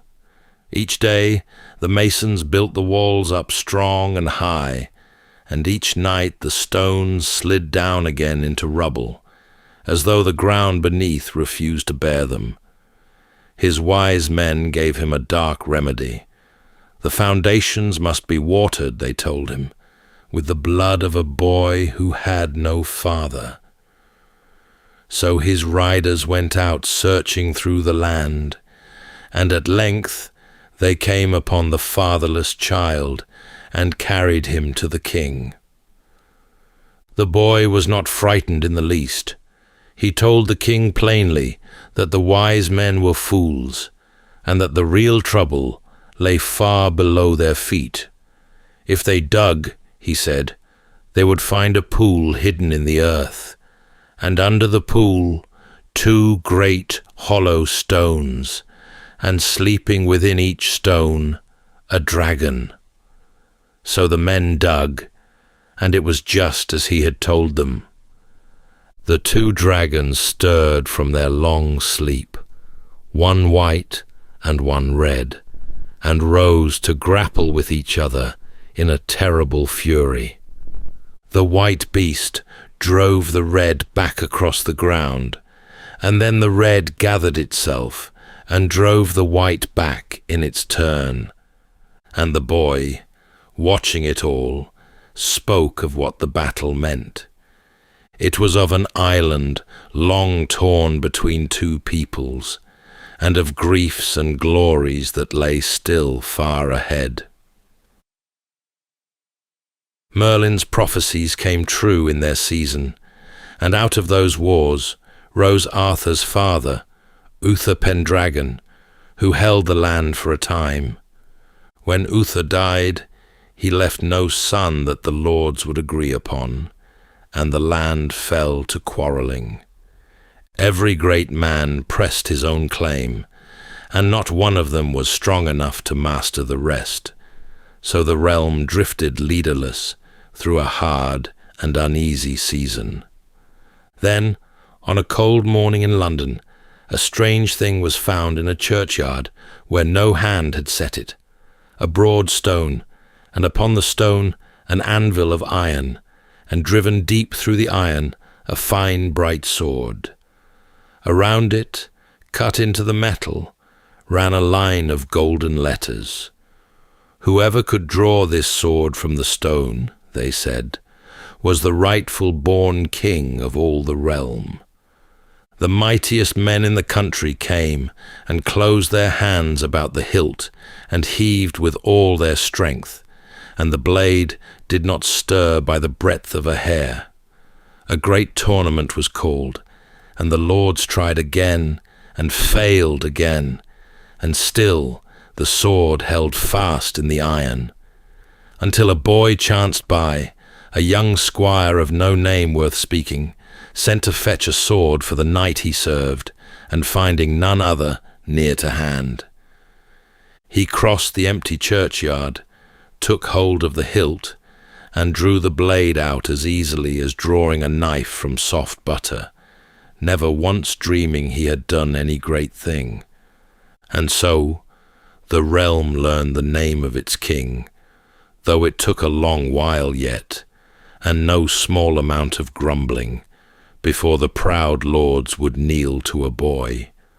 That first sword carried him through his early battles, and in one of them it broke. In a hard single combat against another king, the blade that had crowned him met too fierce a stroke and shattered in his hand, and he stood there in sudden peril, with only a useless hilt to hold. His life was saved that day by other means, but a king could not go about without a sword, and so his old counsellor led him off in search of another, and here the tale turned strange and lovely. They came to the shore of a wide and glassy lake, held among the hills, and out in the middle of the still water the young king saw an arm. It was robed in gleaming white, and it rose straight up from beneath the surface, and in its hand it held a sword, upright and shining. A lady came walking toward them over the top of the water, the keeper of that hidden place, and she granted him the blade as a gift.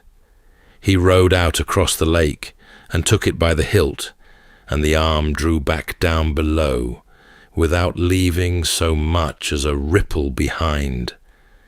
This was the greater sword, the famous one, and its name was Excalibur. As they rowed homeward with the prize, the old man put a curious question to the king, asking which he loved the better, the sword itself or the sheath that held it. The king answered at once that he loved the sword, for a sword could cut and a scabbard could not. At that, he was gently told that he had chosen unwisely. The scabbard, he said, was worth 10 of the blade, for so long as the king wore it at his side, he would lose not a single drop of blood, however deep his wounds might run. The bright sword was for his enemies, the plain sheath was for himself, and it held his very life within it. And though the years of retelling would slowly blur the two blades into one, so that many came to speak only of a single famous sword, there had in truth always been two. The knights had gathered, and the first trouble came at the table. In the great halls of that age, a man's worth was reckoned by his seat. The places beside the king were the places of honour, and the lower end of the board was left to lesser men, so that every feast became a fresh weighing of who stood above whom. Proud warriors, set down among sharp knives and strong wine, did not take a low place kindly. Words passed across the table, and the words grew hot, and more than once a quarrel over a chair ended with a hand closing around a hilt. One feast was remembered long afterward. At a high gathering held at Christmas time, a dispute broke out over who deserved the seat of greatest honour, and it ran down the benches faster than the wine could be poured. Men hurled bread and cups at one another. Then swords were drawn, and by the time the peace was won back, there were men lying dead among the rushes. A hall decked for merriment defiled with blood, over nothing greater than who should sit where. The king came upon that ruin in a cold anger, and he swore the shame of it would not fall upon his house again. Word of his trouble travelled, and it reached a craftsman, a worker in wood out of the country of Cornwall, who came before the throne and offered a cure. He would build a table like no other in the world. It would be one great ring of a board, with no head to it and no foot, where the mightiest lord and the humblest knight sat as equals, none set above and none below, and it would be broad enough to seat a whole company at once, and cunning enough in its making that it could be taken down and carried wherever the king had need of it. So the round table was built and raised in the hall, and the work it was made to do, it did. Around that circle there was no highest place left to be won, and so there was nothing left to fight over. The bickering that had spilled blood fell away. A man's honour came to rest no longer on his chair, but on his deeds, and the company that gathered at the board began to grow into something finer than a gathering of rivals. Among them were seasoned men who had served the king from the first, and eager young ones newly come to their spurs, and all of them held it the highest honour in the land to sit at that board. They were bound now to one another and to their king, sworn to ride to the aid of the wronged and the weak, and to keep faith with the fellowship as long as they lived. There was one seat, though, that stayed empty. It was called the perilous seat, and it was held for a single knight who had not yet come, the one man clean enough of heart to fill it. For any lesser soul who dared to sit there, the old tellers warned, the seat would be his undoing. Year upon year it stood vacant and waited. The court itself, in the tales that grew up after, was set within a city the poets called Camelot. There the towers rose bright above the river, and the halls were hung with banners, and the king held his high feasts at Easter and at Christmas, with all his knights about him. The greatest of all the knights came to the court as a young man out of a kingdom across the sea. He was the son of a king named Ban, whose realm had fallen to his enemies. When the child was still in his cradle, and his father's cause was lost, a strange lady had taken him up and carried him away beneath the waters of a lake. And there, in a country hidden under the water, she had raised him and taught him and made him ready. From that upbringing he took his name, for men called him Lancelot of the Lake. When he was grown, she brought him to the court of the king to be made a knight, and from the first it was plain that here was something the hall had not seen before. There was no knight who could match him. In the tournament he unhorsed all comers.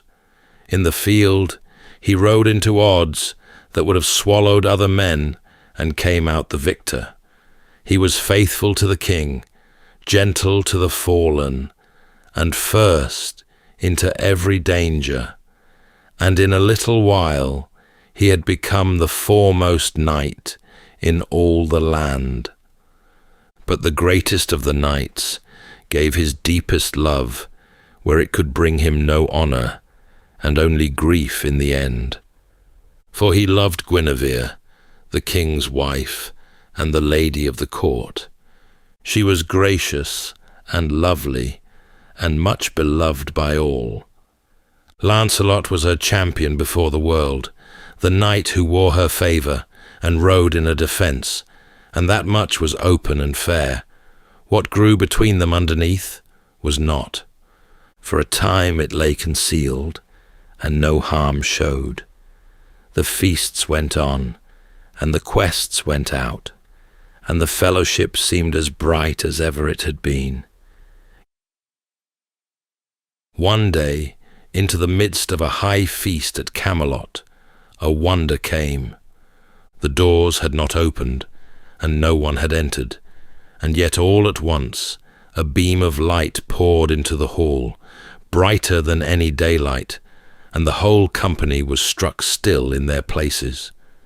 Into that light came a vessel, covered over with white silk, so that none could see the thing itself, and it passed through the air the length of the hall, while a sweetness filled the room, such as no man there had ever breathed. Every knight found his table laden with whatever food he loved best, and then the light was gone, and the covered vessel with it, and the hall was left in stunned silence. The knights rose from that feast, changed men. One after another, they stood and swore a great oath to ride out from the court and seek the holy thing, and not to rest until they had seen it plainly and unveiled. So the whole fellowship scattered from the hall, out across the land and over the water, each knight riding alone into the wild after a wonder he could barely name. What they had sworn to find was old, far older than that court, and it had not always been so holy a thing. In the earliest tellings, it was only a dish, a wide and precious serving vessel, borne glowing through the halls of a wounded king in a strange procession. And what it truly was, the old stories never plainly said. It was later tellers who lifted it into something greater and named it the cup of the Last Supper, the very vessel that had caught the blood of Christ upon the cross, brought long ago to Britain and hidden away.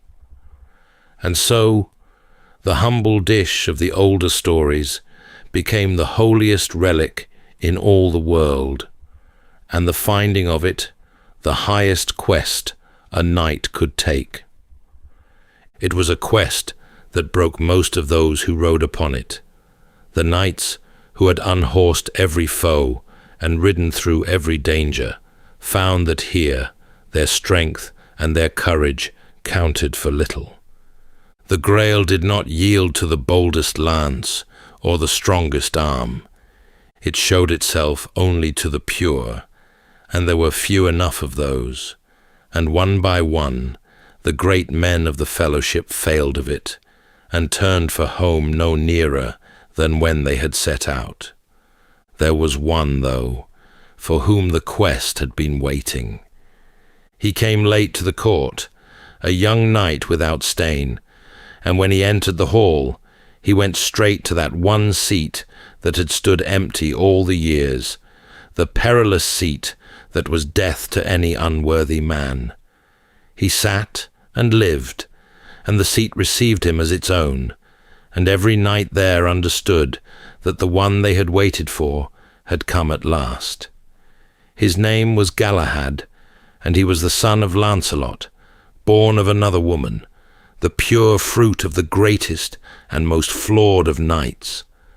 Where the father had been the finest sword in the world, and had failed of the Grail through the flaw in his heart, the son was clean of any such flaw, and it was the son who would succeed. Galahad rode the long road of the quest, and two other worthy knights came at the last to ride beside him. In the end, they came into a far country and a holy place, and there the covered vessel was unveiled before them, and they looked upon the mystery no other eyes had been granted. What the young knight saw in that hour was more than a living man was made to hold. His one prayer was that he might pass from the world at the very height of it, and the prayer was answered, and he was taken up in a great light. Of the three, one alone came home again, to carry back the tale of what had been found. At the far edge of the world, in the tales, there lay a blessed island where 9 sisters dwelt, wise women skilled in the old arts of healing. The chief of them was gentle and learned beyond the rest, mistress of herbs and of remedies, able to mend wounds that lay beyond any ordinary cure. It was into her keeping, the oldest stories promised, that a wounded king would one day be given. In the beginning, Morgan was a healer and a friend to the house of the king. But later, Hans would not let her stay so. Generation by generation, they hardened her, until the gentle mistress of the healing isle had become the great and subtle foe of the court, working in secret against the king, who was her own kin. And it was her hand that loosened the first thread of his undoing. She had come to covet the king's marvelous sword, the scabbard still more, for she alone knew the secret it carried. By cunning, she stole them both away. The sword was recovered in time, but the scabbard she flung into the depths of a still lake, where it sank beyond all finding, and it was never seen again. The king had his blade back, and did not know how much he had lost, for the guard upon his life was gone into the water, and would not be there in the hour he needed it most. While that loss lay hidden, a greater ruin was gathering. The love that Lancelot and the Queen had carried in secret for so long came at last into the light, and when it did, the fair court broke upon it. Old friends were forced to take sides, and the fellowship that had held together through every danger turned its swords upon itself. The king was drawn into war against the man who had been the finest of all his knights, and while he was away across the sea at that bitter work, treachery rose behind him at home. There was a young man named Mordred, born of an early wrong the king had long tried to forget, near to him in blood and dark in heart. To this man the king had left the care of the realm, and the man betrayed him. He seized the crown for himself, put out word that the king was dead, and moved to take the queen as well. When word of it reached the king, he broke off his war and turned his army home to save his kingdom from the false king. The two hosts met at the last upon a grey field, and there the long tale came to its close. It was a hard and grievous fight, and by the end of that day the flower of the fellowship lay fallen across the ground, and the bright age that had begun in wonder guttered out in the murk of battle. The king came face to face with Mordred amid the ruin, and struck him down, and took in that same moment a deep and mortal wound. Long ago, the sheath that would have kept his blood within him was gone. So now he bled. Yet he did not die upon the field. As the last light failed, a barge came drifting to the water's edge, and in it sat several women robed in black, with their hoods drawn low, and the sound of their weeping carried across the water.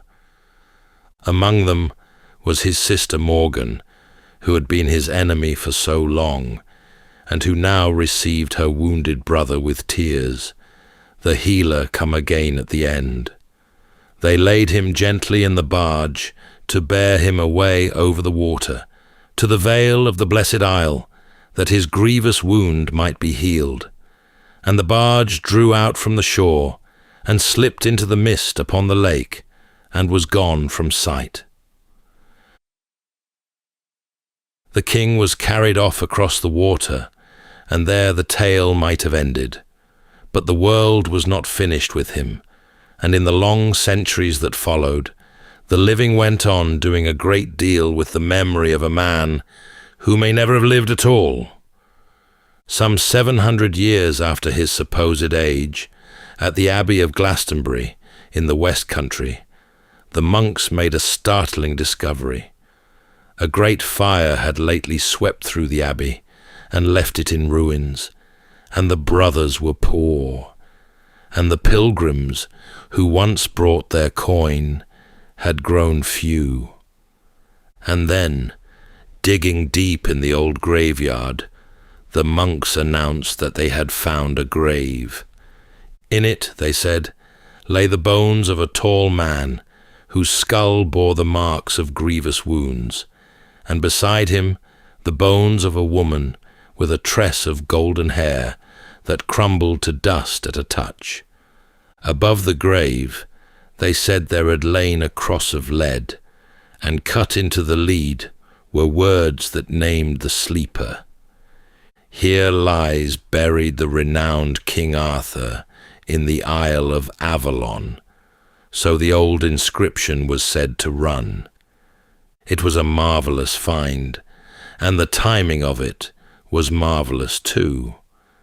The pilgrims came again, and their coin with them, and the ruined abbey found the means to rise once more. Long after the monks, another man gave the legend the shape it would keep. He was a knight named Sir Thomas Malory, and he gathered up the whole vast sprawling tale, the French romances, and the English verses, and the old scattered stories, and set them down together in one great book in his own tongue. He did all this from a prison cell, shut away under a long and startling list of charges, and it was there that he wrote the finest telling of the Fellowship of the Round Table the English language had yet seen. Not long after his death, the book was printed on one of the first presses in the land, and so the tale that had passed for centuries from mouth to mouth and from hand to hand was fixed at last in ink and carried to more readers than the old harpers could ever have dreamed. And still the relics multiplied. On the wall of the great hall at Winchester, there hung a vast round tabletop, shown for age after age as the very table of the legend. It was a thing of the Middle Ages in truth, made long after any Arthur could have sat at it. And when a later king wished to wrap himself in that old glory, the great disc was painted fresh for him. Round its rim ran the names of the knights. A Tudor rose bloomed at its heart, and above them all sat Arthur enthroned, his face a curious likeness of the young king who had ordered the work. So men buried him, and printed him, and painted his face to look like their own. And yet beneath all of it, the oldest hope had never quite gone out. For the truest heart of the story had always held that the king was not dead at all, but had only slept through the long ages, to come again in the hour of his people's greatest need. Mallory himself set the hope down plainly, that some men said the king yet lived and would return, and the words the old tellers set over him were these: "Here lies Arthur, the once and future king." And so the story left its king sleeping on that far shore, waiting on the hour he was promised to wake.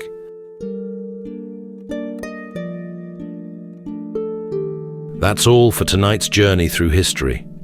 If this was your first time listening, let us know where it is you're tuning in from. And if you like what you hear, please consider subscribing or rating us on your preferred podcast app.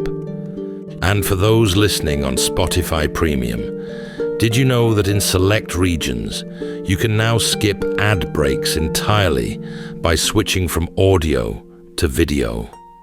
In fact, watching us on Spotify Premium Video is the best way to help us create more stories, just for you.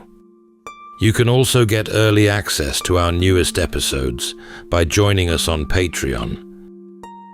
And whether you're fast asleep or still drifting there, thank you so much for listening, and rest well.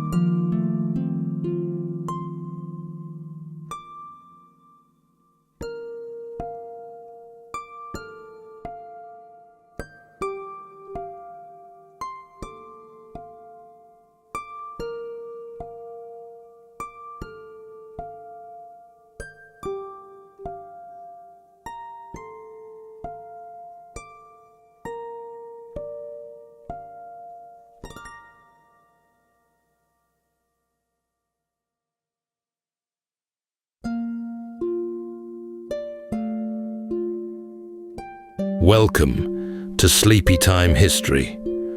True stories from the pages of history, with 8 hours of uninterrupted storytelling for a full night's rest. Tonight, from the Sleepytime archives, the remarkable true story of Jacob Waltz, better known as the Dutchman, a solitary prospector whose secretive life gave rise to one of the greatest unsolved legends of the American West, and a hidden goldmine of untold wealth, its whereabouts unknown to this day. For more than a century, whispers have drifted through the arid winds of the Arizona desert, carrying tales of an elusive treasure concealed deep within the rugged folds of the Superstition Mountains. Rumors spoke of gold so pure and plentiful that even seasoned miners found themselves astonished by its brilliance. At the center of these stories stood Jacob Waltz, a quiet, enigmatic figure who lived on the outskirts of town. Few knew where he had come from or why he kept to himself. Each winter, Waltz would disappear into the mountains, only to return weeks later, his saddlebags heavy with gold. Waltz never revealed his path.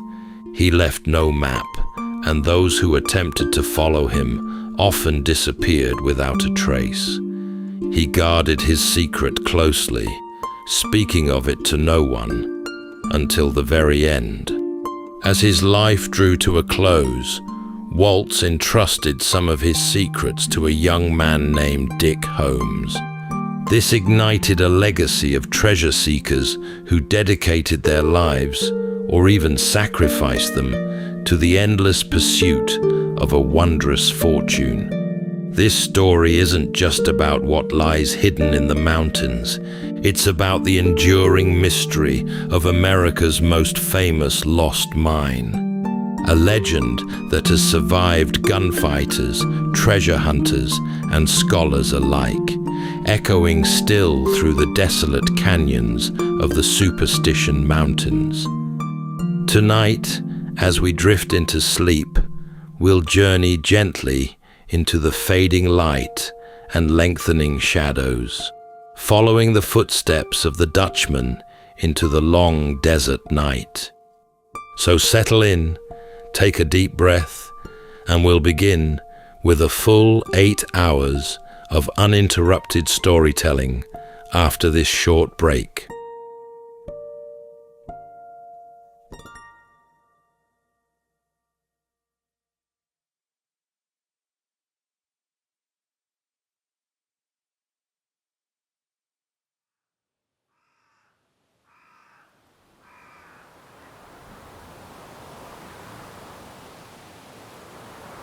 Arriving in the Arizona Territory in the 1860s, Waltz was lean and quiet. He was alone. He spoke little, but his accent betrayed him. Not Dutch as many believed, but German. His surname Waltz often softened in speech, until the locals called him the Dutchman. The name stuck. It suited him somehow. Foreign, distant, and hard to pin down. He settled on the outskirts of Phoenix, a dusty frontier town not yet tamed by time or law. He built a modest home, grew a small garden, and made just enough conversation to pass for another tired old prospector. But Jacob Waltz was different.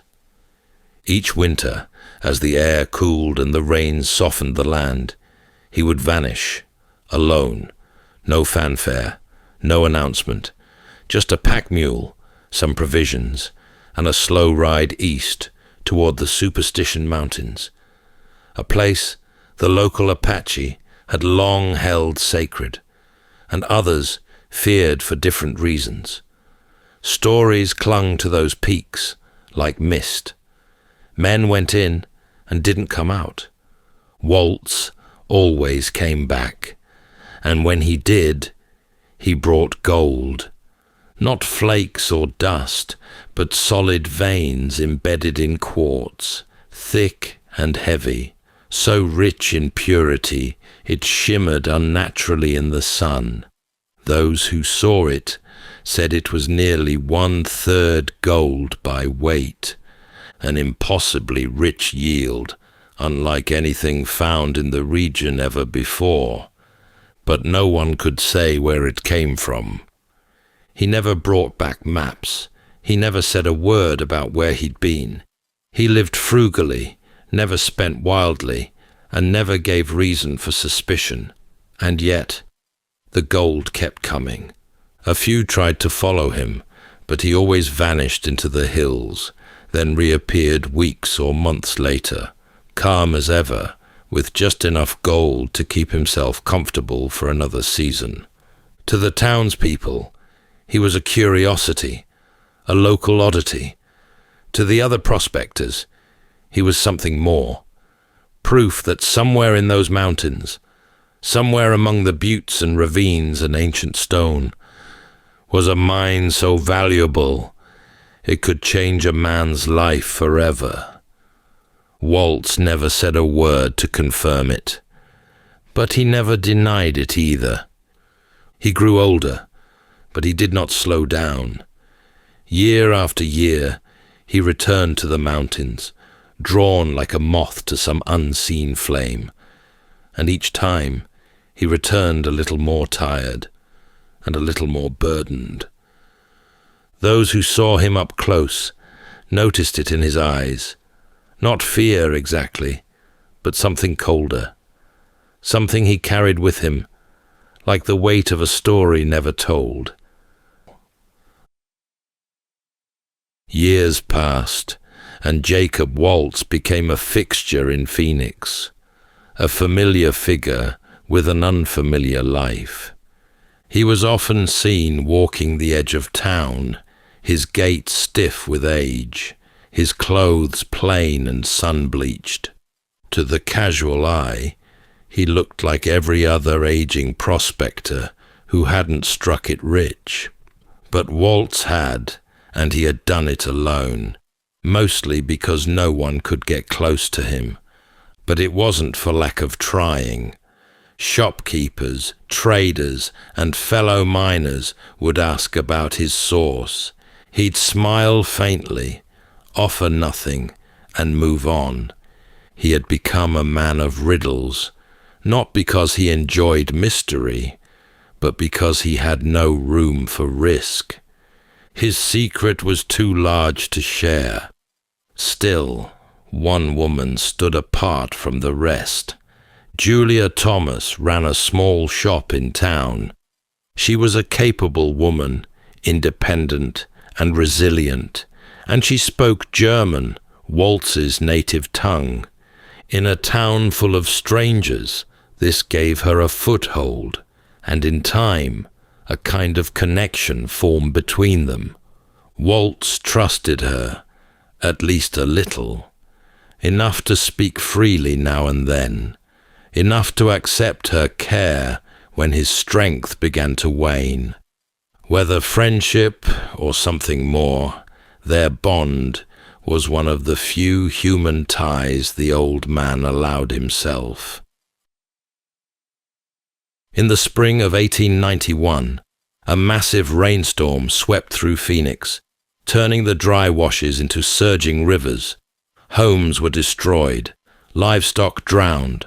Half the town was swept away, including the modest shack Waltz had called home. He was found afterward, cold and frail, his belongings scattered or lost. Julia took him in, setting up a cot in the back room of her shop, offering him warmth, food, and silence. But the flood had done more than take his house. It had taken his health. Waltz grew weaker by the day. His breathing thinned. The light behind his eyes began to dim. And still, he said nothing of the mine. Out in town, a quiet urgency began to spread. Those who had long suspected Waltz of hoarding a secret now wondered if he might die without ever revealing it. Some believed he had shared the location with Julia. Others believed he'd taken it to the grave already, locked behind weathered lips. But one man still watched from the edges, a man who had once tried to follow Waltz into the hills, a man who remembered a campfire story from years earlier about a mysterious old miner and a gold mine deep in the superstitions. That man was Dick Holmes. And as Waltz's strength ebbed in the back room of Julia's shop, Dick waited, not for gold, not for fame, but for a chance to hear the truth, before the mountain reclaimed it forever. It was October of 1891, and the Dutchman was fading. Jacob Waltz lay still in the quiet back room of Julia Thomas's shop, wrapped in a rough blanket, a single candle flickering against the wall. His breath came thin, ragged at times, as though each exhale might be his last. Outside, the town of Phoenix moved on.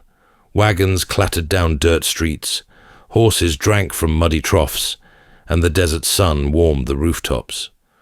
But inside, time had slowed.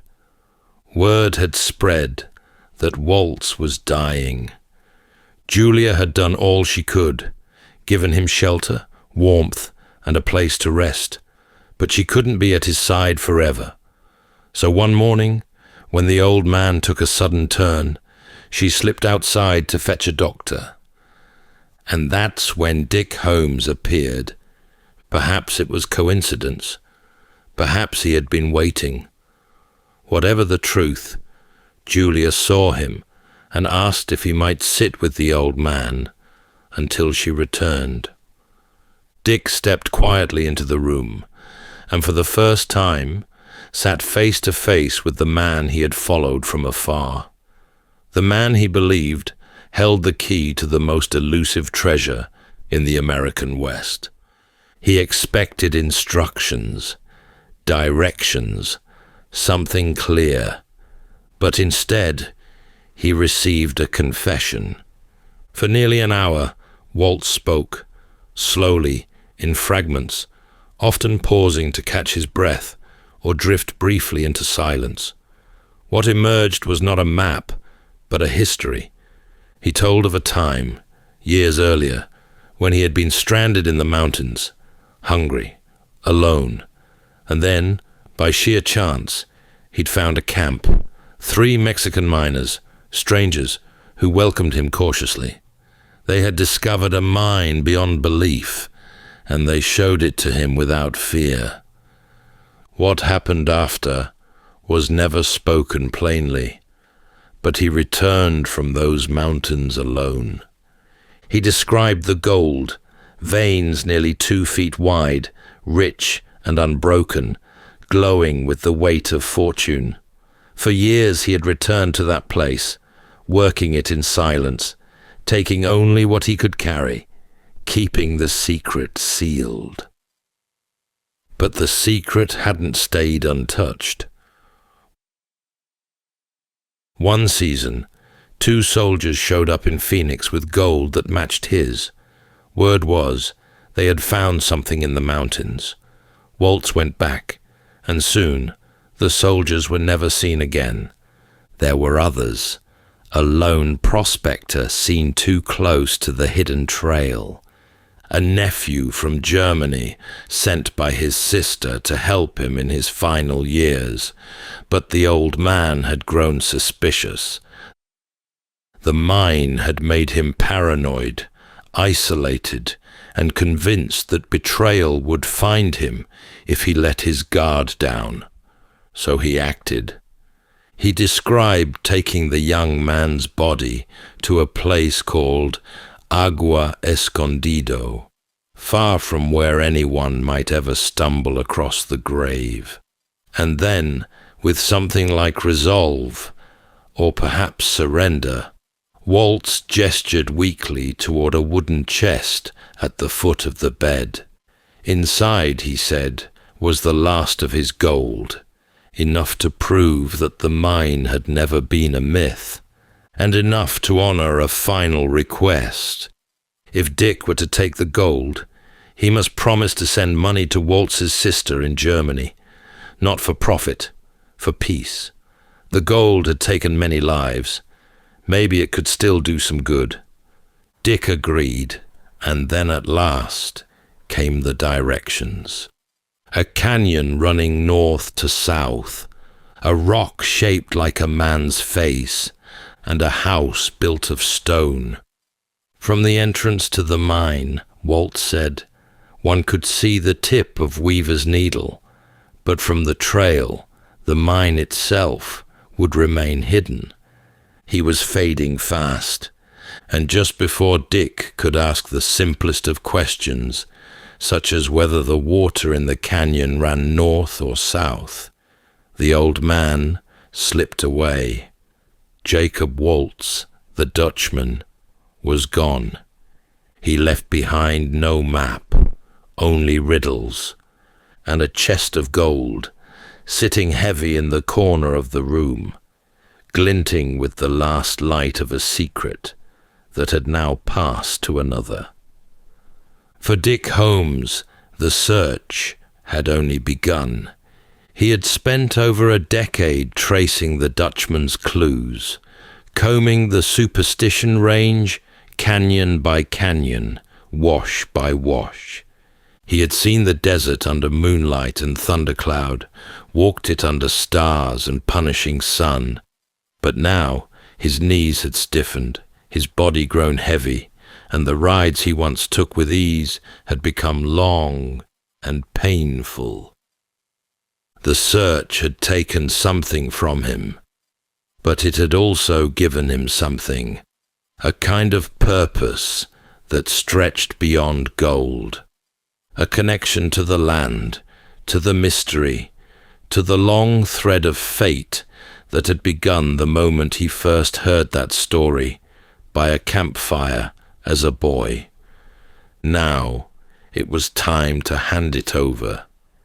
He turned to the one person he trusted with the truth, his son.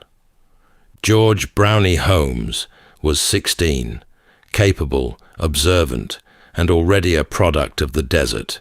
He had grown up hearing pieces of the story, never the full version, but enough to feel the pull.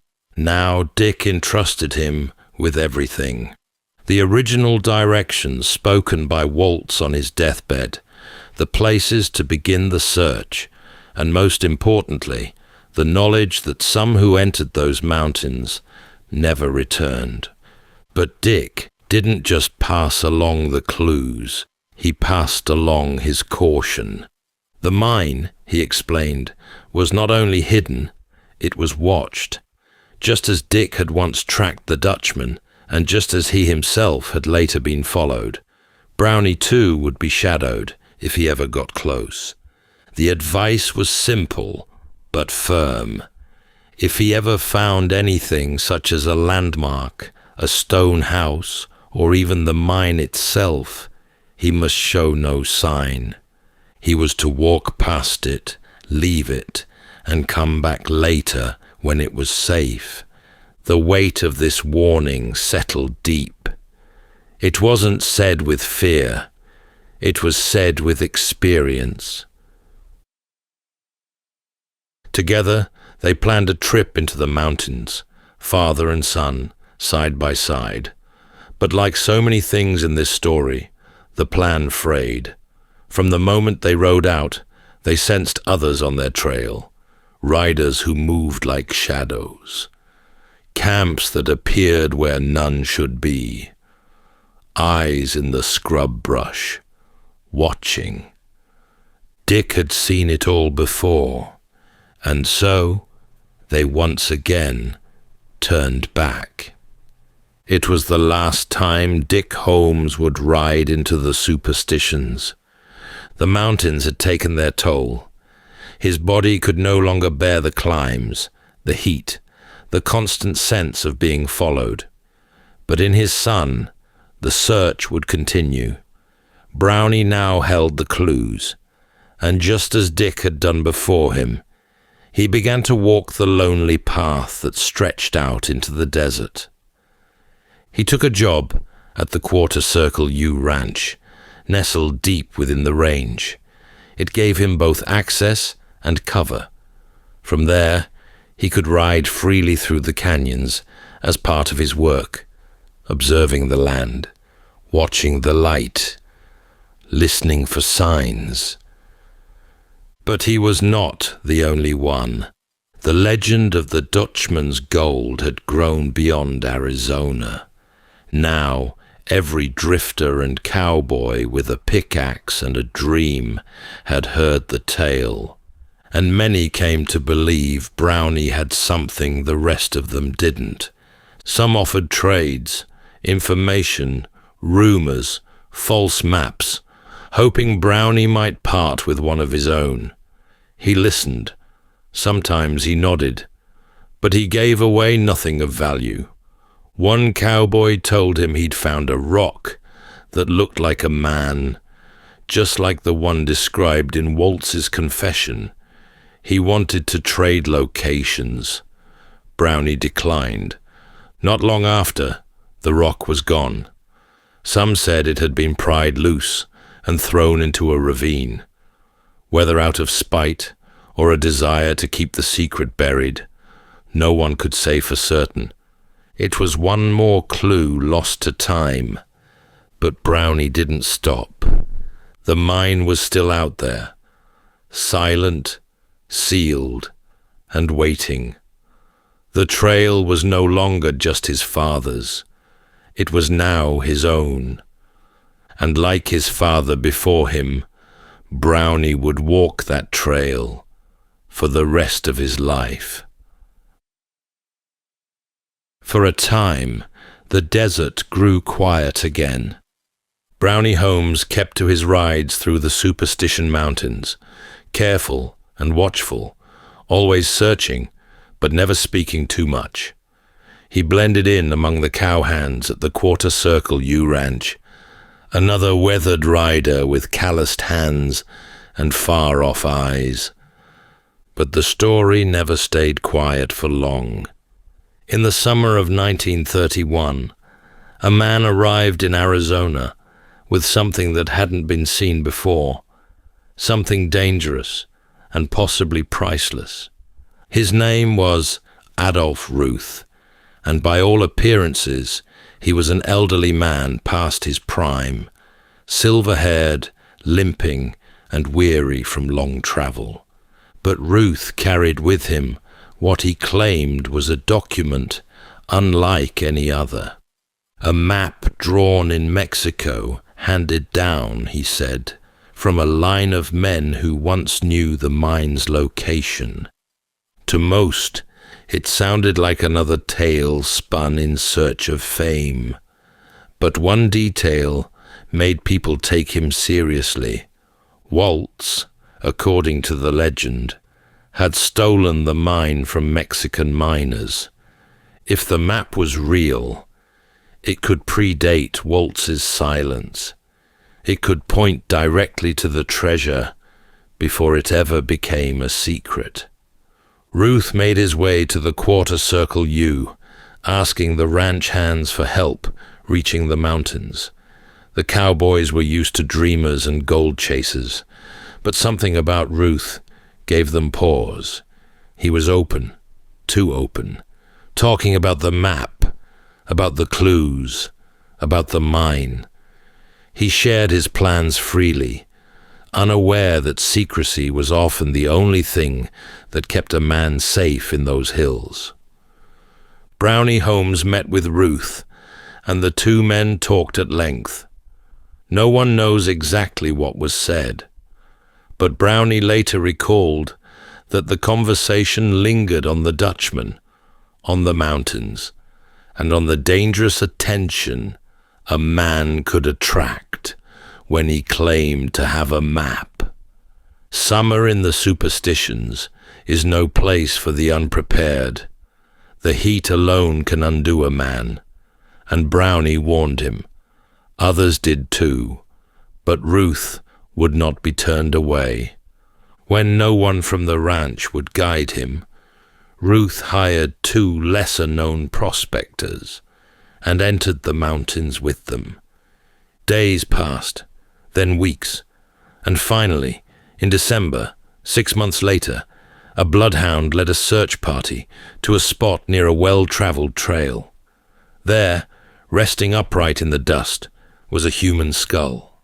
It was found not hidden, but placed, carefully, some said, as though meant to be seen.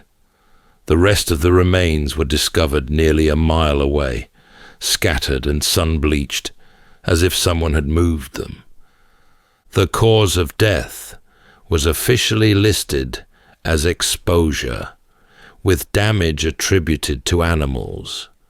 But the skull had two distinct fractures, and the map, the one Ruth had spoken so confidently about, was never recovered. Suspicion turned quickly to the two prospectors who had led him in. They had returned without him, saying little, but with no hard evidence, no charges were brought. The desert had covered its tracks once again. Among Ruth's scattered belongings, a notebook was found. Inside was one final entry, written in Latin, Veni, Vidi, Vici. I came, I saw, I conquered. Beneath it, a cryptic line, 200 feet across from the cave. To some, it was proof that Ruth had found the mine, but someone had stopped him before he could return. To others, it was just a final flourish, a man determined to say he had won, even as the desert claimed him. For Brownie Holmes, it was another reminder, not of gold, but of danger. The mine, if it existed, was no ordinary place. It carried weight, and not every man who sought it would live to tell the tale. The legend had roared back to life. Adolph Ruth's disappearance, the eerie discovery of his skull, the cryptic notebook entries, all of it breathed new fire into a story that had never quite burned out. Newspapers from coast to coast picked it up. The Lost Dutchman's mine was no longer just Arizona folklore. It had become national obsession. In the aftermath of the Ruth incident, the Superstition Mountains were teeming again. Men flooded in with spades and theories, dynamite and half-truths, each one convinced they were the one to finally crack the code. And more than a few of them believed that Brownie Holmes knew something they didn't. They watched him, followed him. Some tried to befriend him, others tried to manipulate him. But Brownie had learned well. He spoke little, rode alone, and when asked about the mine, he smiled in a way that said nothing. Still, he searched. There were moments of hope. After his father passed in 1933, Brownie reviewed the old clues with fresh eyes, trying to correct what might have been misunderstood. One detail in particular haunted him. The reference to the old government trail. Waltz had mentioned it near the end, but Dick had never been sure which one he meant. There were multiple trails used by the military during the Apache Wars, each winding through the region in its own direction. Dick may have followed the wrong one, so Brownie struck out anew, following a different trail, and one day, something unexpected happened. In a stretch of ground rarely disturbed, the desert winds had blown away a layer of sand. Beneath it, burnt fabric, charred scraps of old clothing, lying just as Waltz had once described.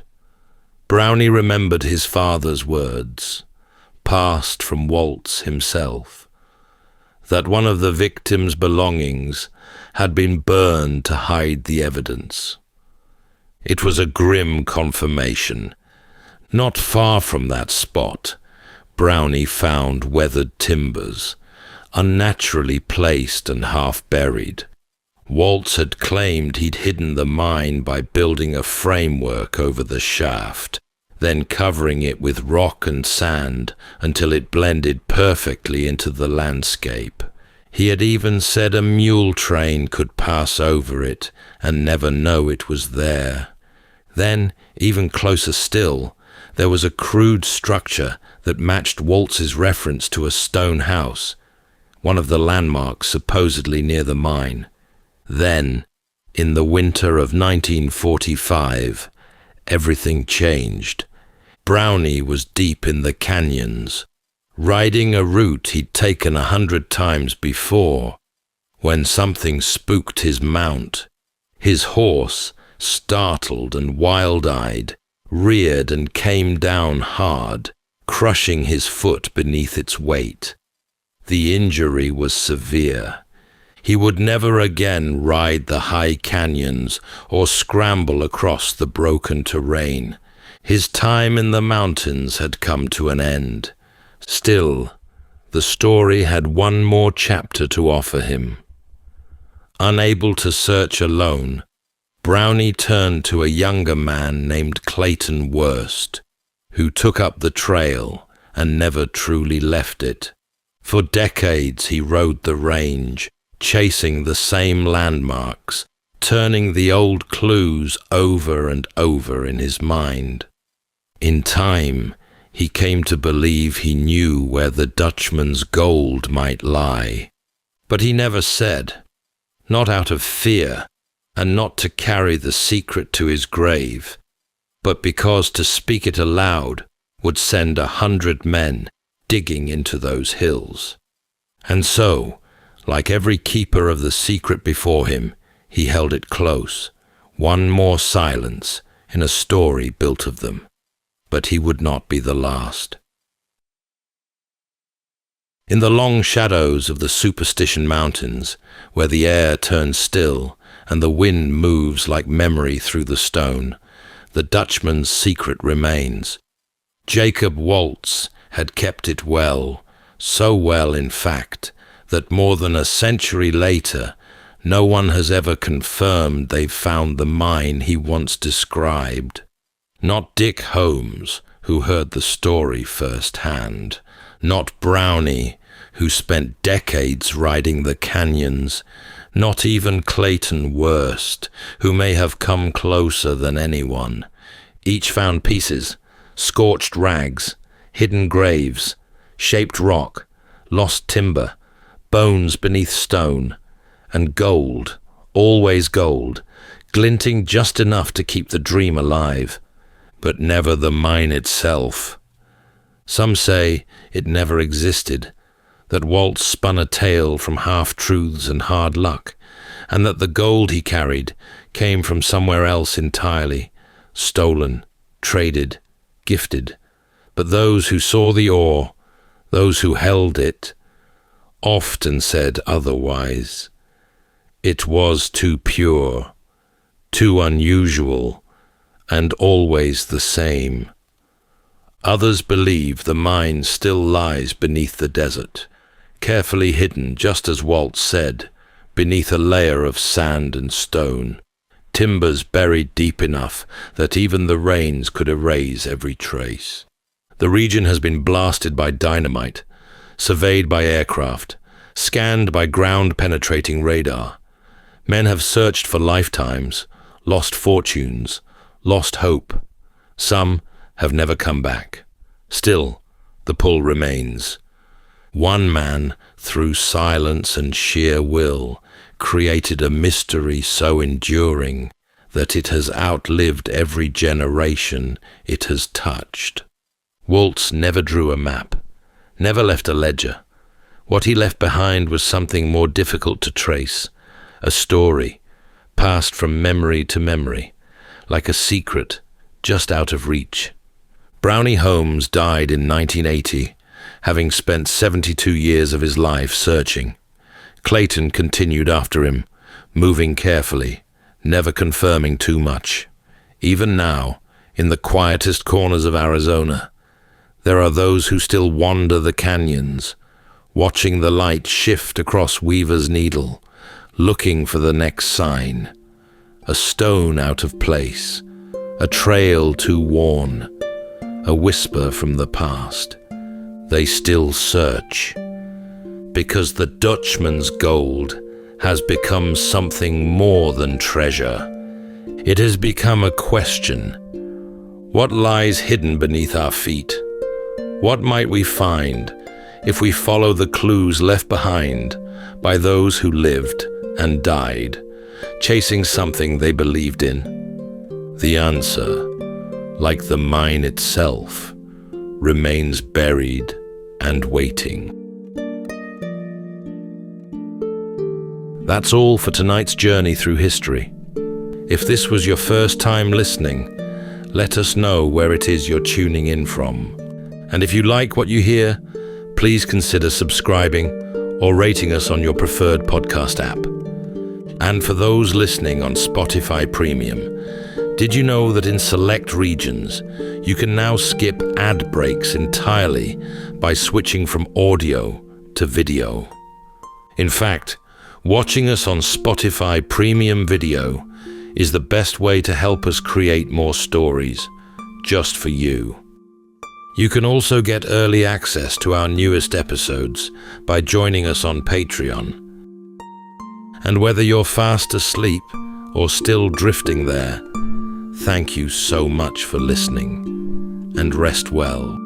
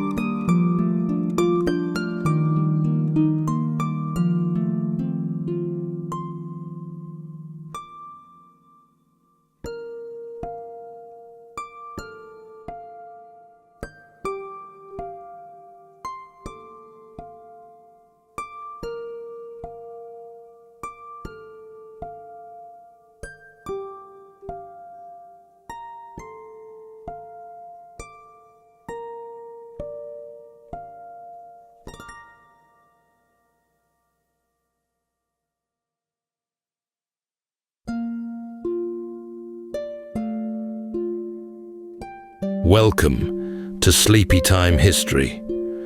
True stories from the pages of history, with 8 hours of uninterrupted storytelling for a full night's rest. Tonight, we're going to be exploring the remarkable true story of the man in the iron mask. Not just a Hollywood invention, but a real prisoner whose face was concealed for decades by order of the king, and whose identity, to this very day, has never been uncovered. You've likely heard a version of this story before, a secret royal twin hidden away, unspeakable torments in the dark, a mask forged from black iron and riveted shut for life. It's a spellbinding tale, isn't it? But almost all of it is pure embellishment. The real story begins on a frosty mountain road. Picture a covered carriage climbing through the Alps in winter, its lone passenger barely more than a shape in the gloom. For years, he was moved from one lonely and weather-beaten citadel to the next, guarded and always concealed, until he arrived one brisk autumn evening within the old walls of 17th century Paris. And there, as in every prison before, the same man kept his door. The same jailer held his keys for more than 30 years, never once passing them to another, as though the crown dared trust no one else. And it's little wonder, considering his orders, which were chilling in their plainness. The prisoner was to speak to no one of anything but his daily needs. If he were to breathe a word of who he was, or why he was there, he was to be immediately put to death. But what sort of revelation could be so damaging to the crown as to have a man shut away for decades? And in that case, why not simply be rid of him? Or was there something about the identity of this prisoner that stayed the executioner's blade. Tonight, as we drift into sleep, we'll step softly into the candlelit age of kings and into a royal cover-up that has endured for hundreds of years.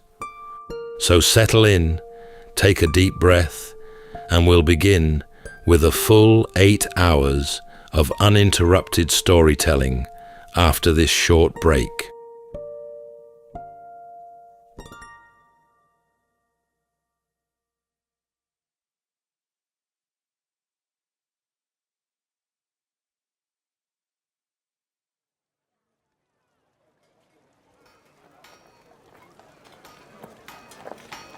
Autumn had settled over Paris, and with it came those long blue evenings when the daylight gave up early, slipping away well before the supper hour. On one such evening, late in the September of 1698, a covered carriage came rolling slowly through the darkening streets, its lamps throwing a thin glow over the wet cobbles. The horses were weary, the journey behind them long, and ahead, black against the last grey light, stood the great round towers of the Bastille. The carriage slowed at the gates, and the gates drew open to receive it, and swung closed again behind it, heavy and final. In the courtyard, torches guttered in the damp air. A handful of men waited there in the gloom, told to expect it and ask nothing. For within the carriage sat a single passenger, and over his face he wore a covering, so that none of the men who handed him down and led him across the cold stones ever saw the features beneath. High in the fortress, by candlelight, an officer sat with a register open before him. His name was Etienne du Junca, a careful and unhurried man whose task was to record the comings and goings of the prison. He dipped his pen and wrote down what the evening had brought. A new governor had arrived to take command, he noted, and the governor had brought a prisoner with him, carried from a far-off island fortress in the warm south of France. Of the prisoner, Du Junca added only a single strange line. He keeps the prisoner always masked. His name is not spoken. A masked man, then, with no name anyone would utter. That was very nearly all the evening gave up, and very nearly all the years to come would give up too. Whatever time had since blurred away, this much was solid and true. There had been a man. He had breathed and eaten and slept behind those walls, tended with watchful care, hidden from the world as though his face were a danger to it. He had not come from nowhere. For long years before that night, he had been moved from one lonely stronghold to another, always under guard, his face always concealed. He had ridden through mountain country and along the edges of the sea, a still shape behind drawn curtains, and a presence more felt than seen. By the time the Bastille closed around him, these grey walls would be the last he would ever know.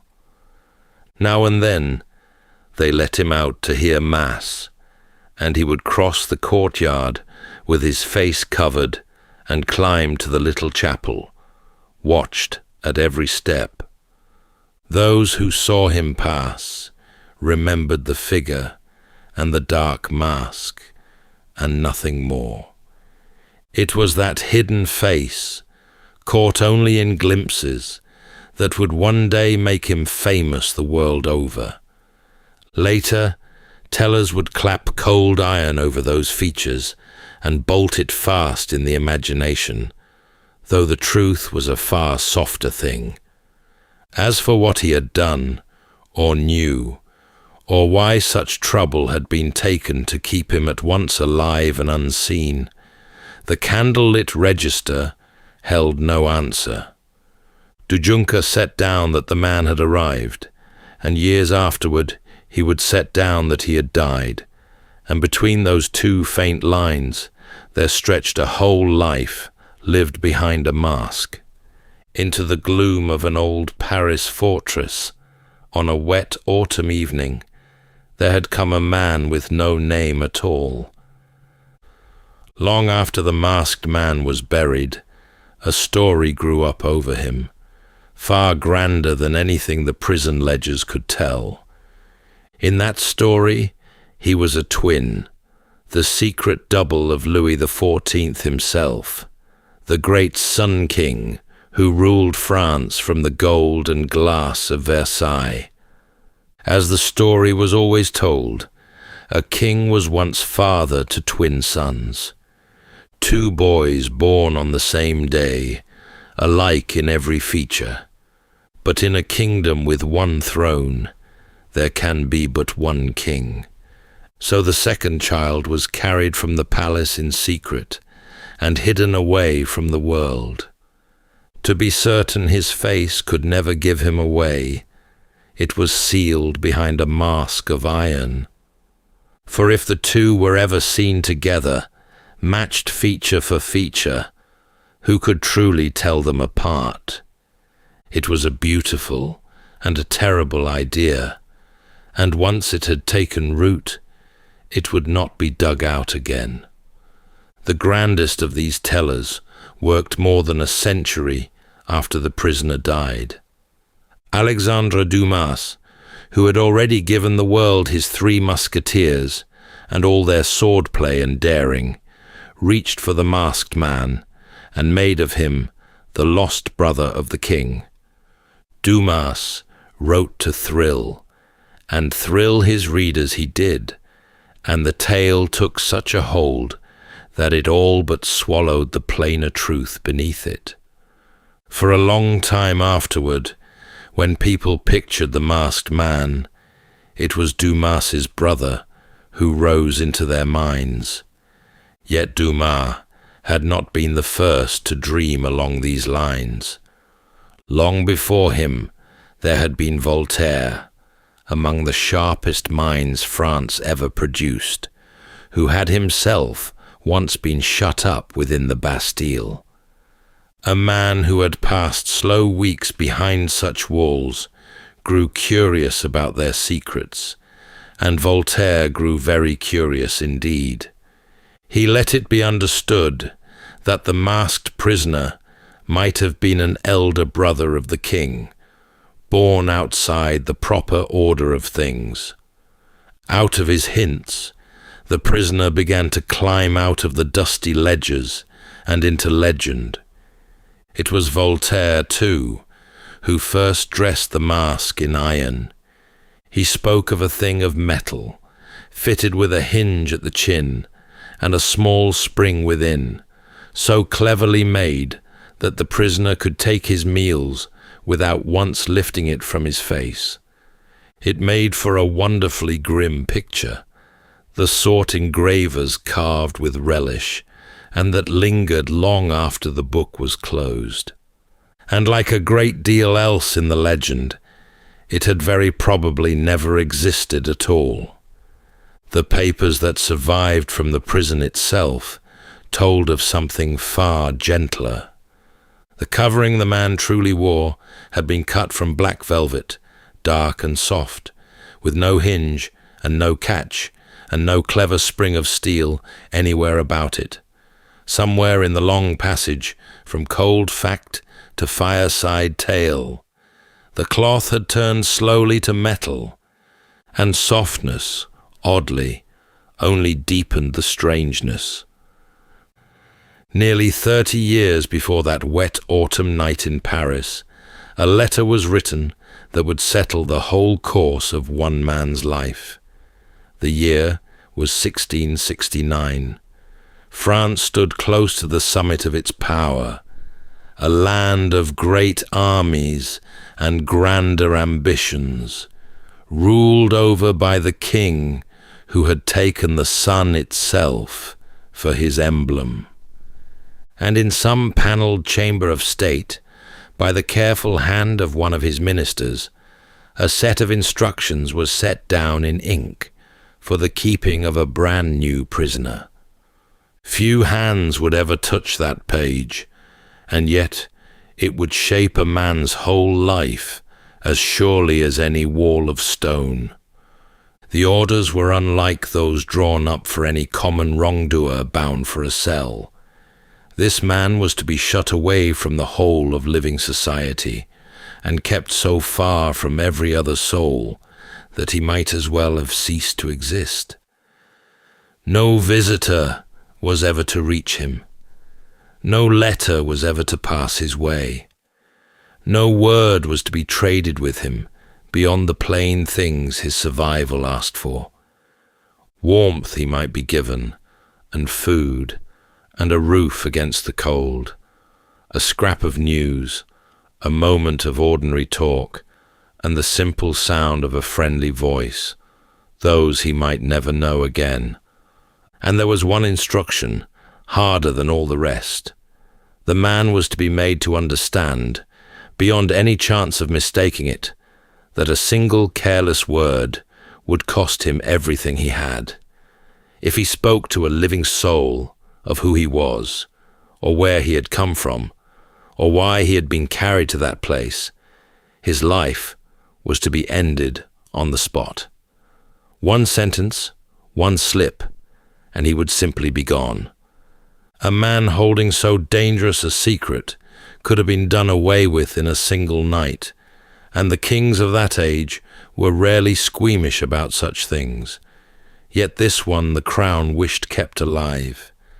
Something about him, some thread that tied his fate to the king's own, had made his death a thing to be avoided, perhaps even a thing that could not be risked at all. He was too dangerous to set free, and too dangerous to allow to speak, and yet somehow too precious or too perilous to put an end to. So the orders stood, and the man went down into a darkness that would close over the whole rest of his natural life.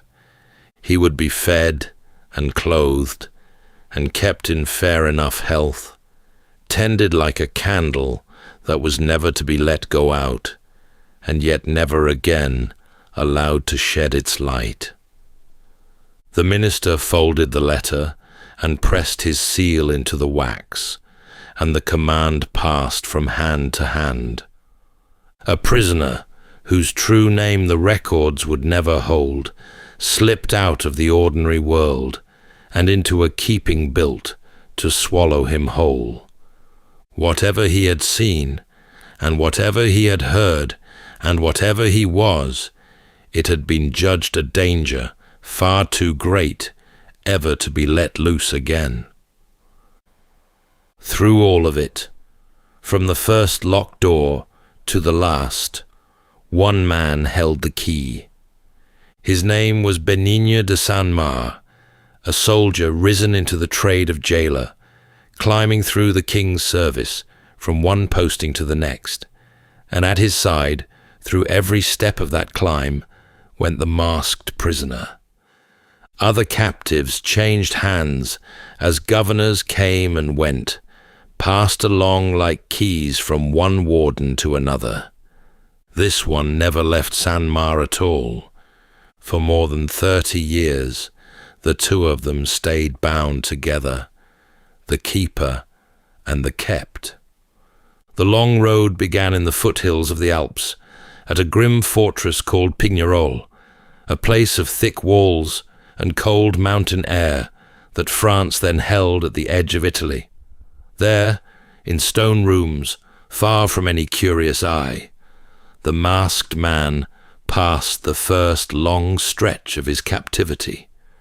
He had little need of guards beyond the mountains themselves, vast and uncaring, walling him in behind ramparts of rock and weather that no friend could cross to reach him. After some years, the road climbed onto another bleak alpine post, lonelier even than the first, clinging to the mountainside as though the world had forgotten it was there. Sanmar had risen higher by then, and his strange charge went along with him, faithful as a man's own shadow. The prisoner was handed up into a closed carriage, its curtains drawn tight against the daylight, and carried over the winding passes to a fresh set of cold rooms, where the watching and the hiding carried on as before. Then, after the long years among the mountains, came the sea. Off the warm southern coast of France, just out from the harbour town of Cannes, lay a scatter of small islands. Sanmar was made their governor, and to one of them, Sainte Marguerite, the masked man was brought.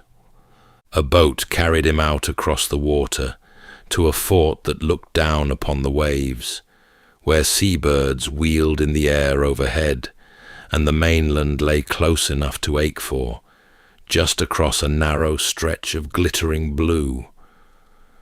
For a man who could tell no one who he was, it was a lovely and a cruel place at once, fenced about by bright water, a prison with no walls at all. And at the very end, the road turned its back on the south and ran north for Paris. When Sanmar was raised to govern the Bastille, the most feared prison in all of France, his prisoner made the journey at his side one final time from the warm coast to the cold grey heart of the capital. Many years had gone by since that first carriage rolled out of the mountains. The man had grown old behind his mask along the way, carried from one mountain hold to the next, then down to the sea, and now, at the last to these final walls, he would never leave. And so, the whole of it made one long and strange procession down the years, a plain-closed carriage on an endless road, a hidden figure seated within with his face forever covered, and riding always close beside it, in fair weather and in foul, the one watchful jailer, the two of them carrying between them a secret that neither would ever be free to lay down. At that first mountain fortress, the masked man did not keep his long vigil alone. Pignerol held another prisoner in those same years, a man once known on every tongue in France. He was Nicolas Fouquet, and not long before he had stood among the greatest men in the land, the keeper of the king's own purse, with the wealth of a kingdom flowing through his hands. Fouquet had been brilliant and hungry and dazzled by lovely things, and he had gathered about him the finest poets and painters and craftsmen of the age. With their help, he raised a palace so glorious that all France came to marvel at it, a wonder of fountains and gardens and gilded rooms called Vaux-le-Vicomte. And there, in the warm late summer of 1661, he made the costliest mistake any man ever made. He threw a great feast at the palace in honor of the young king, an evening so lavish its equal had scarcely been seen, with fireworks above the gardens, fountains playing in the dusk, and a banquet richer than any royal table. It had all been meant to delight his sovereign. Instead, the young king sat among that splendor and grew cold within, gazing on a subject's house far finer than his own, and a fortune that seemed to rival the throne. And behind a smiling face, he resolved that the man had grown far too large. Within weeks, the blow came down. Fouquet was seized and charged with plundering the king's money and reaching after a power that strayed near to treason. By a curious turn, One of the officers who laid hands on him that day was a musketeer who would one day become the masked man's own jailer. The trial dragged on and gripped the country, and when the judges spared the fallen minister his life, the king reached down to make the punishment heavier still and shut him away for the rest of his days. The man who had soared so high, who had feasted a king beneath ceilings of gold, was carried off into the cold of the mountains to be forgotten. He had flown too near the sun, and the sun had burned him. And it was at Pignerol, in the shadow of that ruined glory, that the masked man may first have stepped into the tale. For there are serious historians who believe he spent those years in the humblest of stations, a valet who waited at table and kept the rooms of the disgraced Fouquet. By that telling, the great riddle of the Iron Mask was of all things a servant, a man of no rank or importance, but for one stroke of terrible luck, that somewhere along the way he had learned a thing he was never meant to learn. It made for an easy and a very human picture. A servant moved through the great houses of the powerful, all but unseen, carrying dishes, laying fires, tending candles, and catching now and then a word that was never meant for his ears. Perhaps that was the whole of it. Perhaps the masked man had stood in the wrong room at the wrong hour, had overheard a secret too dangerous to be let loose, and had paid for it with his face, his name, and every year of life he had left. And if so, then the greatest mystery in all of France had grown from nothing grander than a careless word, caught by a servant with a candle in his hand. For a man sentenced to vanish so completely from the world, the daily round of his life was, by all accounts, a surprisingly soft one. There was decent food set before him, far more than a common prisoner could ever have hoped for. There was fresh linen on his bed and clean linen for his back, and in some of the old tellings there was even an instrument, a guitar to fill the long hours, so that a man without a name and without a face might sit in a stone room and play softly to no one at all. The rest of those endless days came down to a few small things, repeated over and over.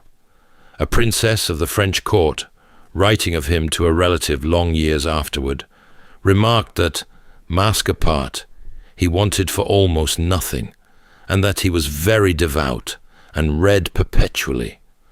So there he was, behind the thick walls, turning the pages of his books and saying his prayers, a faceless figure at his reading by candlelight, keeping company with the only things his keepers would allow him.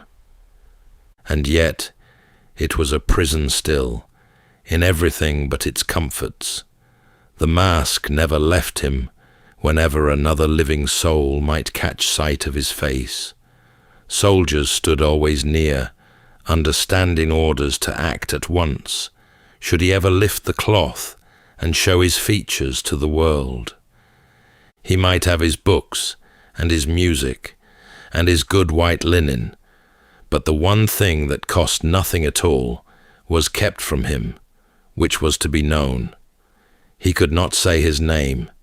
He could not tell a single person who he was, or how he had come to be there, or what he had been before the door closed upon him. So the years went by in a gentle, dreadful sameness. The meals arrived and were carried away again. The linen was changed. The same few books were read and set down and taken up once more. Then back to the room and the door and the long hours, while the world beyond went on without him. And the strangest part of it was how ordinary it must have looked from the outside. No screams came from behind that door, no chains, no darkness, and no horror that a passing servant might have whispered about.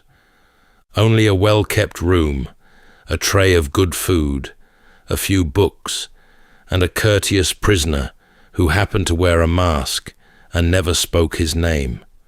A man might have walked past that door 1,000 times and thought nothing of it, never once guessing that behind it lived one of the great secrets of the age, eating his supper, reading his book, and waiting, with no end in sight, for an end that would be the only freedom left to him. 300 years of patient digging through letters and ledgers turned up no shortage of guesses about the man behind the cloth. The names lined up over the centuries, like figures in a dim and crowded gallery, each one stepping forward in turn to be looked at, and each one fading back again into the dark, unproven and unconvicted. The one the soberest historians came to favour was the plainest of them all. His name was Eustache Dauger, a man arrested in that same year of 1669, taken near the northern town of Calais, and bundled off in secret to the mountains. The surviving letters called him a person of no rank, a mere servant. He was the favourite, for a simple reason. The very dates fitted him, the movements fitted him, and the long secrecy around him fitted him better than it fitted anyone else. The next to step forward wore far finer clothes. He was an Italian, a smooth and clever diplomat named Ercole Antonio Mattioli, who had dealings with the court of the Sun King, and then played that court false over the sale of a fortress town. He was seized for his treachery and shut away in that same chain of fortresses, and his case had one curious thing in its favour. The name carved into the masked man's burial record was close enough to his own that it tempted believers ever after, as though the grave itself offered a clue. Grander figures pressed their claims too. Some pointed to a wayward son of the king himself, a young man born outside any marriage, the Count of Vermandois, whispered to have struck the heir to the throne in a fit of temper, and to have been hidden away forever for so unforgivable a blow. Others reached further still, across the sea to England, and put forward, with a perfectly straight face, a son of Oliver Cromwell, the grim soldier who had cut down one king and ruled in his place. Why such a man should end his days masked in a French fortress, no one ever quite managed to say. And these were only the front rank of the gallery. Behind them stood others, dukes and generals, and unlucky men of every kind, each fitted to the mask by some clever argument, and then undone again by some stubborn fact. For every candidate there was a date that did not quite line up, a letter that said the wrong thing, and a death recorded in the wrong year. One by one they were brought forward into the light, turned this way and that, and set back among the shadows, still wanting their final proof. Some of the guesses were wild, and some were careful, and a few came close to convincing, yet not one of them ever closed the case for good. But the records themselves had been made to defeat exactly this kind of question. The man had been hidden so well, his name kept so far from every page, that the very thing the centuries most wished to know was the one thing his keepers had taken the greatest pains to destroy. And so the figures went on standing in their dim gallery, the servant and the diplomat, and the king's wild son and all the rest, each with a fair claim, and none with a certain one, still waiting for an answer that might never come, to call any of them by name. Where the hard facts ran dry, the old stories rushed in to fill the gap, and one of them earned a place by the fire above all the others. It was told for generations along that southern coast, and it began on the island of San Marguerite, in the days when the masked man was kept in the lonely fortress that stood above the sea. The story went like this. One day, so the tale ran, the prisoner could bear his hidden life no longer. He found something to scratch with, and he took a plate, a dish of metal from his own table, and into its surface he carved a message. No one in the telling ever agreed on what the message said, only that it was a cry for help, a few desperate words from a man the world had forgotten. And when it was finished, he carried it to the narrow window of his cell and flung it out, down the rocks and toward the water, in the faint hope that some passing soul might find it and carry word of him back to the living world. And someone did find it, a fisherman mending his nets or hauling his catch along the shore below, came upon the plate where it had fallen and turned it over in his rough hands. There were the scratched marks, the secret message, and the one thread by which a buried man had tried to pull himself back into the light. The fisherman carried it, in some versions, straight to the governor of the fort, an honest man returning a strange and curious thing he had found. And here the story turned on the smallest and gentlest of hinges. The fisherman could not read. Not a letter of it meant anything to him. The marks the prisoner had labored over, the words that could have undone a king's great secret in a single afternoon, were to that weathered man no more than scratches on a dish. The governor, so the story went, asked him fearfully whether he had read what was written there, and the fisherman answered, in all innocence, that he did not know his letters and had not understood a thing. And so his life was spared, for in the telling, a man who had read those words could never have been allowed to live. The pewter became silver as the years passed and the story travelled, the way a tale always grew finer in the retelling.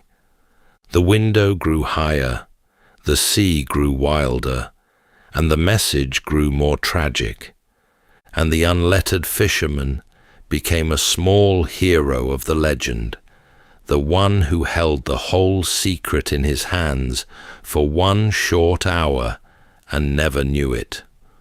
Almost certainly, none of it ever happened to the masked man at all. The bones of the story seemed to belong to another prisoner on that same island, a preacher locked away for his faith, who really did write upon his shirt and upon a pewter plate and cast them from his window. The end came for the masked man on the 19th of November, in the year 1703, within the walls of the Bastille that had become his last home.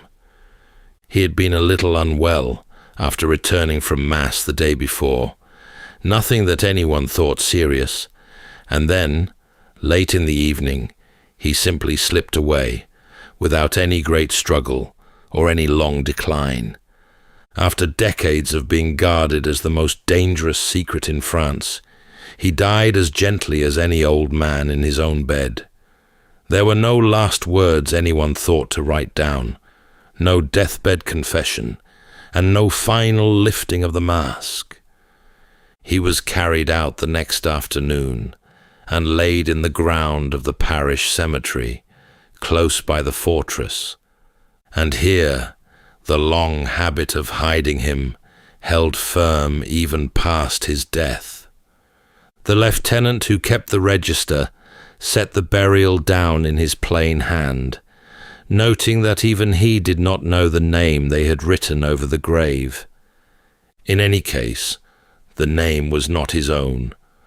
They had written something close to Marchioli, a borrowed, meaningless thing, chosen so that not even his grave might whisper the truth of who he had been. There was one last detail in that record, and it was the saddest of all. Beside the false name, they had written his age, but it was only a guess, about 45, for by the end, no one truly knew.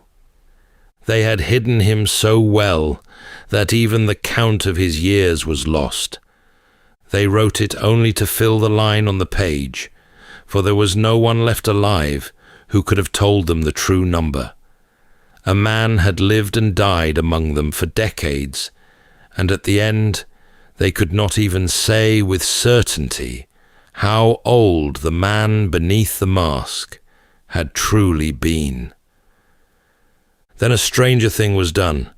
The few small things the prisoner had owned were gathered up and burned. His linen, his clothes, and every soft and ordinary object that had shared his room were put to the fire and reduced to ash. And then the men set about the room itself. The walls were scraped down, and fresh whitewash was laid over the bare stone, as though the very plaster might have soaked up some dangerous word, as though a secret could hide in the grain of a wall and had to be painted out of existence. Even his furniture, it was said, was broken apart and destroyed, so that nothing he had touched should remain to be turned over by curious hands. They left no thread, no scrap, and no mark behind. A man who had been kept alive for all those years was now to be unmade a second time, more thoroughly than the first, every trace of his passing scrubbed from the world, as his name had been kept from every page. There was something chilling in it, those men with their fire and their brushes, working over an empty room, afraid of what a dead man might still be able to say from beyond the grave.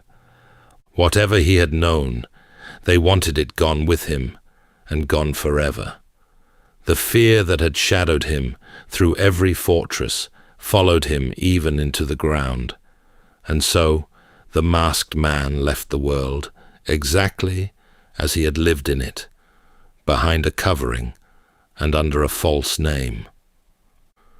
And so, after all the years and all the searching, the man behind the mask remained a stranger.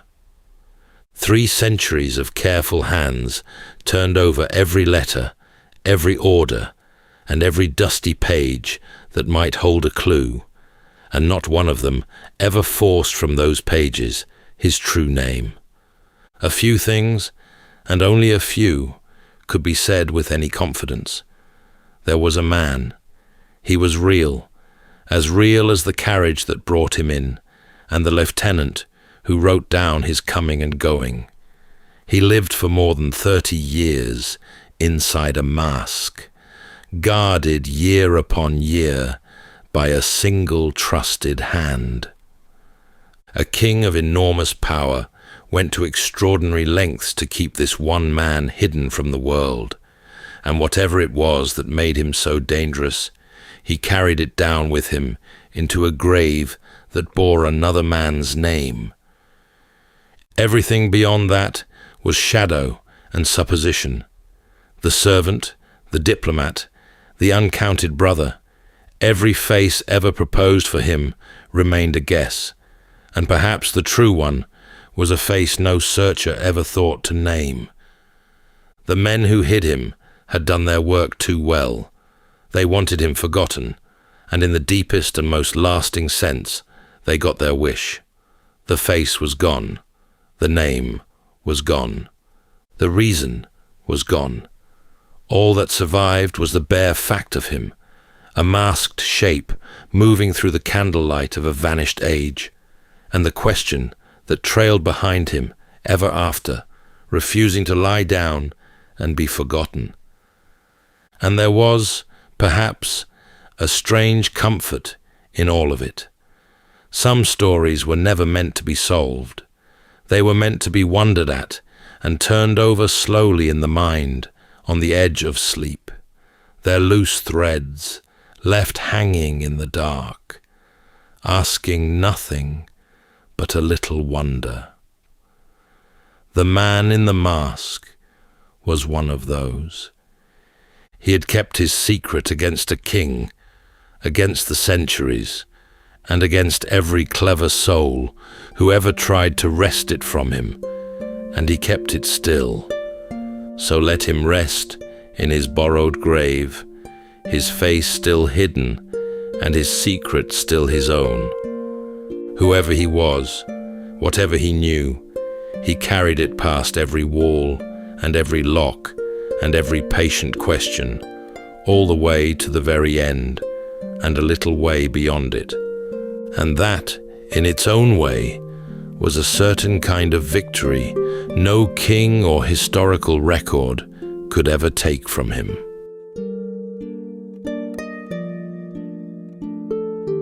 That's all for tonight's journey through history. If this was your first time listening, let us know where it is you're tuning in from. And if you like what you hear, please consider subscribing or rating us on your preferred podcast app. And for those listening on Spotify Premium, did you know that in select regions, you can now skip ad breaks entirely by switching from audio to video? In fact, watching us on Spotify Premium Video is the best way to help us create more stories, just for you. You can also get early access to our newest episodes by joining us on Patreon. And whether you're fast asleep or still drifting there, thank you so much for listening, and rest well.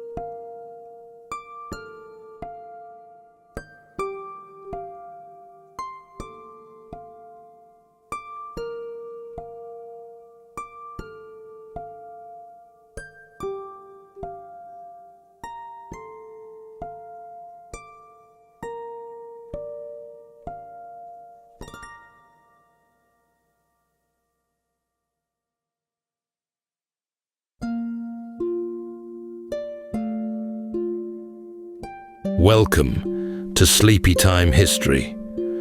True stories from the pages of history, with 8 hours of uninterrupted storytelling for a full night's rest.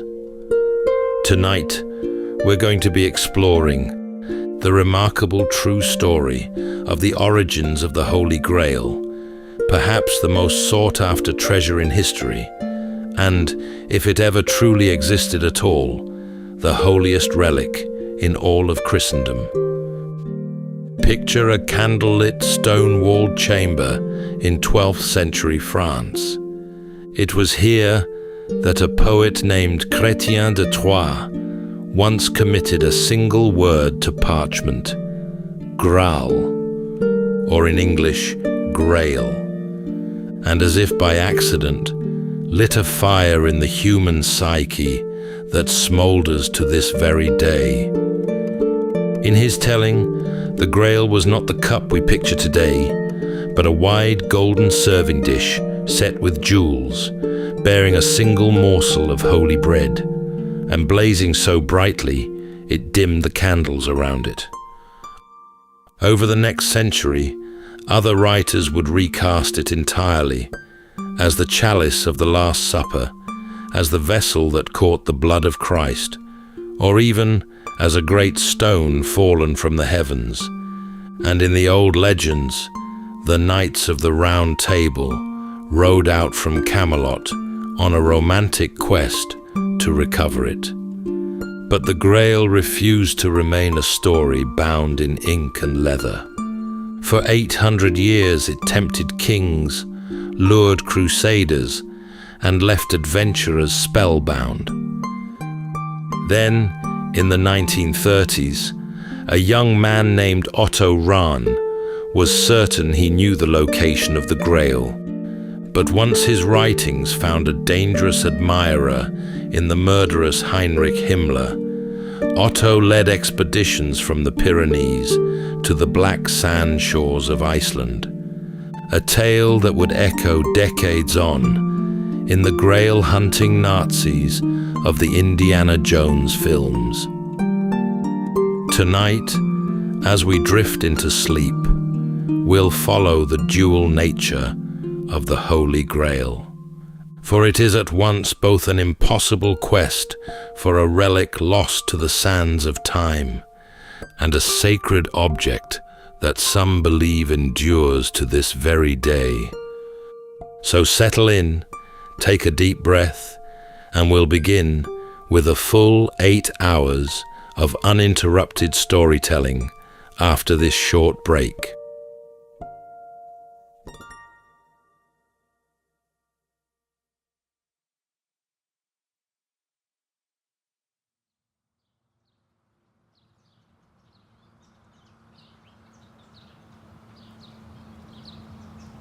It was on a particular spring evening in Jerusalem that the sun sank low as the city's pale stone buildings turned golden.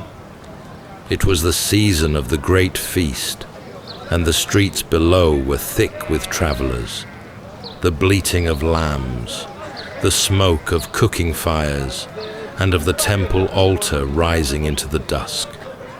Above the clamor, in an upper room, as the Christian scriptures would have it, a small company gathered to share a meal.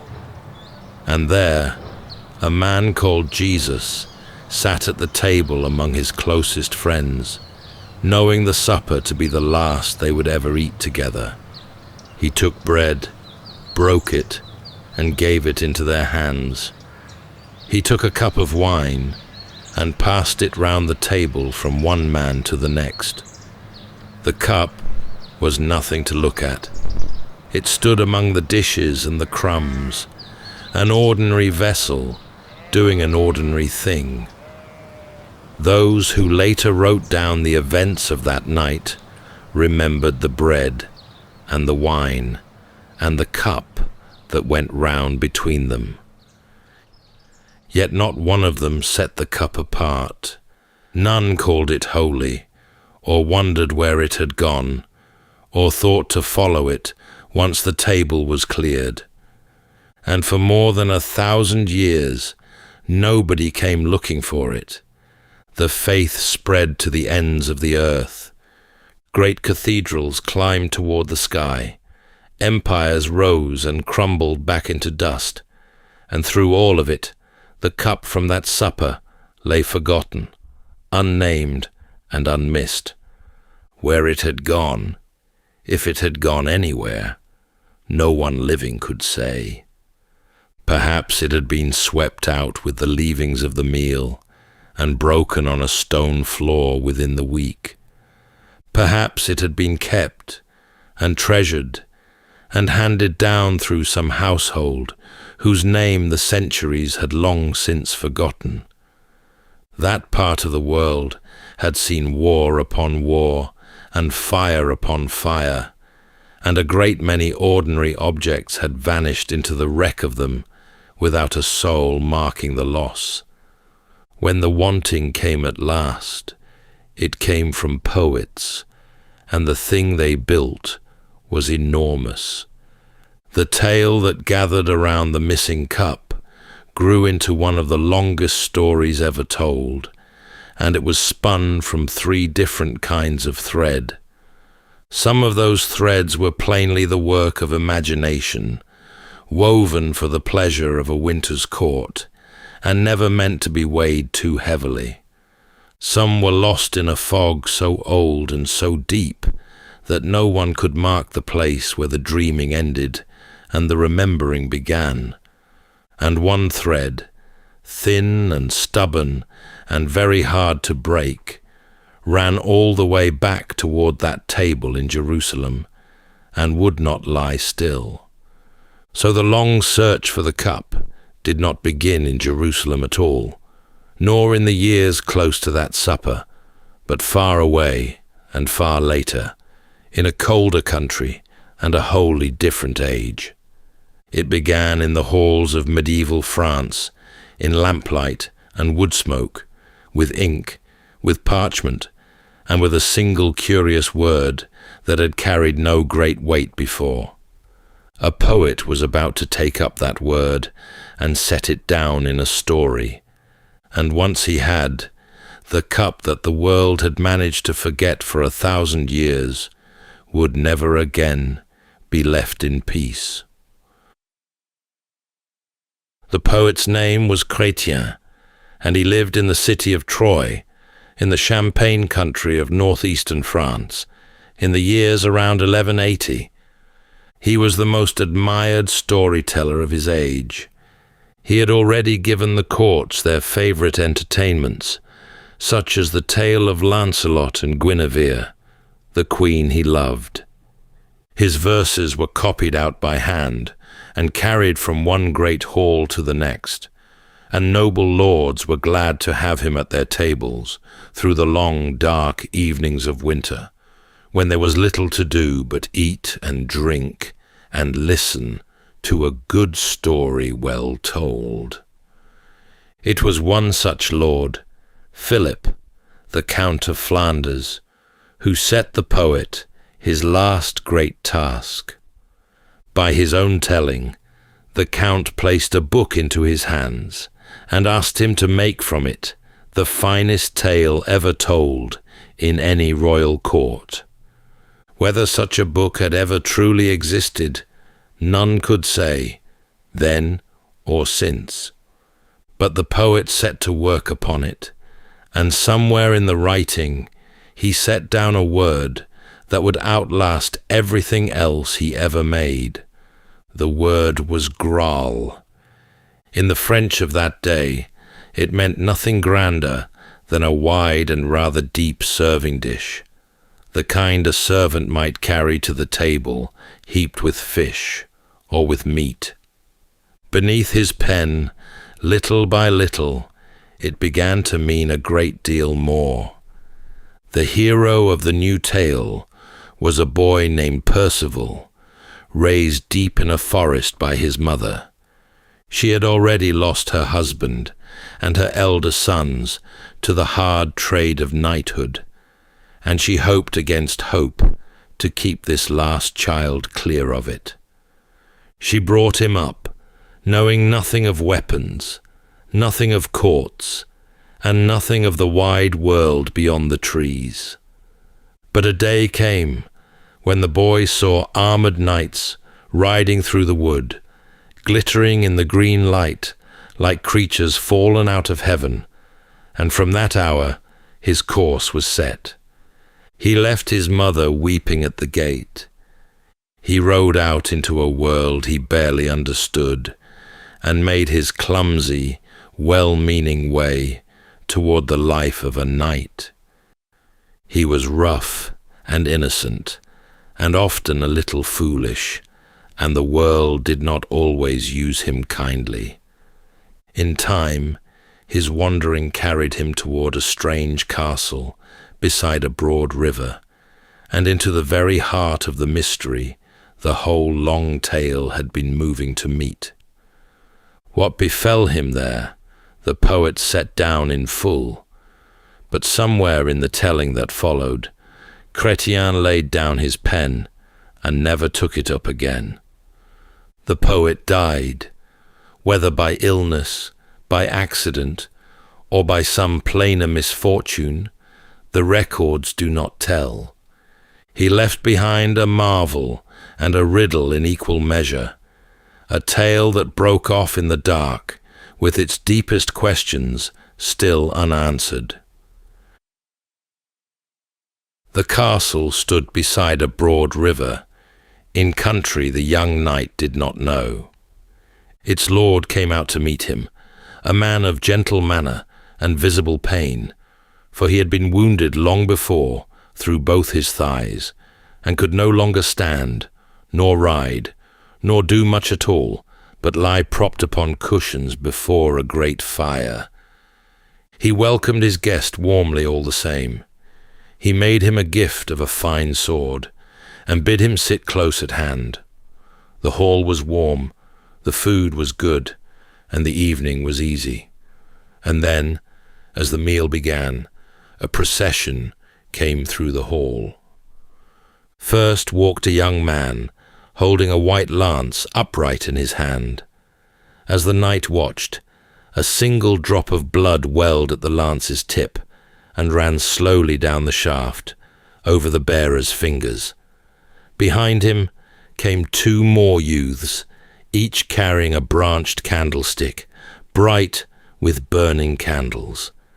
And after them walked a maiden, and in both her hands she bore the grail. It was a dish of pure gold, set about with precious stones of every kind, the richest a man might ever hope to look upon, and it gave off a radiance so great that the candles paled before it, the way the stars grow faint when the sun comes up. The procession crossed the hall in front of the fire, passed through a doorway into an inner chamber, and was gone. A little later, it came again, and then once again, once more, between the courses of the long meal. Each time it went by, the young knight burned to ask what the glowing vessel was, and whom it was being carried away to serve. But on the road to knighthood, he had been taught that a well-mannered man does not pester his hosts with a stream of questions, and so he held his tongue. He let the wonder pass before him in the firelight, and said nothing at all. When morning came, the castle was empty. He found his horse saddled and waiting, the gates standing open, and not a soul anywhere to see him off. Only later, deep in the forest, did a grieving maiden tell him the true size of what he had done. Had he only asked about the lance and the grail, the wounded lord would have been healed in that same hour, his body made whole, and his withered lands brought back to green life. The long sorrow of that house had hung upon a single question, and the question had gone unasked. A small scrap of good manners, a moment of curiosity held politely in check, and a whole kingdom had been left to wither. The cure had been carried through the room before his eyes, and he had let it walk out the door. The golden dish in the maiden's hands was the seed from which the whole vast legend would grow, but the bleeding lance that went before it carried a memory older and graver than any tale of knights. Long ago, on a hill outside the walls of Jerusalem, a Roman soldier had stood beneath a cross to make certain the man upon it was truly dead, and had driven his spear up into the side of the body. By the old account, blood and water at once flowed out. The soldier was given no name in Scripture, but in the stories told long afterward, men came to call him Longinus. And so, in the deeper telling, the lance that had wept its single slow drop of blood in the firelit hall became the very spear that pierced the side of Christ. Two wonders had crossed that floor together, the golden dish and the bleeding lance, and from that evening onward, the tale of the one would always travel close beside the tale of the other. Within a few years of the first poet's death, another took up the unfinished marvel and gave it the one thing it had always lacked, a past. His name was Robert, of the village of Boron, and he carried the story back, before Arthur and his knights, before the castles and the courts, all the way to the foot of the cross. And there he found the man who would bind the whole legend fast to the story of Christ. That man was Joseph of Arimathea. He was a wealthy and well-respected figure, a secret follower who had kept his faith hidden out of fear of the authorities. After the crucifixion, it was Joseph who went before Pilate and asked to be given the body. It was Joseph who took it down with his own hands, wrapped it in clean linen, and laid it in a fresh tomb cut from the rock, a tomb he had made ready for himself. So much had been told and retold since the earliest days of the faith. In Robert's telling, Joseph did one thing more. As the body was lowered, he took up the cup from the Last Supper, the very vessel Christ had passed among his friends, and with it he gathered the blood that fell from the wounds. And so an ordinary cup became a thing beyond all price, a vessel that had held both the wine of the supper and the blood of the man himself. It brought hard times down upon its keeper. Joseph was seized by those who wished the young faith stamped out, and shut away in a cell without food or water, and left in the dark to die. But he did not die. The cup stayed with him and sustained him through the long years of his imprisonment, nourishing him as no bread or water ever could, keeping him whole in body and in mind, while the seasons turned unseen beyond the walls. When at last he was set free, an old man by then, he gathered the vessel close and turned his face toward the west. The roads were rough and the years were many. The little company sworn to guard the cup grew larger as it travelled, each keeper charged to pass it safely on to the next. Generation by generation, it moved further from Jerusalem, carried in secret across sea and mountain, until in the oldest tellings it came to rest at the very edge of the known world, on a green and rain-soft island in the Western Ocean. And there, for a long age, the trail of it went cold. Robert left one gift more, an idea so neat that it shaped almost everything told afterward. He spoke of 3 tables set across the long sweep of time, each one made in the likeness of the one before. The first was the table of the Last Supper, where Christ had sat among the 12.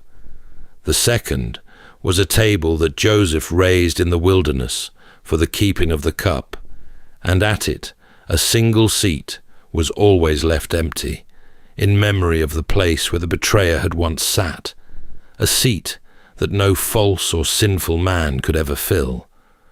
The third, ages further on, was the round table of King Arthur, fashioned in the image of the other 2, with an empty place of its own. So the cup that a French poet had dreamed up in an unfinished tale was given a beginning, a purpose, and a long line of faithful keepers reaching from a hill outside Jerusalem all the way to the green courts of Britain. And on that island The empty chair at Arthur's table stood waiting, year upon year, for the one who had not yet come. At much the same time, far away in the German lands, another man seized on the very same tale and told it in a way that would have startled every poet in France. His name was Wolfram of Bavaria, and he was a fighting man, quite as much as a maker of verse. He was proud and a little boastful, that he lived by the horse and the sword rather than by the book and the pen, and he liked to claim he could scarcely read a word. He took the story of Percival, gave the hero a German name and a great tangled web of kinfolk, and carried the tale onward to the ending the first poet had never reached. But when he came to the Grail itself, he broke with every soul who had gone before him. For in his telling, the Grail was no dish, and it was no cup. It was a stone, a radiant and curious stone, which he called by a name found nowhere else on earth. It lay in a castle, in the keeping of an order of holy knights, and its powers were past anything a goldsmith's hand could ever fashion. Whoever looked upon the stone could not die within the 7 days that followed. No one could grow old in its presence, for it held age itself at bay. It gave food and drink without end, and whatever a man most longed to eat or to drink would appear before him, fresh and plentiful. And once in every year, upon the morning of Good Friday, a dove came drifting down out of heaven and laid a small white wafer upon the stone, and by that single wafer all its power was made new for another year. The knights who guarded it bore a name that fell only a breath short of the Templars, the warrior monks of Wolfram's own day. He was bold about where the true story had come from, and bolder still in setting his rivals straight. The Frenchman, he said, had simply got it wrong.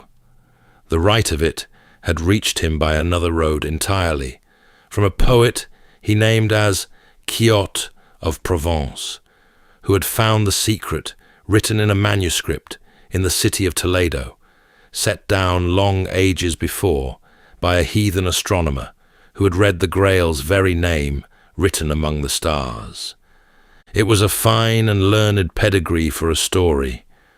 Whether any of it was real was another matter, for those who hunted in later years for the smallest trace of this coyote never found him, and a good many came to think that Wolfram had conjured the man out of the air, the better to crown his own version above the Frenchman's. There was an older whisper, too, that wound itself about the stone. It told that the Grail had begun its life as a jewel, a single great emerald, struck loose from the crown of Lucifer in the very moment he was cast down out of heaven, falling away into the dark as the rebel angel fell. By now, the wondrous thing had been glimpsed in 2 countries, and had shown 3 different faces to the men who dreamed of it. No 2 of them had described the same object, and not one of them had ever laid a hand upon it, for no living soul had yet found the Grail at all. Not long after the German poet had sung of his stone, the tale was gathered up once more in France, this time in plain prose, and on a grander scale than any telling before it. In that new version, years had passed at Camelot, and one seat at the round table still stood empty. It was a perilous chair, and more than one bold man had tried to claim it and come to grief, for the place would suffer no one save the knight it had been made for. Letters had appeared upon it in gold, declaring that on an appointed day the seat would find its master at last. And on the morning of Pentecost, with the whole court gathered for the high feast, that day came round. A strange thing was found first, down at the river that ran below the castle walls. A great stone was floating upon the water, and fixed fast within it was a fine sword, and around the blade ran a line of writing. It said that none should draw the sword save the best knight in all the world, and that he alone would be worthy of it. The knights came down to look. The boldest among them set their hands to the hilt and pulled with all their strength, and the blade did not stir for any of them. So they left it where it was, and went into their meal, troubled and wondering. They had scarcely sat down when an old man in white robes came into the hall, leading a young knight by the hand. The youth was dressed in red, and he wore no sword at his side, and there was something in his face that stilled the room. The old man brought him to the empty seat, the perilous one that had waited so long, and there upon it the gold letters now spelled out a name. The name was Galahad. The young man sat down in the place that had destroyed lesser men, and it received him gently, as though it had known him all along. He was the son of Lancelot, finest of all the older fellowship, and he had been raised far away in a quiet abbey, knowing little of courts. Now he had come into his own. They led him down to the river, and he laid his hand upon the sword in the floating stone, and it came away as easily as if it had been waiting in his grip from the first. That evening, as the company sat at supper, a clap of thunder rolled overhead, so deep that the walls themselves seemed to tremble. Then a beam of light came down, brighter than any noonday, and every face in the hall was lit with a radiance that made each man fairer than he had ever looked before. Into that light came the holy thing itself, covered over with white silk, and borne along by no hand that anyone could see. It moved through the hall of its own accord. A sweetness filled the air, the scent of every good thing at once. The covered vessel passed among them, and was gone, and not one man had glimpsed it bare. They sat in the fading brightness, dazzled and astonished, and for a while none of them could find a word to say. One of the knights rose first. He swore aloud that he would set out the very next morning and seek the holy vessel, and follow that search a year and a day if need be, until he had looked upon the thing uncovered. One after another the knights stood and swore the same, until the whole fellowship had bound itself to the quest. And the king, hearing them, was filled with sorrow. Arthur knew his knights, and he knew the wide world beyond his walls, and he understood what such a vow would cost. The fellowship that had taken so many years to gather, the finest company ever seated at one table, would ride out at dawn and be scattered to the four winds, and many of them would never find their way home. He looked down the long table at the faces he loved, and grieved for them as though they were already lost, even while they feasted before him in the light. In the grey of the next morning, they armed themselves and mounted up. The people of the town lined the streets and wept to see them go. At the edge of the forest, the great company began to come apart, each knight choosing his own road into the trees, until the paths had swallowed them one by one, and Camelot was left behind, half empty, its bravest gone in search of a thing that had shown itself only veiled. Of all the knights who rode out from Camelot that morning, only 3 came at last to the end of the long road. Galahad was one, pure beyond any of his fellows. With him went Percival, gentle and true, and Bors, a steady and faithful man who had borne much sorrow in his time. Hidden ways drew the 3 together, across years of wandering, until their separate paths met and ran on as one, toward the place where the holy thing was kept. It waited for them in a castle in that land, in the hall of a king, long crippled by a wound that would not close, a hurt that had held him between living and dying for years. The 3 were brought into a chamber where the holy vessel stood revealed at last, and the air about it was sweeter than anything of earth, and things were shown to them there that no tongue afterward could rightly tell. Galahad took up a little of the blood that wept from the bleeding lance, and touched it to the old king's wounds, and the long hurt healed over at last. The king rose up whole, gave thanks, and his part in the tale was done. But the holy thing was not to remain in that land. The 3 were charged to carry it away across the sea, to a far city in the east called Sarras, out at the very edge of the maps. A ship lay ready at the shore, and the vessel was set aboard, and the knights went with it over the water, the wind bearing them on toward a place none of them had ever seen. A hard welcome met them in Sarras, for the city was ruled by a cruel man, and he took against the 3 strangers and threw them into prison. Yet the holy vessel was with them, and the months of their captivity passed lightly. In time, the cruel ruler fell sick and died, and the people, leaderless and seeking a worthy man, raised Galahad up and made him their king. He reigned over them for the better part of a year, and then, upon the anniversary of the day the 3 had first come to the city, the holy vessel appeared to them once again, uncovered in all its glory.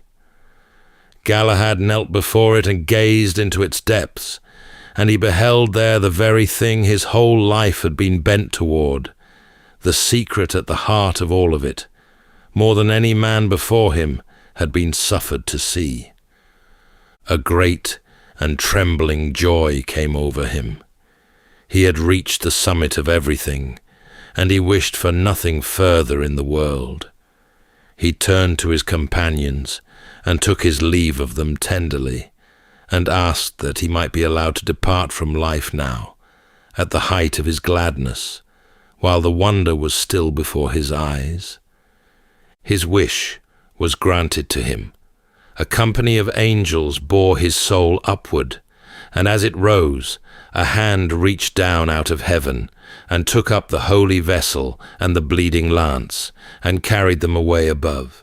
And from that day onward, no man would ever again dare to claim that he had looked upon the Holy Grail. Percival did not long outlive him. He laid down his arms and gave himself to a holy life in a hermitage near the city, and within a year or so, he too came peacefully to his end. Of the 3, only Bors was left. He took ship alone and made the long crossing back, and came at last to the old country and the court he had set out from, the lone survivor of the greatest quest the fellowship had ever known. He told them all that had happened, the healing of the wounded king, the far city beyond the sea, and the passing of Galahad in his joy, and his words were written down so that the tale would not be lost. And so the matter of the Grail was brought to its close, in the world of the old stories at least, and the holy thing was gone from the earth, lifted up beyond the reach of any who might come after to seek it. The poets had carried the holy vessel up into heaven and closed their books upon it, but away from the pages of any romance, in the plain daylight of the waking world, there were those who had never once believed the cup was gone. They held that it had survived. They held that it had come down across the centuries from hand to hand, real and solid and able to be touched, and the cup they pointed to, above all the others, rested in the east of Spain, in the great cathedral of the city of Valencia. It was a modest thing to carry so vast a weight of meaning. A small bowl of dark red agate, polished smooth and warm in its colour, no larger than 2 cupped palms held together. In later ages, it had been given a stem of gold, and a foot set about with pearls and fine stones, and handles by which to lift it, so that it might be raised at the altar with all the reverence due to it. But those were the gifts of medieval craftsmen. The bowl itself, the cup at the heart of the whole thing, was older by far. When learned men of a later century came to study that agate bowl, turning it in the light and measuring it against the vessels of the ancient world, they judged it the work of an Eastern workshop, carved 100 years and more before the birth of Christ, somewhere in the lands along the eastern shore of the Great Sea. It was a costly piece even then, they said, a wealthy man's cup, the sort of vessel that might have graced the table of a prosperous household in a fine quarter of a city such as Jerusalem. And the upper room of that Last Supper, by the old accounts, had stood in just such a quarter, lent for the night by a man of some means. As to how the cup had come to Spain, its keepers told a long story of flight and concealment. In the earliest days, they said, the vessel had been carried from Jerusalem to Rome and kept there in secret by the leaders of the hunted faith. When a fierce persecution fell upon the city, and the holy things of the church stood in danger of being seized, a deacon named Lawrence, a Spaniard by birth, sent the cup away to his own homeland for safe keeping. There it passed into the care of the faithful in the north of Spain. For hundreds of years more, it was hidden and guarded. When armies swept up from the south and overran much of the land, the cup was taken high into the Pyrenees, and there, in a remote monastery built into the living rock of the mountainside, it lay sheltered through the long centuries of war, handed down by the monks from one generation to the next. Only much later did it come down out of the mountains, passing into the hands of the kings of Aragon, and from them, in the fullness of time, to the cathedral at Valencia, and there it stayed. 2 popes of recent memory came to that cathedral and raised the old agate cup at the altar and said the holy words over it, as so many priests had done before them down the years. Not all of the long tale could be proven. No record carried the cup from Jerusalem to Rome. There was only a thread of tradition, a deacon's name, a story of the relic going west, and behind it, silence where the first centuries should have been. The dating of the bowl was a matter of careful judgment and comparison, but it was not the same as certainty. And yet, for all the doubts that might be raised against it, there was one thing that had never once been managed in all the long centuries of looking. No one had ever shown the cup to be false. No one had ever proven that the small red bowl in the cathedral was not the very vessel from that table in Jerusalem. Even Valencia had not ended the matter, and the longing for the Grail never faded. Every age that followed took up the search again in its own fashion, and shaped the Grail anew to fit the hopes that it carried. In the years between the great wars of the last century, a young German named Otto Rahn fell wholly under its spell. He was a scholar of old things, and from his boyhood he had loved the medieval tales, the knights, and the quests, and the German poem of the stone that was fed each year by a dove. As a young man, he grew fascinated by the Cathars, a people of southern France who, centuries before, had held to their own form of the faith, and had been crushed for it in a long and bitter crusade.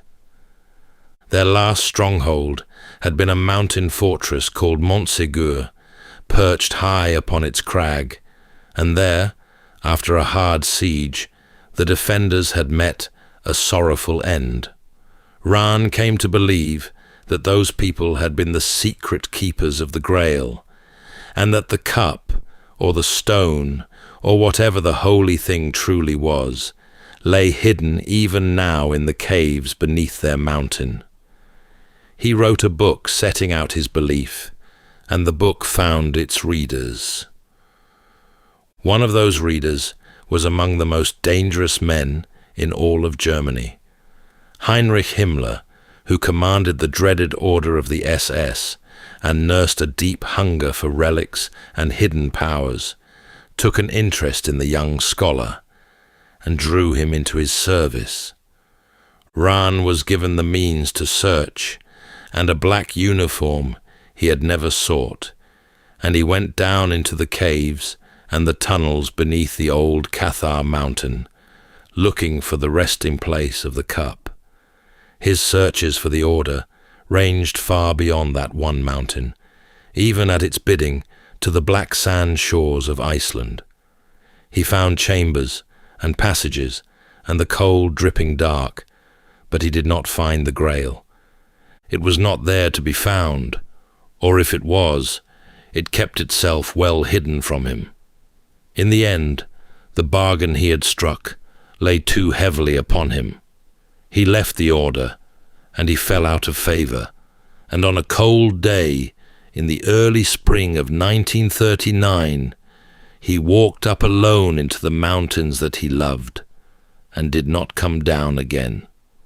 He was found in the snow, his long searching over. Long afterward, his strange story rose up once more in another shape entirely, in the great adventure pictures of a later age, where treasure-seeking heroes raced the soldiers of that same dark order to lay hold of holy things, and the Grail itself was sought across the screen.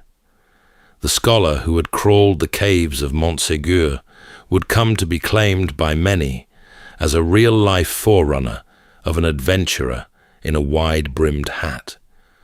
So the Grail went on, much as it always had. It had been a wide serving dish, glowing in a fire-lit hall, and a golden chalice brimming with holy blood, and a stone fallen from the sky and fed by a dove. It had been a treasure sought through mountain caves. Each age that took it up had found in it the very thing that age most longed for, and had filled the old empty vessel with its own desire. And through all of it, in eastern Spain, a small cup of dark red agate sat behind glass, neither proven nor dismissed. Centuries passed. Pilgrims filed in to look at it, and the wondering went on, just as it had since the night a man broke bread with his friends in a borrowed room, sent a cup around the table, and asked them to remember him. That's all for tonight's journey through history. If this was your first time listening, let us know where it is you're tuning in from. And if you like what you hear, please consider subscribing or rating us on your preferred podcast app. And for those listening on Spotify Premium, did you know that in select regions, you can now skip ad breaks entirely by switching from audio to video? In fact, watching us on Spotify Premium Video is the best way to help us create more stories, just for you. You can also get early access to our newest episodes by joining us on Patreon. And whether you're fast asleep or still drifting there, thank you so much for listening, and rest well.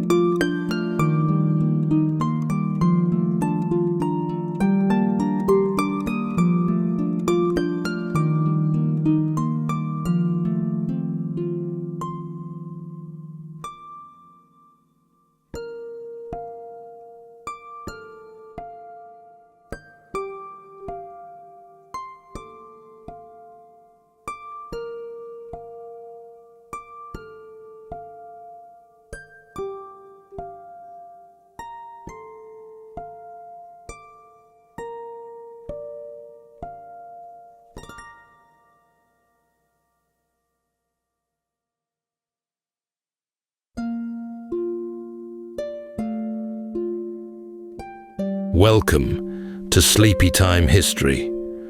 True stories from the pages of history, with 8 hours of uninterrupted storytelling for a full night's rest.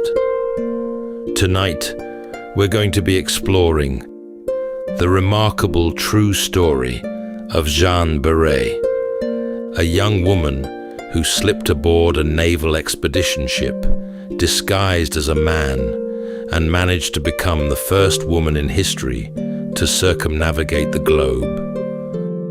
Jeanne was the daughter of a poor French farming family. For a girl of her station, life was settled before she could walk, bound to marriage, children, and the same familiar fields her family had known for generations. But Jeanne was not like her neighbors. She had spent her life in the pursuit of what we might refer to today as botany, and her keenness for the natural world eventually drew her into the service of a naturalist, Philibert Commerson, first as his housekeeper and trusted assistant, and then as the woman he loved.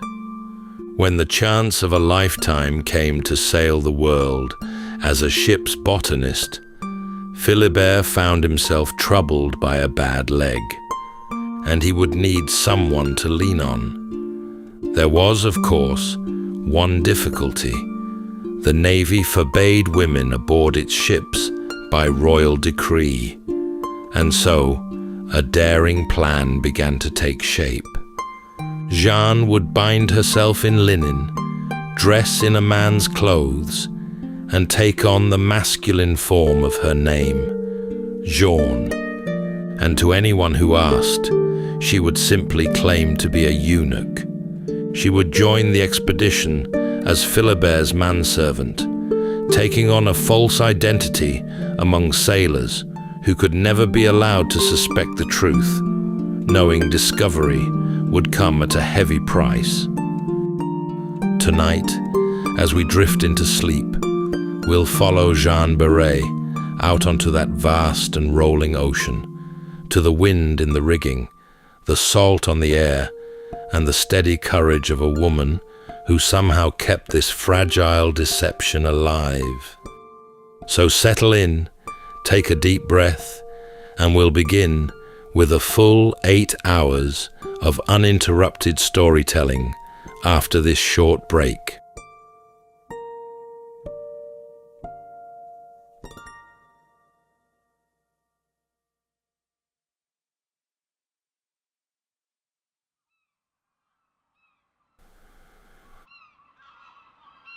Far out on the open ocean, where the water ran grey and restless to every horizon, a storeship named the Étoile rolled steadily beneath a wide spread of canvas. She was one of 2 vessels in a French expedition, the first the nation had ever sent to attempt the whole circle of the globe, and her decks were crowded with sailors, soldiers, officers, and all the stores that so long a voyage demanded. Her hold was packed from end to end with salt pork and ship's biscuit, with water casks and powder, and with coils of rope and folded spare sail. Among the company moved a young assistant called Jean, servant to the naturalist aboard. Jean was slight of frame and plain in manner, willing at every task, and often the first to take up the heavy work that the others were glad to leave alone. He kept to himself in the off hours, made no trouble, asked for nothing, and carried his share, and a good deal besides. When there were specimen cases to be hauled up from the boats, or presses to be brought ashore, Jean was there with a shoulder under the load. The crew thought well enough of the lad, in the careless way that hard men think of a willing boy who stays out from underfoot. Not one of them knew, as the ship bore them on over the swell, that Jean was a woman. Unbeknownst to them, her name was Jeanne. Through every hour that followed, she moved and spoke, and held herself as a man among men. And the performance never wavered. It went on through every crowded watch and every shared meal, in a wooden world some 40 paces from stem to stern, where well over 100 people lived, pressed close together, with nowhere at all to be alone. She kept apart when the men washed or changed, and she slept in her clothes. A loose word or a glance held a heartbeat too long might have undone her, and what waited on the far side of discovery, so far from home, and so wholly among strangers, did not bear thinking on. Still, she rose each morning and became Jean again, and morning after morning the secret held. How a woman of no fortune and no name came to be standing on the deck of an exploring ship at the far edge of the earth had begun a long way from any sea. Jeanne had come into the world in the year 1740, in a small village set among the low green hills of Burgundy. Her people were of the poorest sort, day labourers who owned no land of their own, and worked the fields of others for a wage that barely carried a family from one season to the next. There were no books in such a house, no schooling, and no letters. A girl born to that life learned the world not from any page, but from the soil beneath her feet and the slow turning of the year, and Jeanne learned it well. From the time she was small, she came to know the growing things of the countryside as other children knew their prayers. She could tell one plant from another at a single glance, by the cut of a leaf, the colour of a flower, or the scent of a bruised stem. She knew which roots to dig in the autumn to bring down a fever, which leaves to steep to settle a sour stomach, and which bright berries were best left well alone. None of it came from study. It came from walking the hedgerows in every weather, from watching and from listening, and from the long inheritance of country wisdom handed down by those who had gathered the same plants in the same places for longer than anyone could say.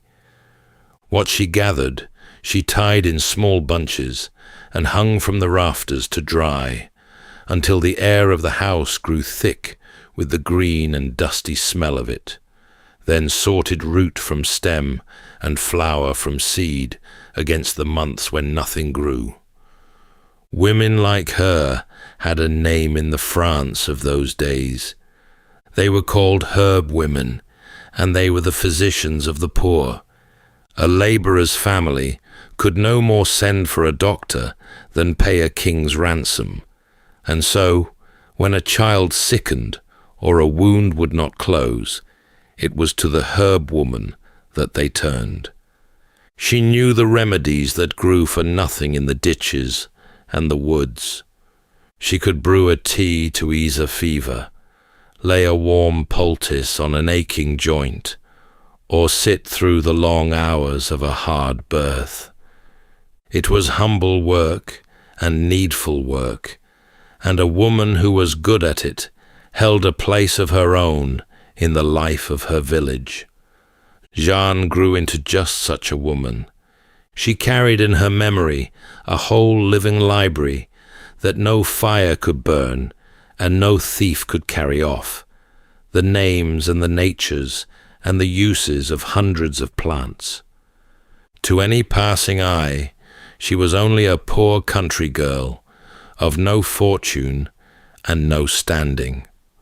What she held in her head, though, was not so easily come by, and its great virtue was that it could be carried anywhere on earth.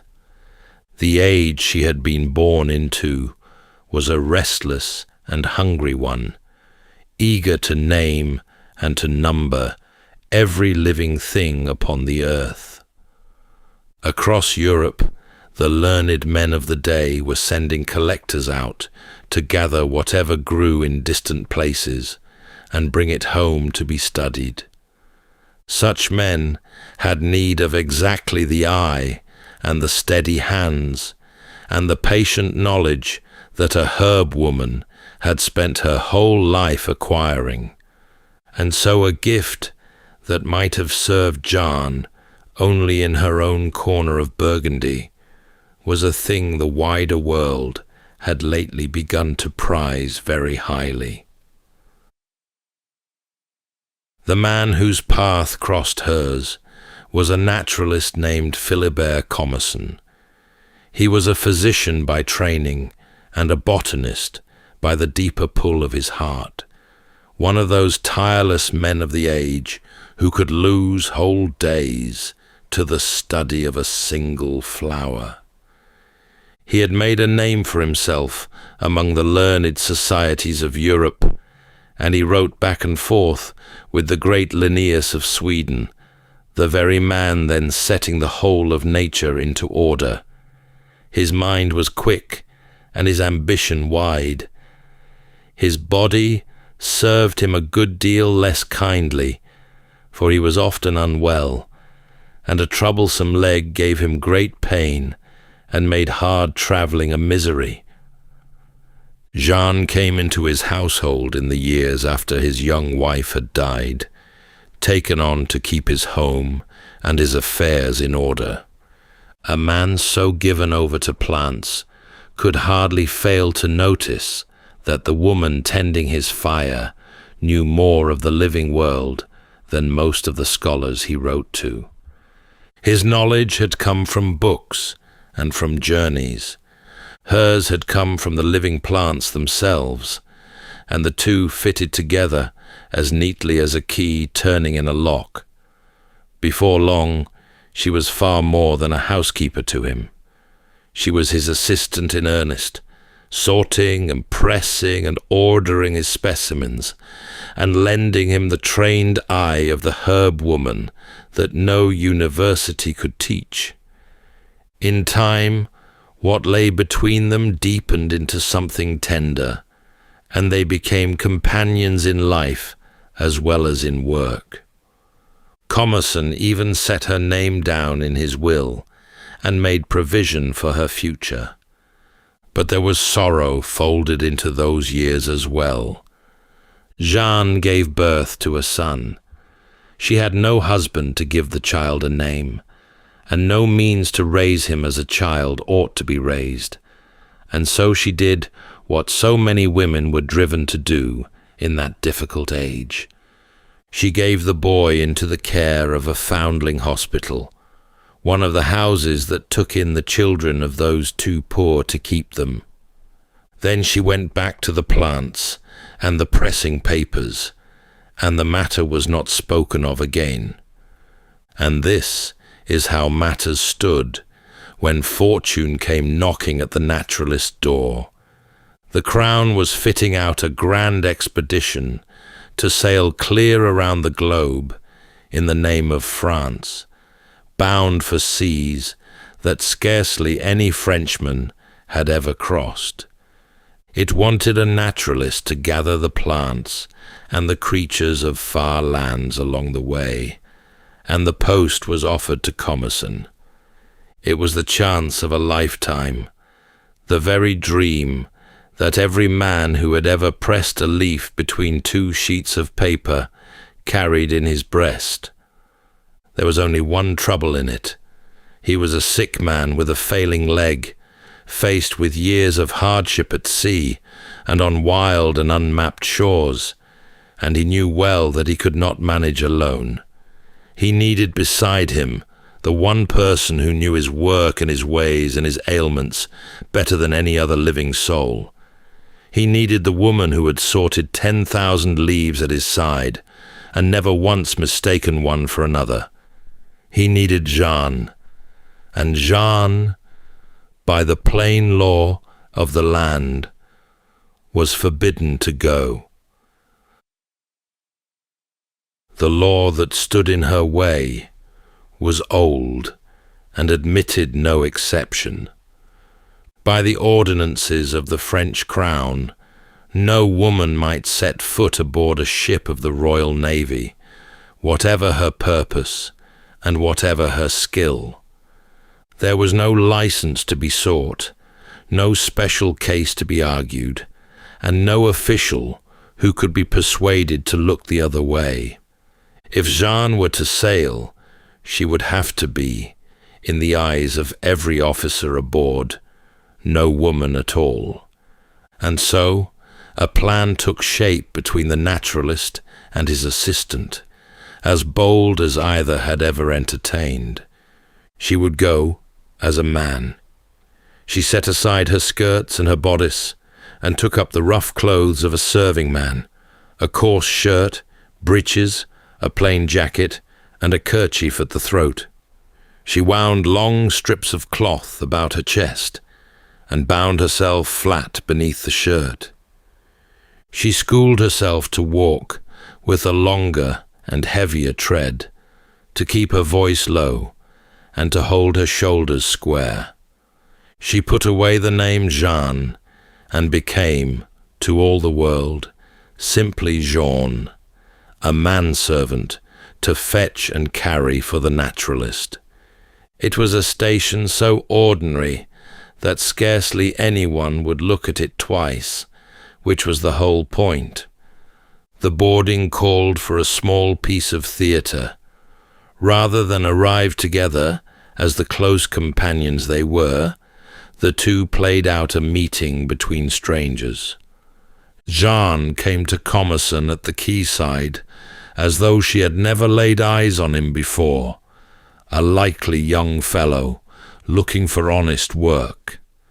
He looked the newcomer over and engaged him on the spot, in front of whatever eyes happened to be watching.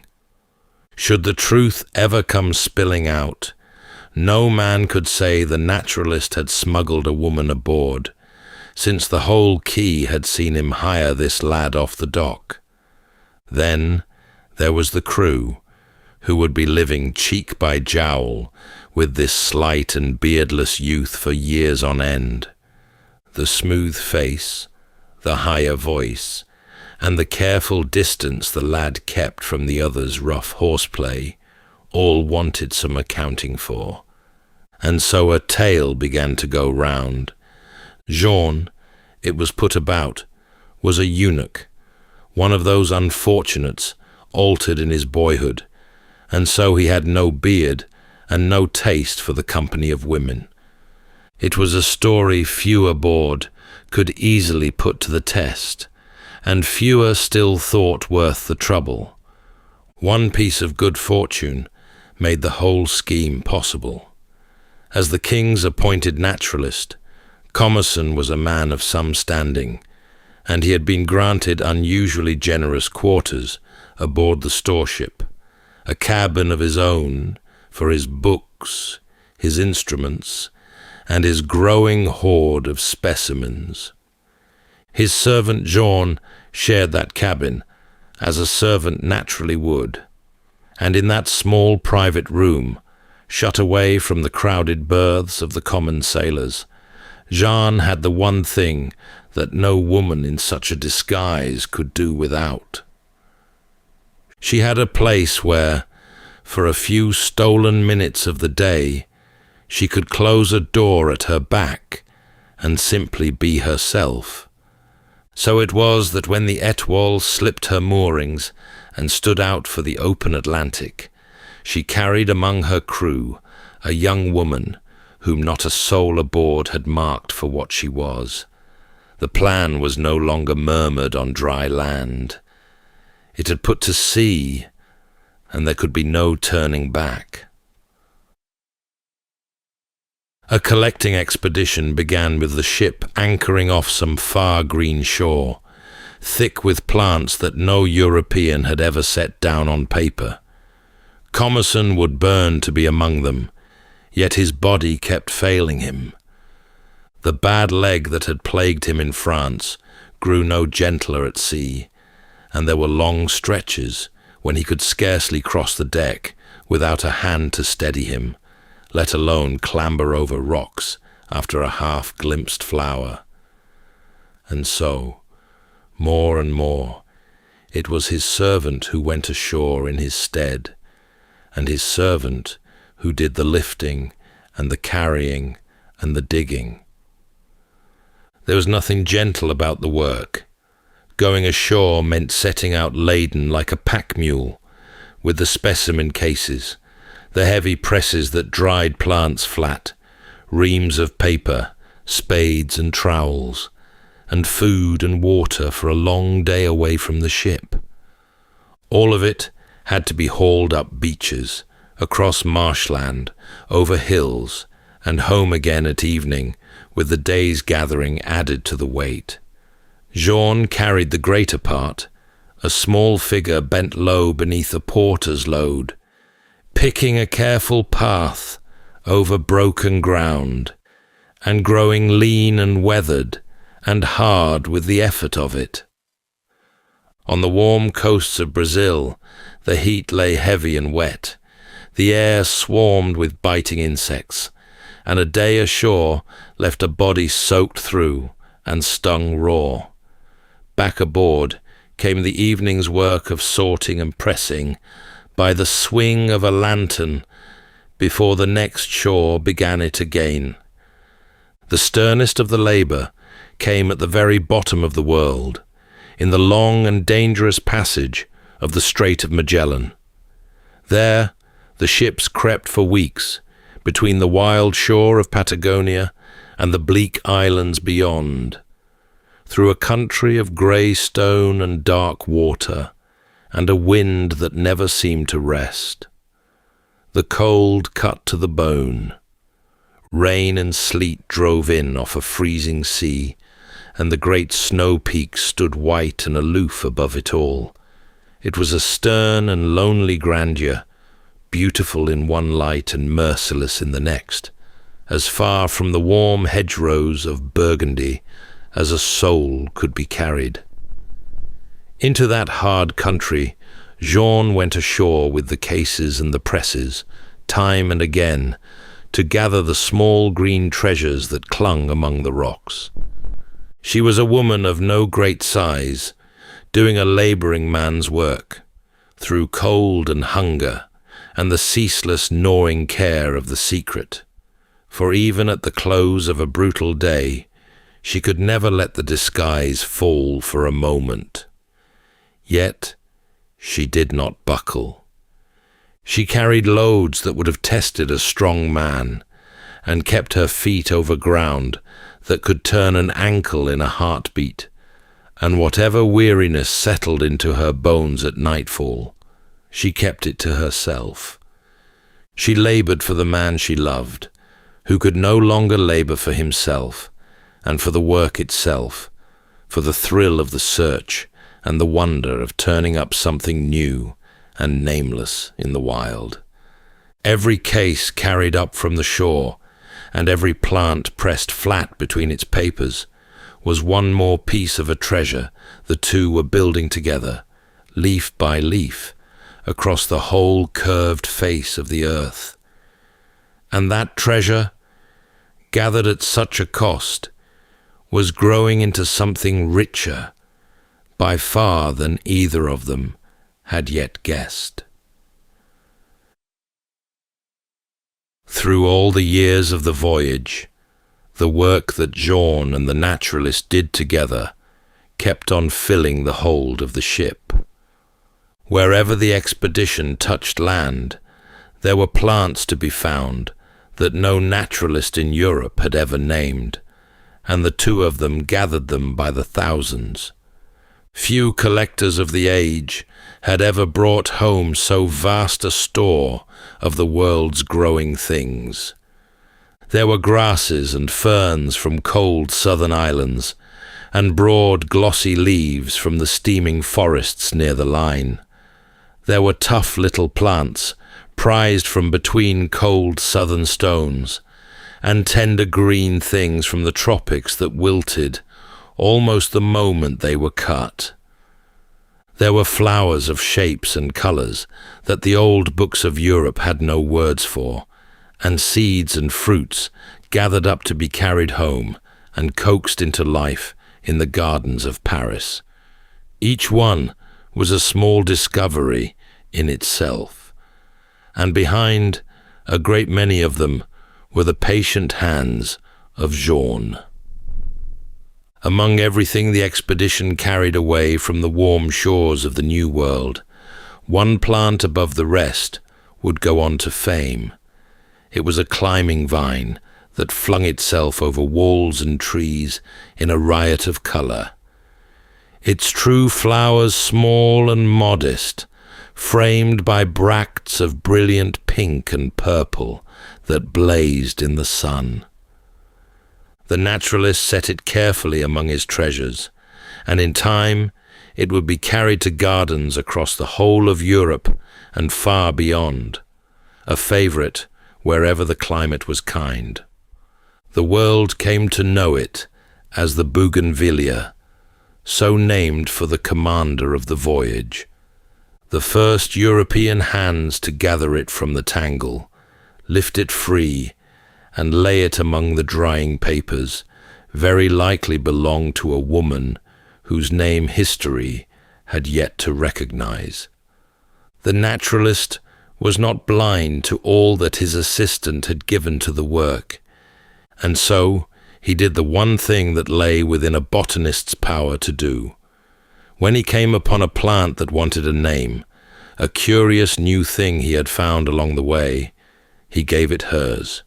He called the genus Beretia, and set it down in his notes, so that in the language of his science, her name would stand among the plants she had spent herself to gather. For the better part of 2 years, the disguise had held, through cold seas and warm, through every crowded watch and every shore. But a ship was a small world, and a watchful one, and over so long a time, the young servant began to draw a wondering sort of attention. Among the crew, a question started to pass, half in jest at first, and then less so, about young Jean, who did a man's work and yet seemed somehow not quite as the rest of them were. Then the ships came at last to Tahiti, that green and gentle island in the warm Pacific, and there, by the account the commander himself later gave, the truth came undone. As the boats put into the shore, the islanders who gathered to meet the strangers looked upon the servant John, and saw at once what none of the crew had let themselves be sure of in all those months at sea. Here, they understood plainly, was a woman, and they made it known. Other accounts placed the moment elsewhere, and the full story did not survive the years. What lay beyond all doubt was that somewhere in the wide Pacific, the secret she had carried since France was a secret no more. Word of it reached the commander, Louis-Antoine de Bougainville, a man of rank and good sense, who now found a woman aboard one of his ships, in plain breach of the king's own law. He did not rage, and he made no cruel spectacle of her. He sent for her, and he heard her out, and he weighed what manner of woman it was who had done such a thing. What he found was no foolish stowaway. Here was the faithful and tireless assistant who had carried the naturalist's work across half the world, and his judgment of her was the kinder for it. He gave orders that she was to be left in peace and treated with respect, and so, in the main, she was. Still, the months that followed could not have been easy ones. The thing that had set her apart in secret now set her apart in the open, the one woman known among hundreds of men, with the long sea road home still before her. She bore it as she had borne everything else. The whispering that had dogged her had given way to plain knowledge, and she neither hid from it now, nor made any show, but went on much as before. There was still the naturalist's work to be done, the pressing and the labelling and the care of the great collection, and she asked no special quarter for herself in any of it. So the expedition turned at last toward the long crossing of the Indian Ocean, and Jean, who was Jean no longer, sailed on with it, the work unchanged in her hands, and her place among the company strangely altered around her. They soon came to a French outpost on what we now call the island of Mauritius. Set in the faraway Indian Ocean, the island is a green and humid place of sugar and spice, where ships passed often between Europe and the Indies. It lay a long way from anywhere. When the expedition put in there, the naturalist found among the colonists an old friend and fellow lover of plants, a man who pressed him to stay and make the island itself his study, for its forests were thick with growing things no European had yet described. It was a tempting offer to a man who lived for such things, and a sensible one for a body as worn as his had become. The years at sea had used Commerson hard, and so the decision was taken. He would leave the expedition here and remain on the island, and Jean would remain with him, the two of them setting up to gather and study the plants of the Île-de-France and the islands near it, while the ships sailed on toward home without them. For a while they kept at the work they knew, ranging out after specimens as they had on every shore from Brazil to the Pacific. But the island that was meant to mend the naturalist did nothing of the kind. His health, already frail, went on failing him, and the bad leg and the long wear of the voyage and the heavy damp heat of the place all told upon him. In the early months of 1773 he died there, far from France, with Jean at his side. She was left in a hard place indeed. The man she had followed across the whole of the world was gone, and with him the work and the purpose that had bound her life together for so many years. She was a woman alone on a small island, thousands of miles from the country of her birth, with little money and no certain way to get home. The great collection she had helped to gather was bound for Paris without her. Few people in all the world could ever have stood so far from everything they knew. What she did then was plain and practical and entirely her own. She did not waste away, and she did not sit waiting to be rescued. In the port town, she set herself up in a trade as humble and as old as any there was. She kept a tavern, a place where sailors and soldiers and passing travellers could buy a drink and a meal and an hour out of the heat. There would have been the talk of men fresh off long voyages, the clink of cups, the smell of cooking and pipe smoke, and the endless tide of strangers carrying news of the wider world and of the sea lanes home. The woman who had crossed oceans in disguise, who had carried a naturalist's treasures over half the earth, now stood behind a counter at the rim of the French Empire, pouring out measures, keeping her own accounts, and making an honest living. It was a far cry from the decks of the Etoile and the wild shores of Magellan, but it kept her fed and housed, and it gave her time. Slowly, the rawness of her loss must have dulled, as such things did, and as the months turned on that distant island, with its harbour full of comings and goings, the one thing she most needed began, at long last, to come within her reach. A way back to France, and a way to close the great circle she had begun so many years before, were no longer quite beyond her.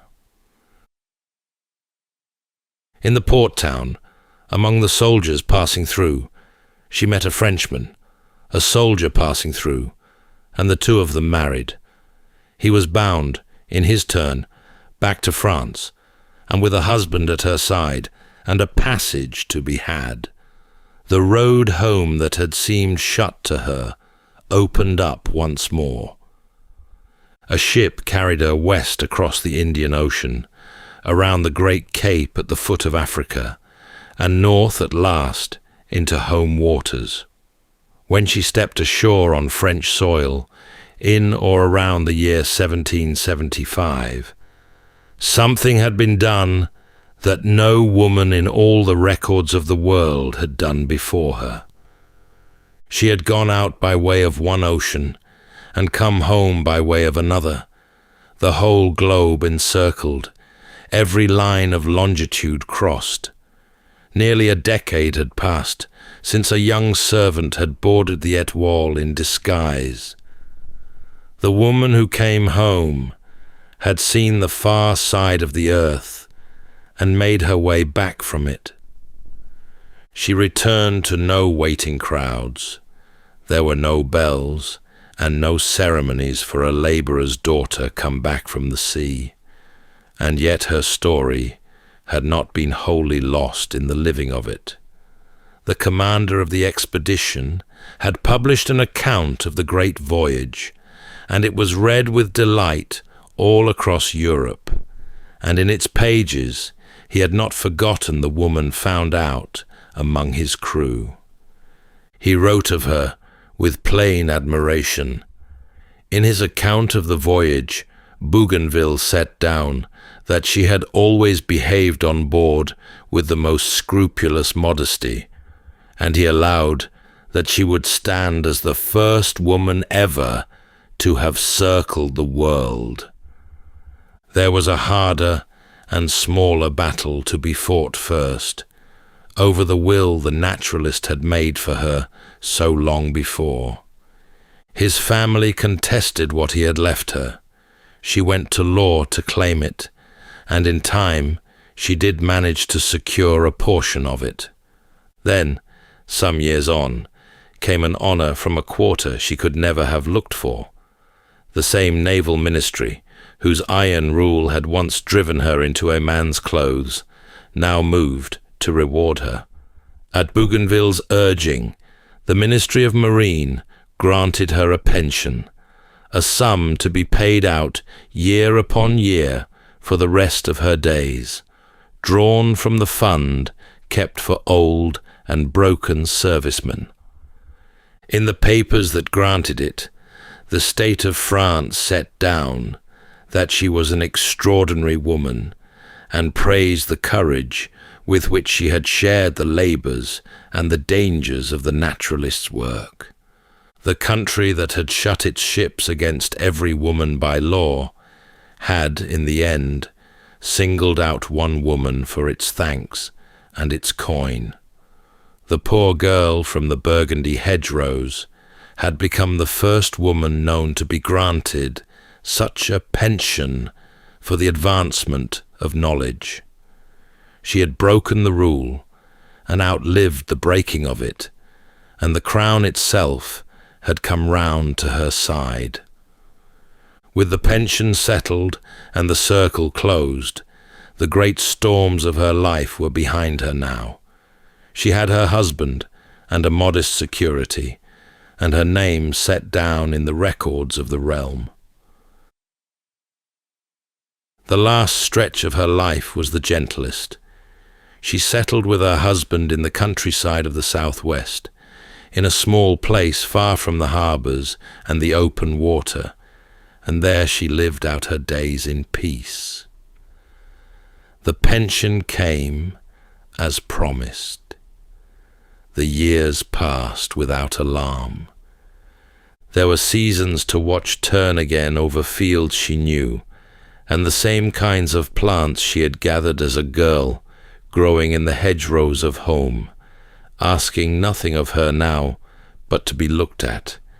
She had crossed the whole world and survived every danger it had set in her path, and she was granted, at the very end, the rare gift of growing old. She died at the venerable age of 67. By then, she had outlived nearly everyone who had sailed with her on that long-ago voyage, the commander, and even the naturalist she had loved. She was laid to rest in the churchyard of the village that had become her home, and for a long while afterward, the world let her be, and her name slipped from common memory, as the names of the poor so often did. The little monument the naturalist had made for her went the same way. The genus he had named Beretia, set down so carefully in his notes, did not endure in the science he had served. As the years went by, and the great work of naming the world rolled on, his Beretia was studied and reconsidered, and at length folded away into other names, until it was gone from the books altogether. The plant he had meant to carry her memory had let it slip, and for the better part of 2 centuries there was nothing at all in the whole catalogue of nature that bore the name of the woman who had gathered so much of it. And there the matter rested, year upon year, while the world forgot. Then, long after every soul who had ever known her was gone, the wheel came round once more. More than 200 years after she had walked the decks of the Étoile, a botanist studying a flowering plant from the mountains of South America, a member of the nightshade family with delicate violet petals, judged it to be a species new to science and in want of a name. It grew wild and unregarded on a far mountainside, much as her own gifts had once grown unregarded in a poor corner of France, and in choosing a name for it, he reached back across all those years to the herb woman from Burgundy, who had carried the world's plants halfway round the globe. He called it Solanum Beretiae, and so her name was written once more into the living record of the earth, this time to stay. It was a fitting end to so strange a story. The woman who had once bound herself in linen and sailed the world among plants and pressed flowers was, in the end, remembered by the living things she had loved most. Among all the green and growing world she had spent her life among, a small violet flower had been given her name at last, and that name would not be lost again. That's all for tonight's journey through history. If this was your first time listening, let us know where it is you're tuning in from. And if you like what you hear, please consider subscribing or rating us on your preferred podcast app. And for those listening on Spotify Premium, did you know that in select regions, you can now skip ad breaks entirely by switching from audio to video? In fact, watching us on Spotify Premium Video is the best way to help us create more stories, just for you. You can also get early access to our newest episodes by joining us on Patreon. And whether you're fast asleep or still drifting there, thank you so much for listening, and rest well.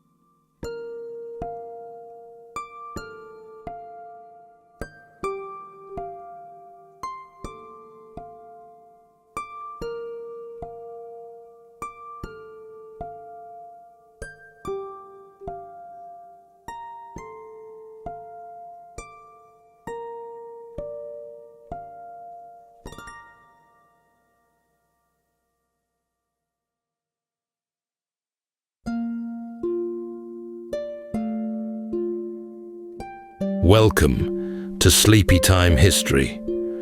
True stories from the pages of history, with 8 hours of uninterrupted storytelling for a full night's rest.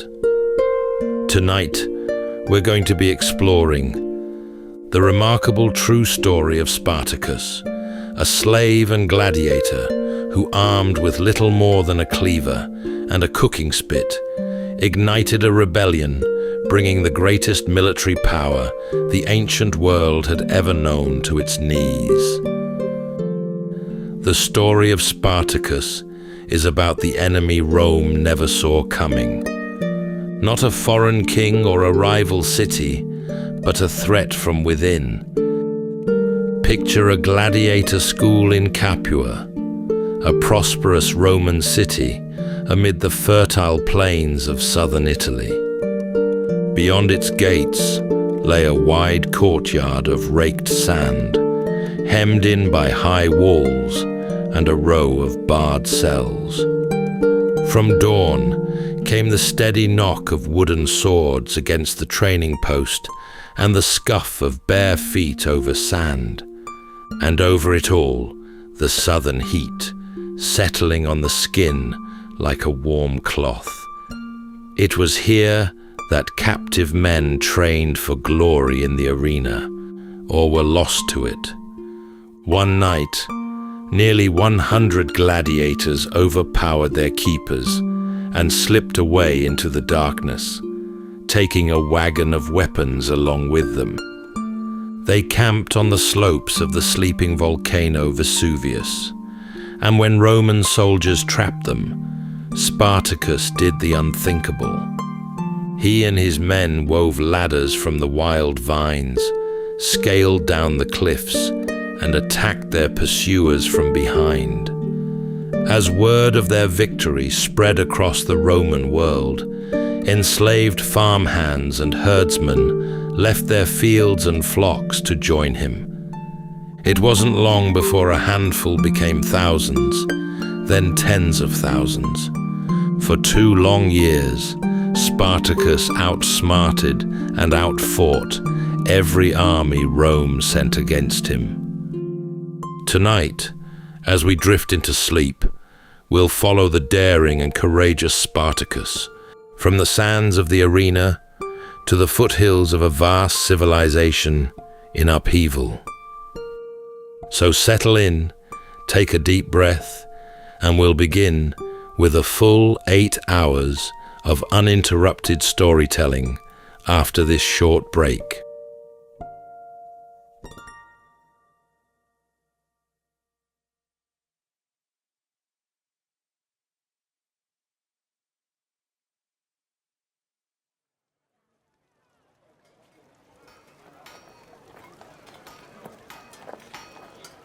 The man left behind no words of his own, no letter, no memoir, nothing set down in his own hand that the years could carry forward.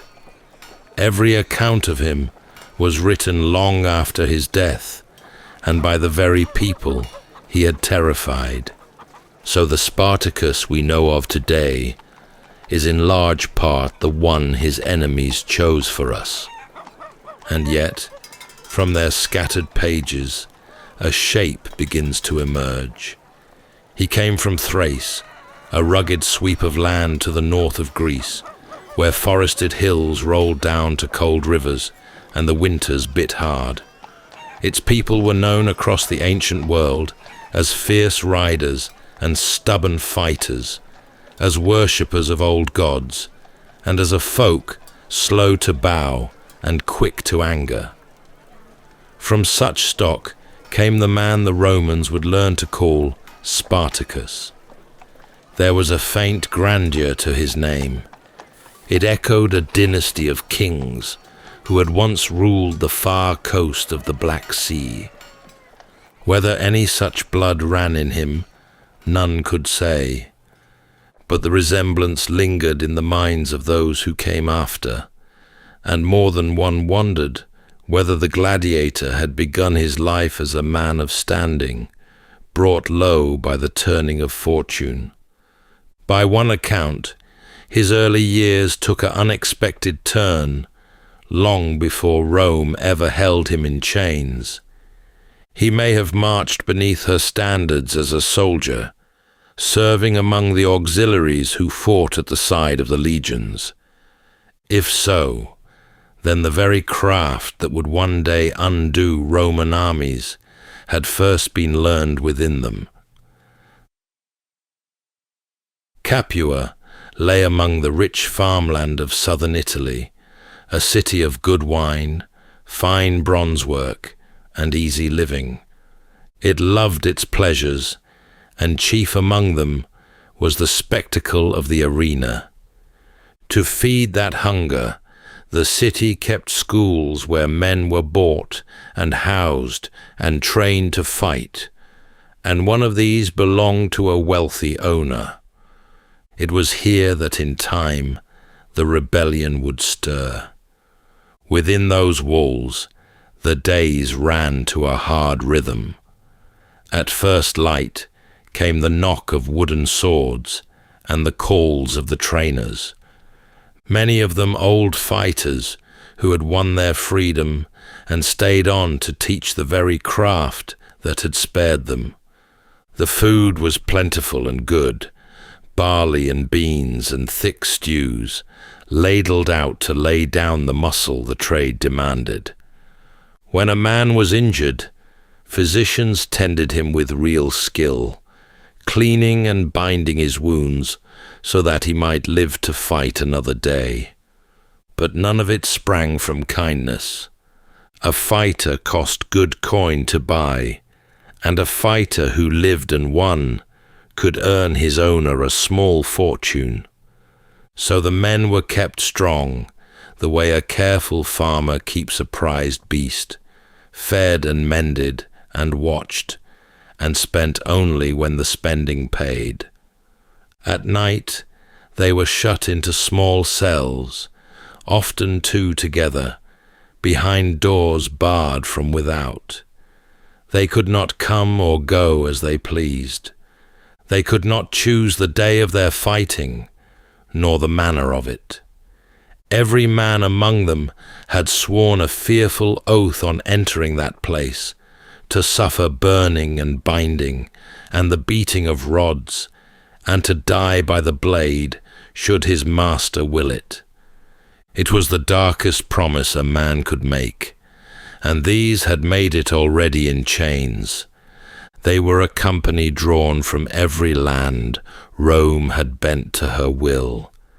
There were Gauls from the cold north, with their long limbs and longer memories, Germans from beyond the great rivers, and a good number of men from the eastern provinces and the wild country beyond Greece. Each was taught to fight after a fashion of his own, the heavy fighter set against the swift, and the net and trident against the sword and shield, so that the crowds might savour the clash of styles. Among the Thracians in that school was one who carried himself a little apart. He had seen more of the world than most in the yard, had watched how armies moved and broke and formed again. In the evenings, he looked about him at the others, at the Gauls and the Germans, and his own countrymen, all of them strong, and all of them with nothing left in the world to lose. A thought took root in him and would not let go. If men such as these were bound to die in any case, then better, surely, to die reaching for something. The thought grew slowly, and it did not stay his alone. It passed from cell to cell in low voices over many weeks, until it was no longer one man's notion, but the shared resolve of a great many. They would not wait meekly for the sand and the roaring crowd. They would instead choose their own hour. Perhaps 200 men had bound themselves to the plan. They would rise as one, overpower their keepers, and take their chances in the open country beyond the walls. But a secret shared among 200 desperate men was a fragile thing, and this one slipped. Word of the conspiracy reached the ears of the master, and the alarm went up before the appointed hour. There was no time left for the careful scheme. It was rise at once, or never rise at all. So they took up whatever lay within reach. The kitchens held knives and cleavers, and the long iron spits used for turning meat above the fire, and these became the first weapons of the revolt. Armed with little more than the tools of the cookhouse, a band of around 70 threw themselves upon the guards, fought clear of the gates, and burst out into the night. Most of the 200 never reached the open air at all, but those who did were free men now. With nothing behind them they had any wish to return to. Fortune met them on the road almost at once. They came upon a string of wagons loaded with arms and armor, bound for some other school of fighters, and they fell upon it and carried off the lot. In a single stroke, the kitchen blades were cast aside for the proper weapons of the arena, the swords and shields and helmets they had trained with for years. Escaped prisoners had become armed and practiced fighting men, and that was a far more dangerous thing to be set loose in the hills. They knew that soldiers would soon come hunting them, and so they chose leaders to see them through it. Two were named. One was a Gaul, called Crixus, a hard man with a following of his own. The other was Spartacus the Thracian, a former soldier, whose calm and cunning had already marked him out among the rest. From the first, the others turned to him most readily, for here was a man who knew not only how to fight, but how to look a week down the road, while the rest looked only as far as the next hour.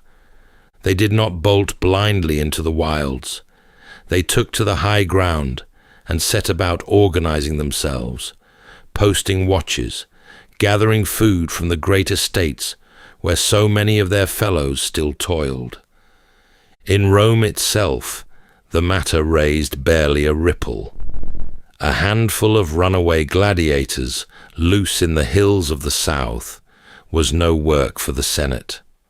Slaves had run before, and slaves had always been hunted down and crucified. A few local troops would round up this rabble soon enough and set the world to rights once more. There seemed no reason under heaven to think otherwise, and the men who shrugged the business off went back to their dinners untroubled. Word of the disturbance in the south reached Rome at last, and soldiers were sent, though not the seasoned legions that fought her wars abroad. Those were far away in Spain and in the east. What marched against the runaways was a hastily gathered force of some 3,000, under a Roman commander named Glaber, who expected little trouble. By then, the rebels had made their camp high on Vesuvius, the great mountain that stood over the Bay of Naples. In those days, it slept, its slopes green and thick with woodland and trailing wild vines. For the moment, it was only high ground, and high ground suited a small force well. Glaber studied the slopes and saw them rise steep on every side but one. A single narrow path climbed to the rebel camp, easy to hold and hard to assault. Rather than spend his men clambering up into armed and desperate fighters, he chose to be patient. He set his camp across the foot of that one path and settled in to wait. There was no need to lose Roman lives over such an enemy. He had only to seal the way down and let hunger and thirst do his work for him, until the slaves were starved into surrender or driven to a hopeless charge down the mountainside. It was a decent plan, and against most foes it would have served him well. But the man leading the slaves had a turn of mind the commander had not weighed.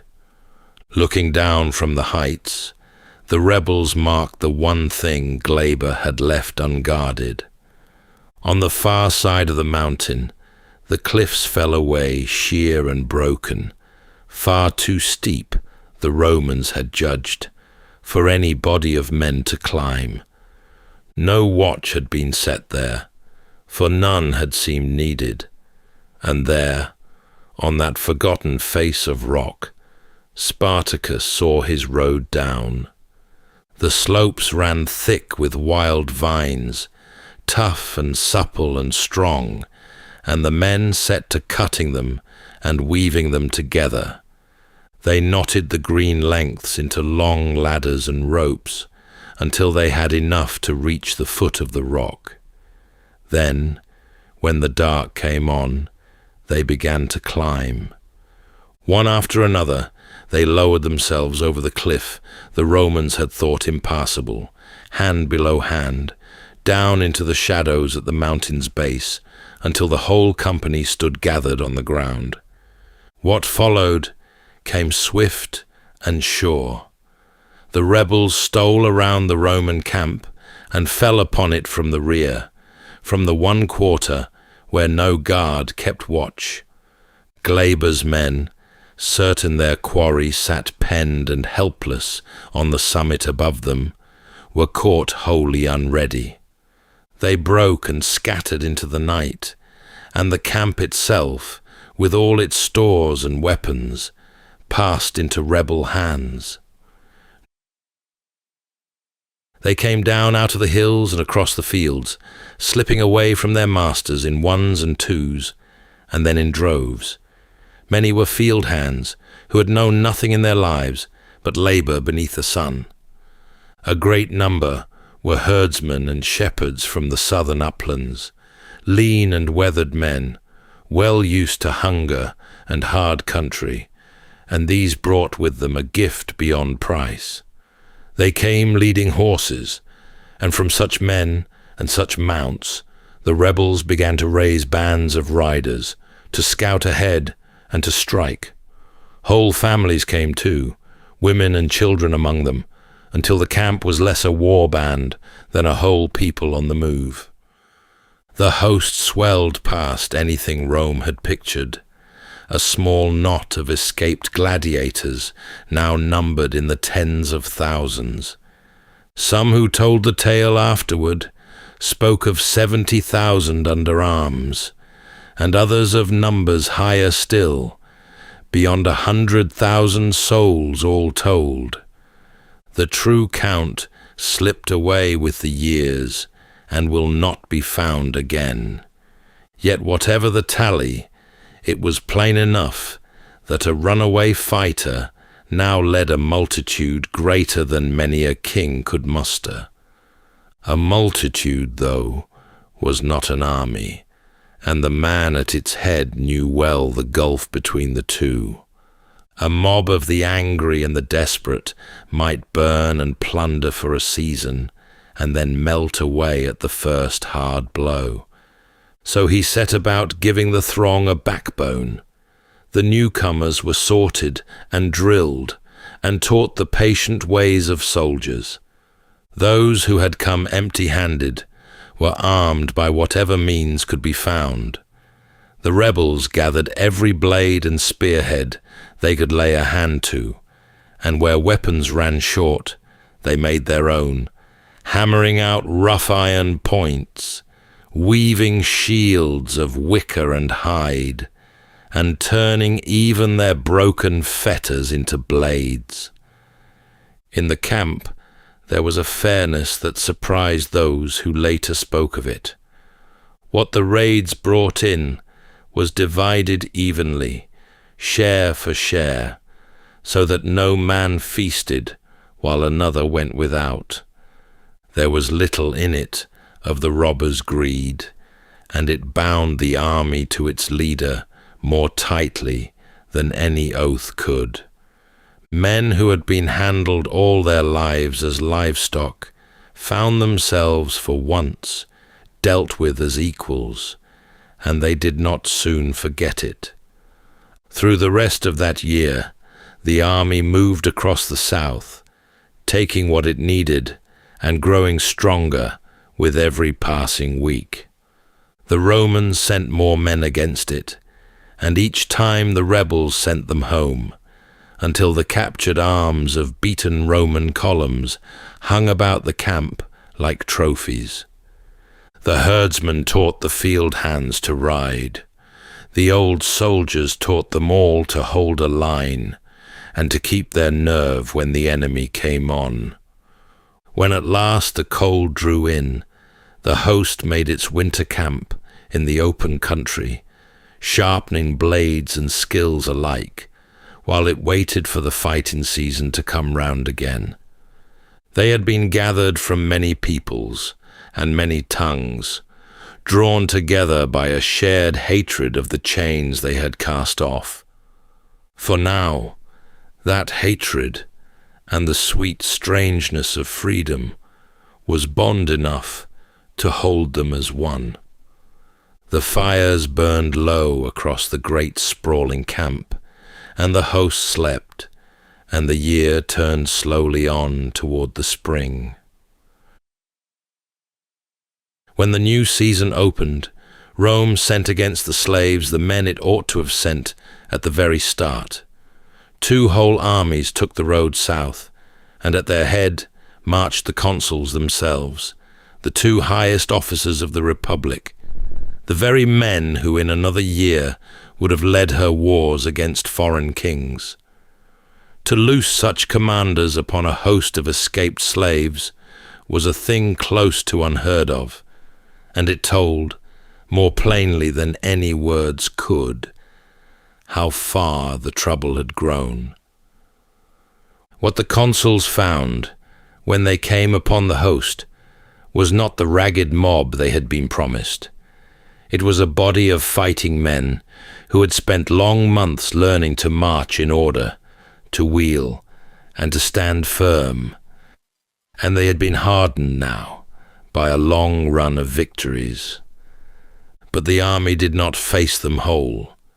Crixus, the Gaul who had stood at the head of the rising since the first night of the breakout, had no love for the Thracians' caution, where the one counselled patience and the longer view, the other burned to range across the rich south and take his fill of it, and in time the strain told.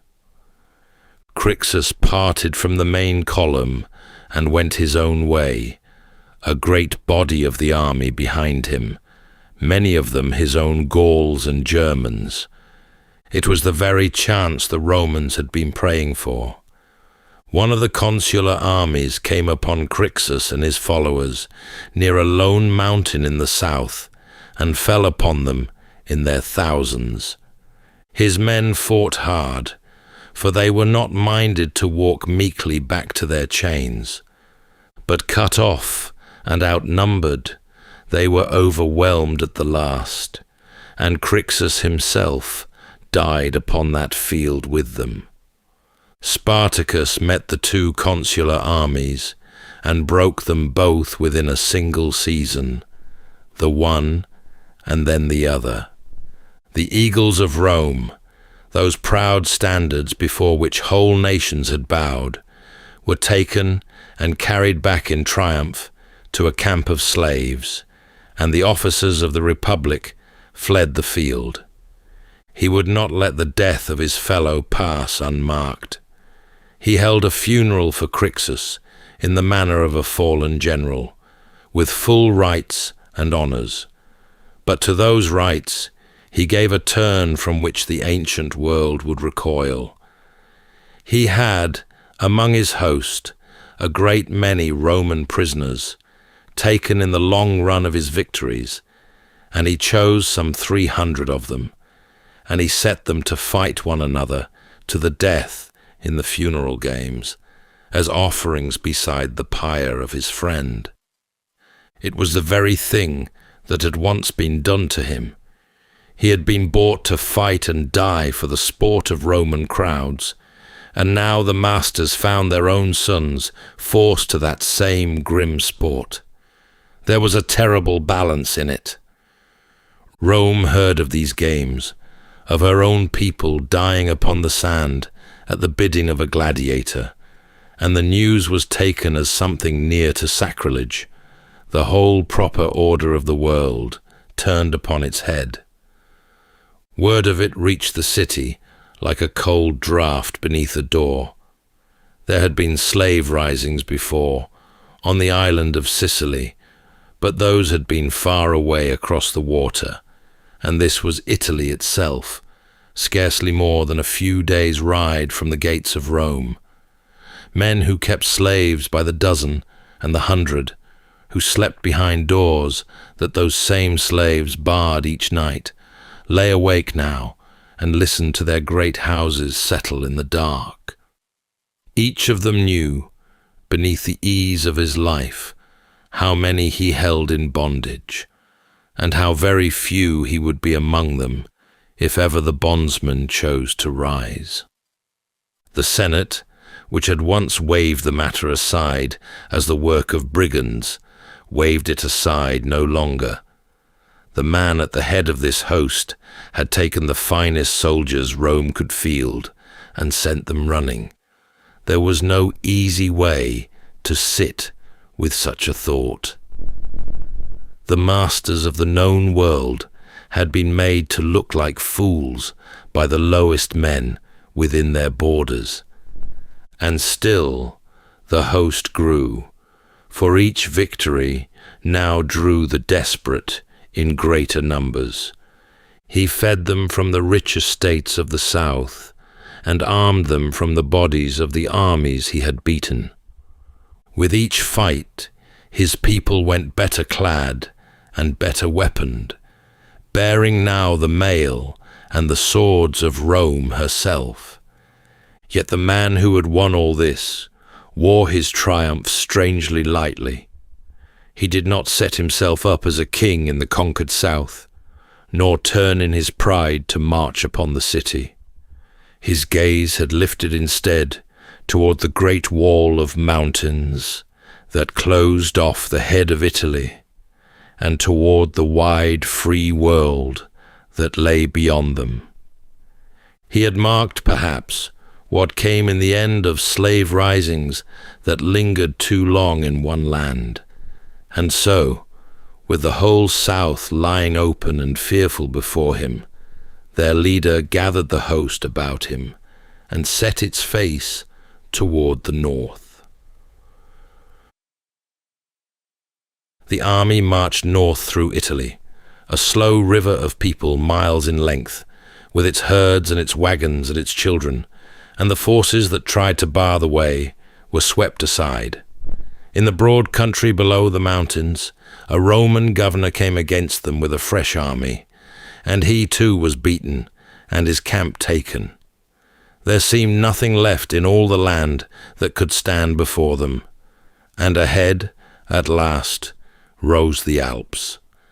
Those mountains were the gate out of Italy and out of Rome's closest reach.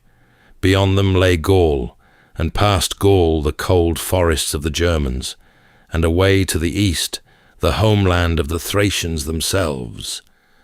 A man who crossed those high passes and went his own way might be free in earnest, free to seek again whatever remained of the life that had been torn from him. The whole long march had seemed to point at just this, at the open road north and the scattering of a freed people to the four winds. The mountains stood within reach. The way was clear. And then, with the passes almost beneath their feet, the army turned around. It wheeled about, the whole vast company of it, and began to march back the way it had come, down once more into the heart of Italy. What turned them, none who wrote of it afterward could say with any certainty, and the men who knew the answer carried it with them into the dark. Some who pondered it later thought the fault lay in the host itself, that so great and so mixed a multitude could not be made to climb away from the rich and open plunder of Italy toward cold mountains and an uncertain road home. Men who had been slaves a year before, and who now ate their fill and feared no master, may have had little wish to trade the soft south for a long and hungry march. A leader, however wise, can take his people only so far as they are willing to follow. Others wondered whether Spartacus's own mind had changed, whether the taste of so many victories had stirred in him some larger design. Some thought that Italy itself might be cracked open and remade, the masters called at last to answer for the chains. There were even those, long after, who whispered that he had meant from the first to strike at Rome herself. All the record holds for certain is the turning, that strange wheel back toward the south, at the very edge of freedom, and it has puzzled those who study his story from that day to this. Whatever lay behind it, the choice was made, and the host poured back down into the land it had so lately crossed. The mood of the marching had changed, though, in a way that was hard to name.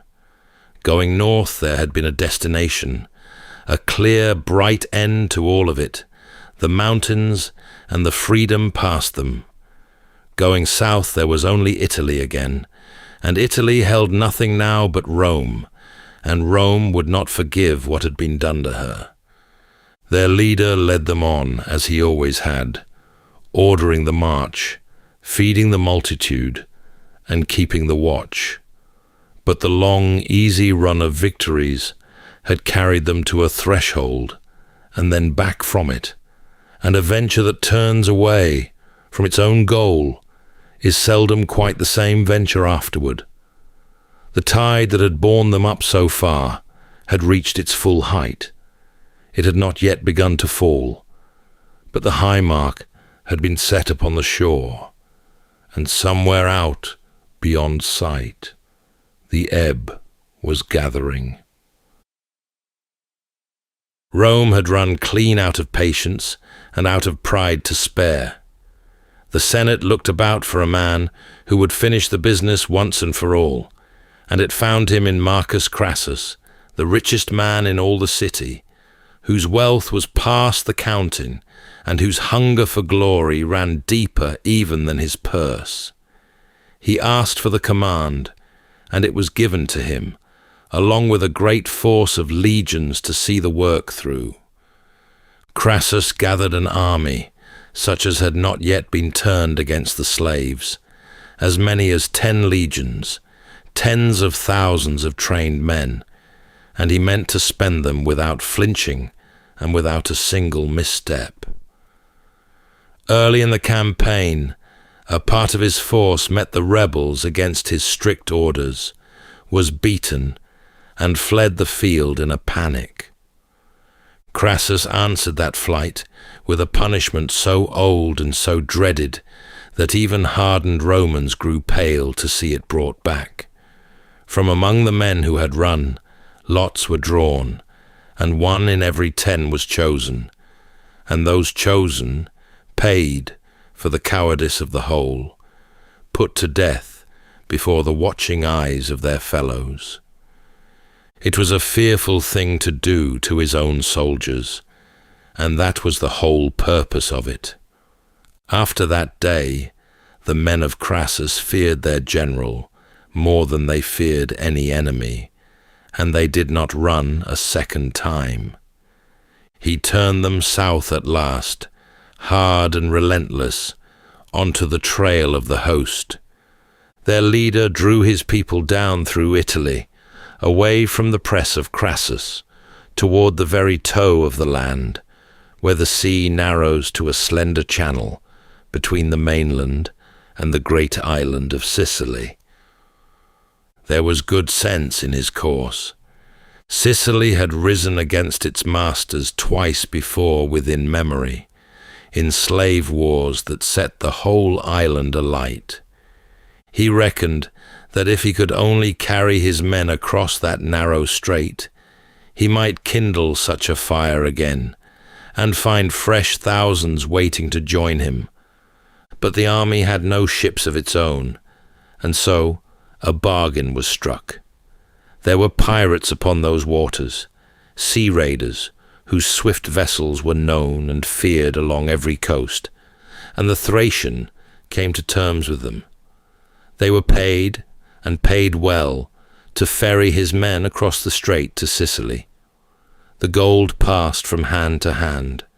The pirates gave their word, and then, with the payment safely stowed below their decks, they spread their sails and slipped away over the horizon, and they did not come back. The men who lived by treachery had taken his coin and sold him nothing at all. He would not give the crossing up so lightly. If the pirates would not carry his men, then his men would carry themselves.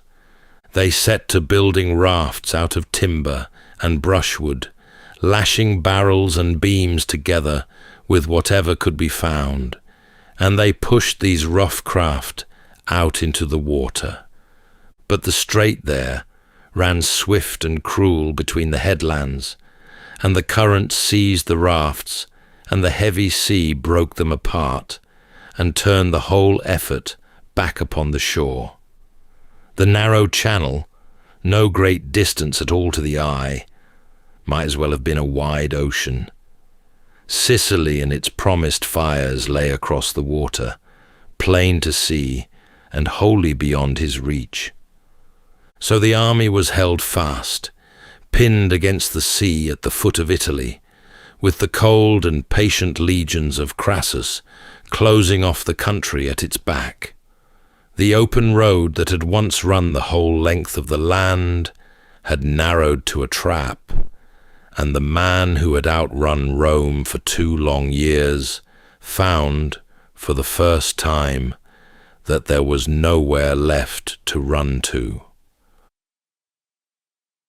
The legions pressed the host down to the very toe of Italy, and there Crassus set his men to a vast labour.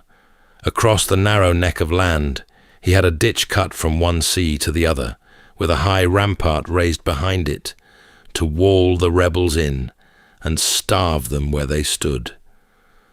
But on a wild winter night, when snow and a bitter wind came driving down off the hills, the host filled a stretch of that ditch with earth and brushwood and timber, and over the rough crossing a great part of it broke free into the open country beyond. The chase could not last much longer now, and their leader knew it well. Word had come that Pompey was marching home from Spain with a fresh army to share in the hunt, and to be caught between 2 Roman hosts would be the end of all of it. Far better to turn and break Crassus, while one enemy still stood alone in the field. So the Thracian chose his ground and drew up his men to face the legions one final time. Before the lines met, he did a thing his men would long remember. He had his horse brought before him, a fine beast, and in the full sight of the host, he drew his sword and killed it. If the day went well, he is said to have told them, the enemy would furnish him with finer mounts than this, and if it went ill, he would have no need of any. There would be no riding away from this field. The fighting ran long and bitter, for every man among them knew what defeat would bring. In the thick of it, their leader drove forward through the press, cutting his way toward Crassus himself, as though the whole war might be ended with a single stroke at the man who commanded it. He never reached him. 2 officers came against him together as he pressed on, and he struck them both down and forced his way ahead still, until the sheer weight of many bore him under at the last. He fell fighting, his sword in his hand, in the very heart of the struggle. When the field was searched, his body could not be found. So many had fallen, and the ground lay so churned and so heaped, that the man the whole long war had been waged against lay indistinguishable among the fallen. He passed among them without a trace, and left behind no grave and no certain ending, only an empty place where a body ought to have lain. Rome's vengeance upon the captured was a hard one. Some 6,000 of the taken were raised upon crosses along the Appian Way, the great road that led up to the city, set one after another for mile upon mile, so that every traveller might see plainly what came of breaking one's chains.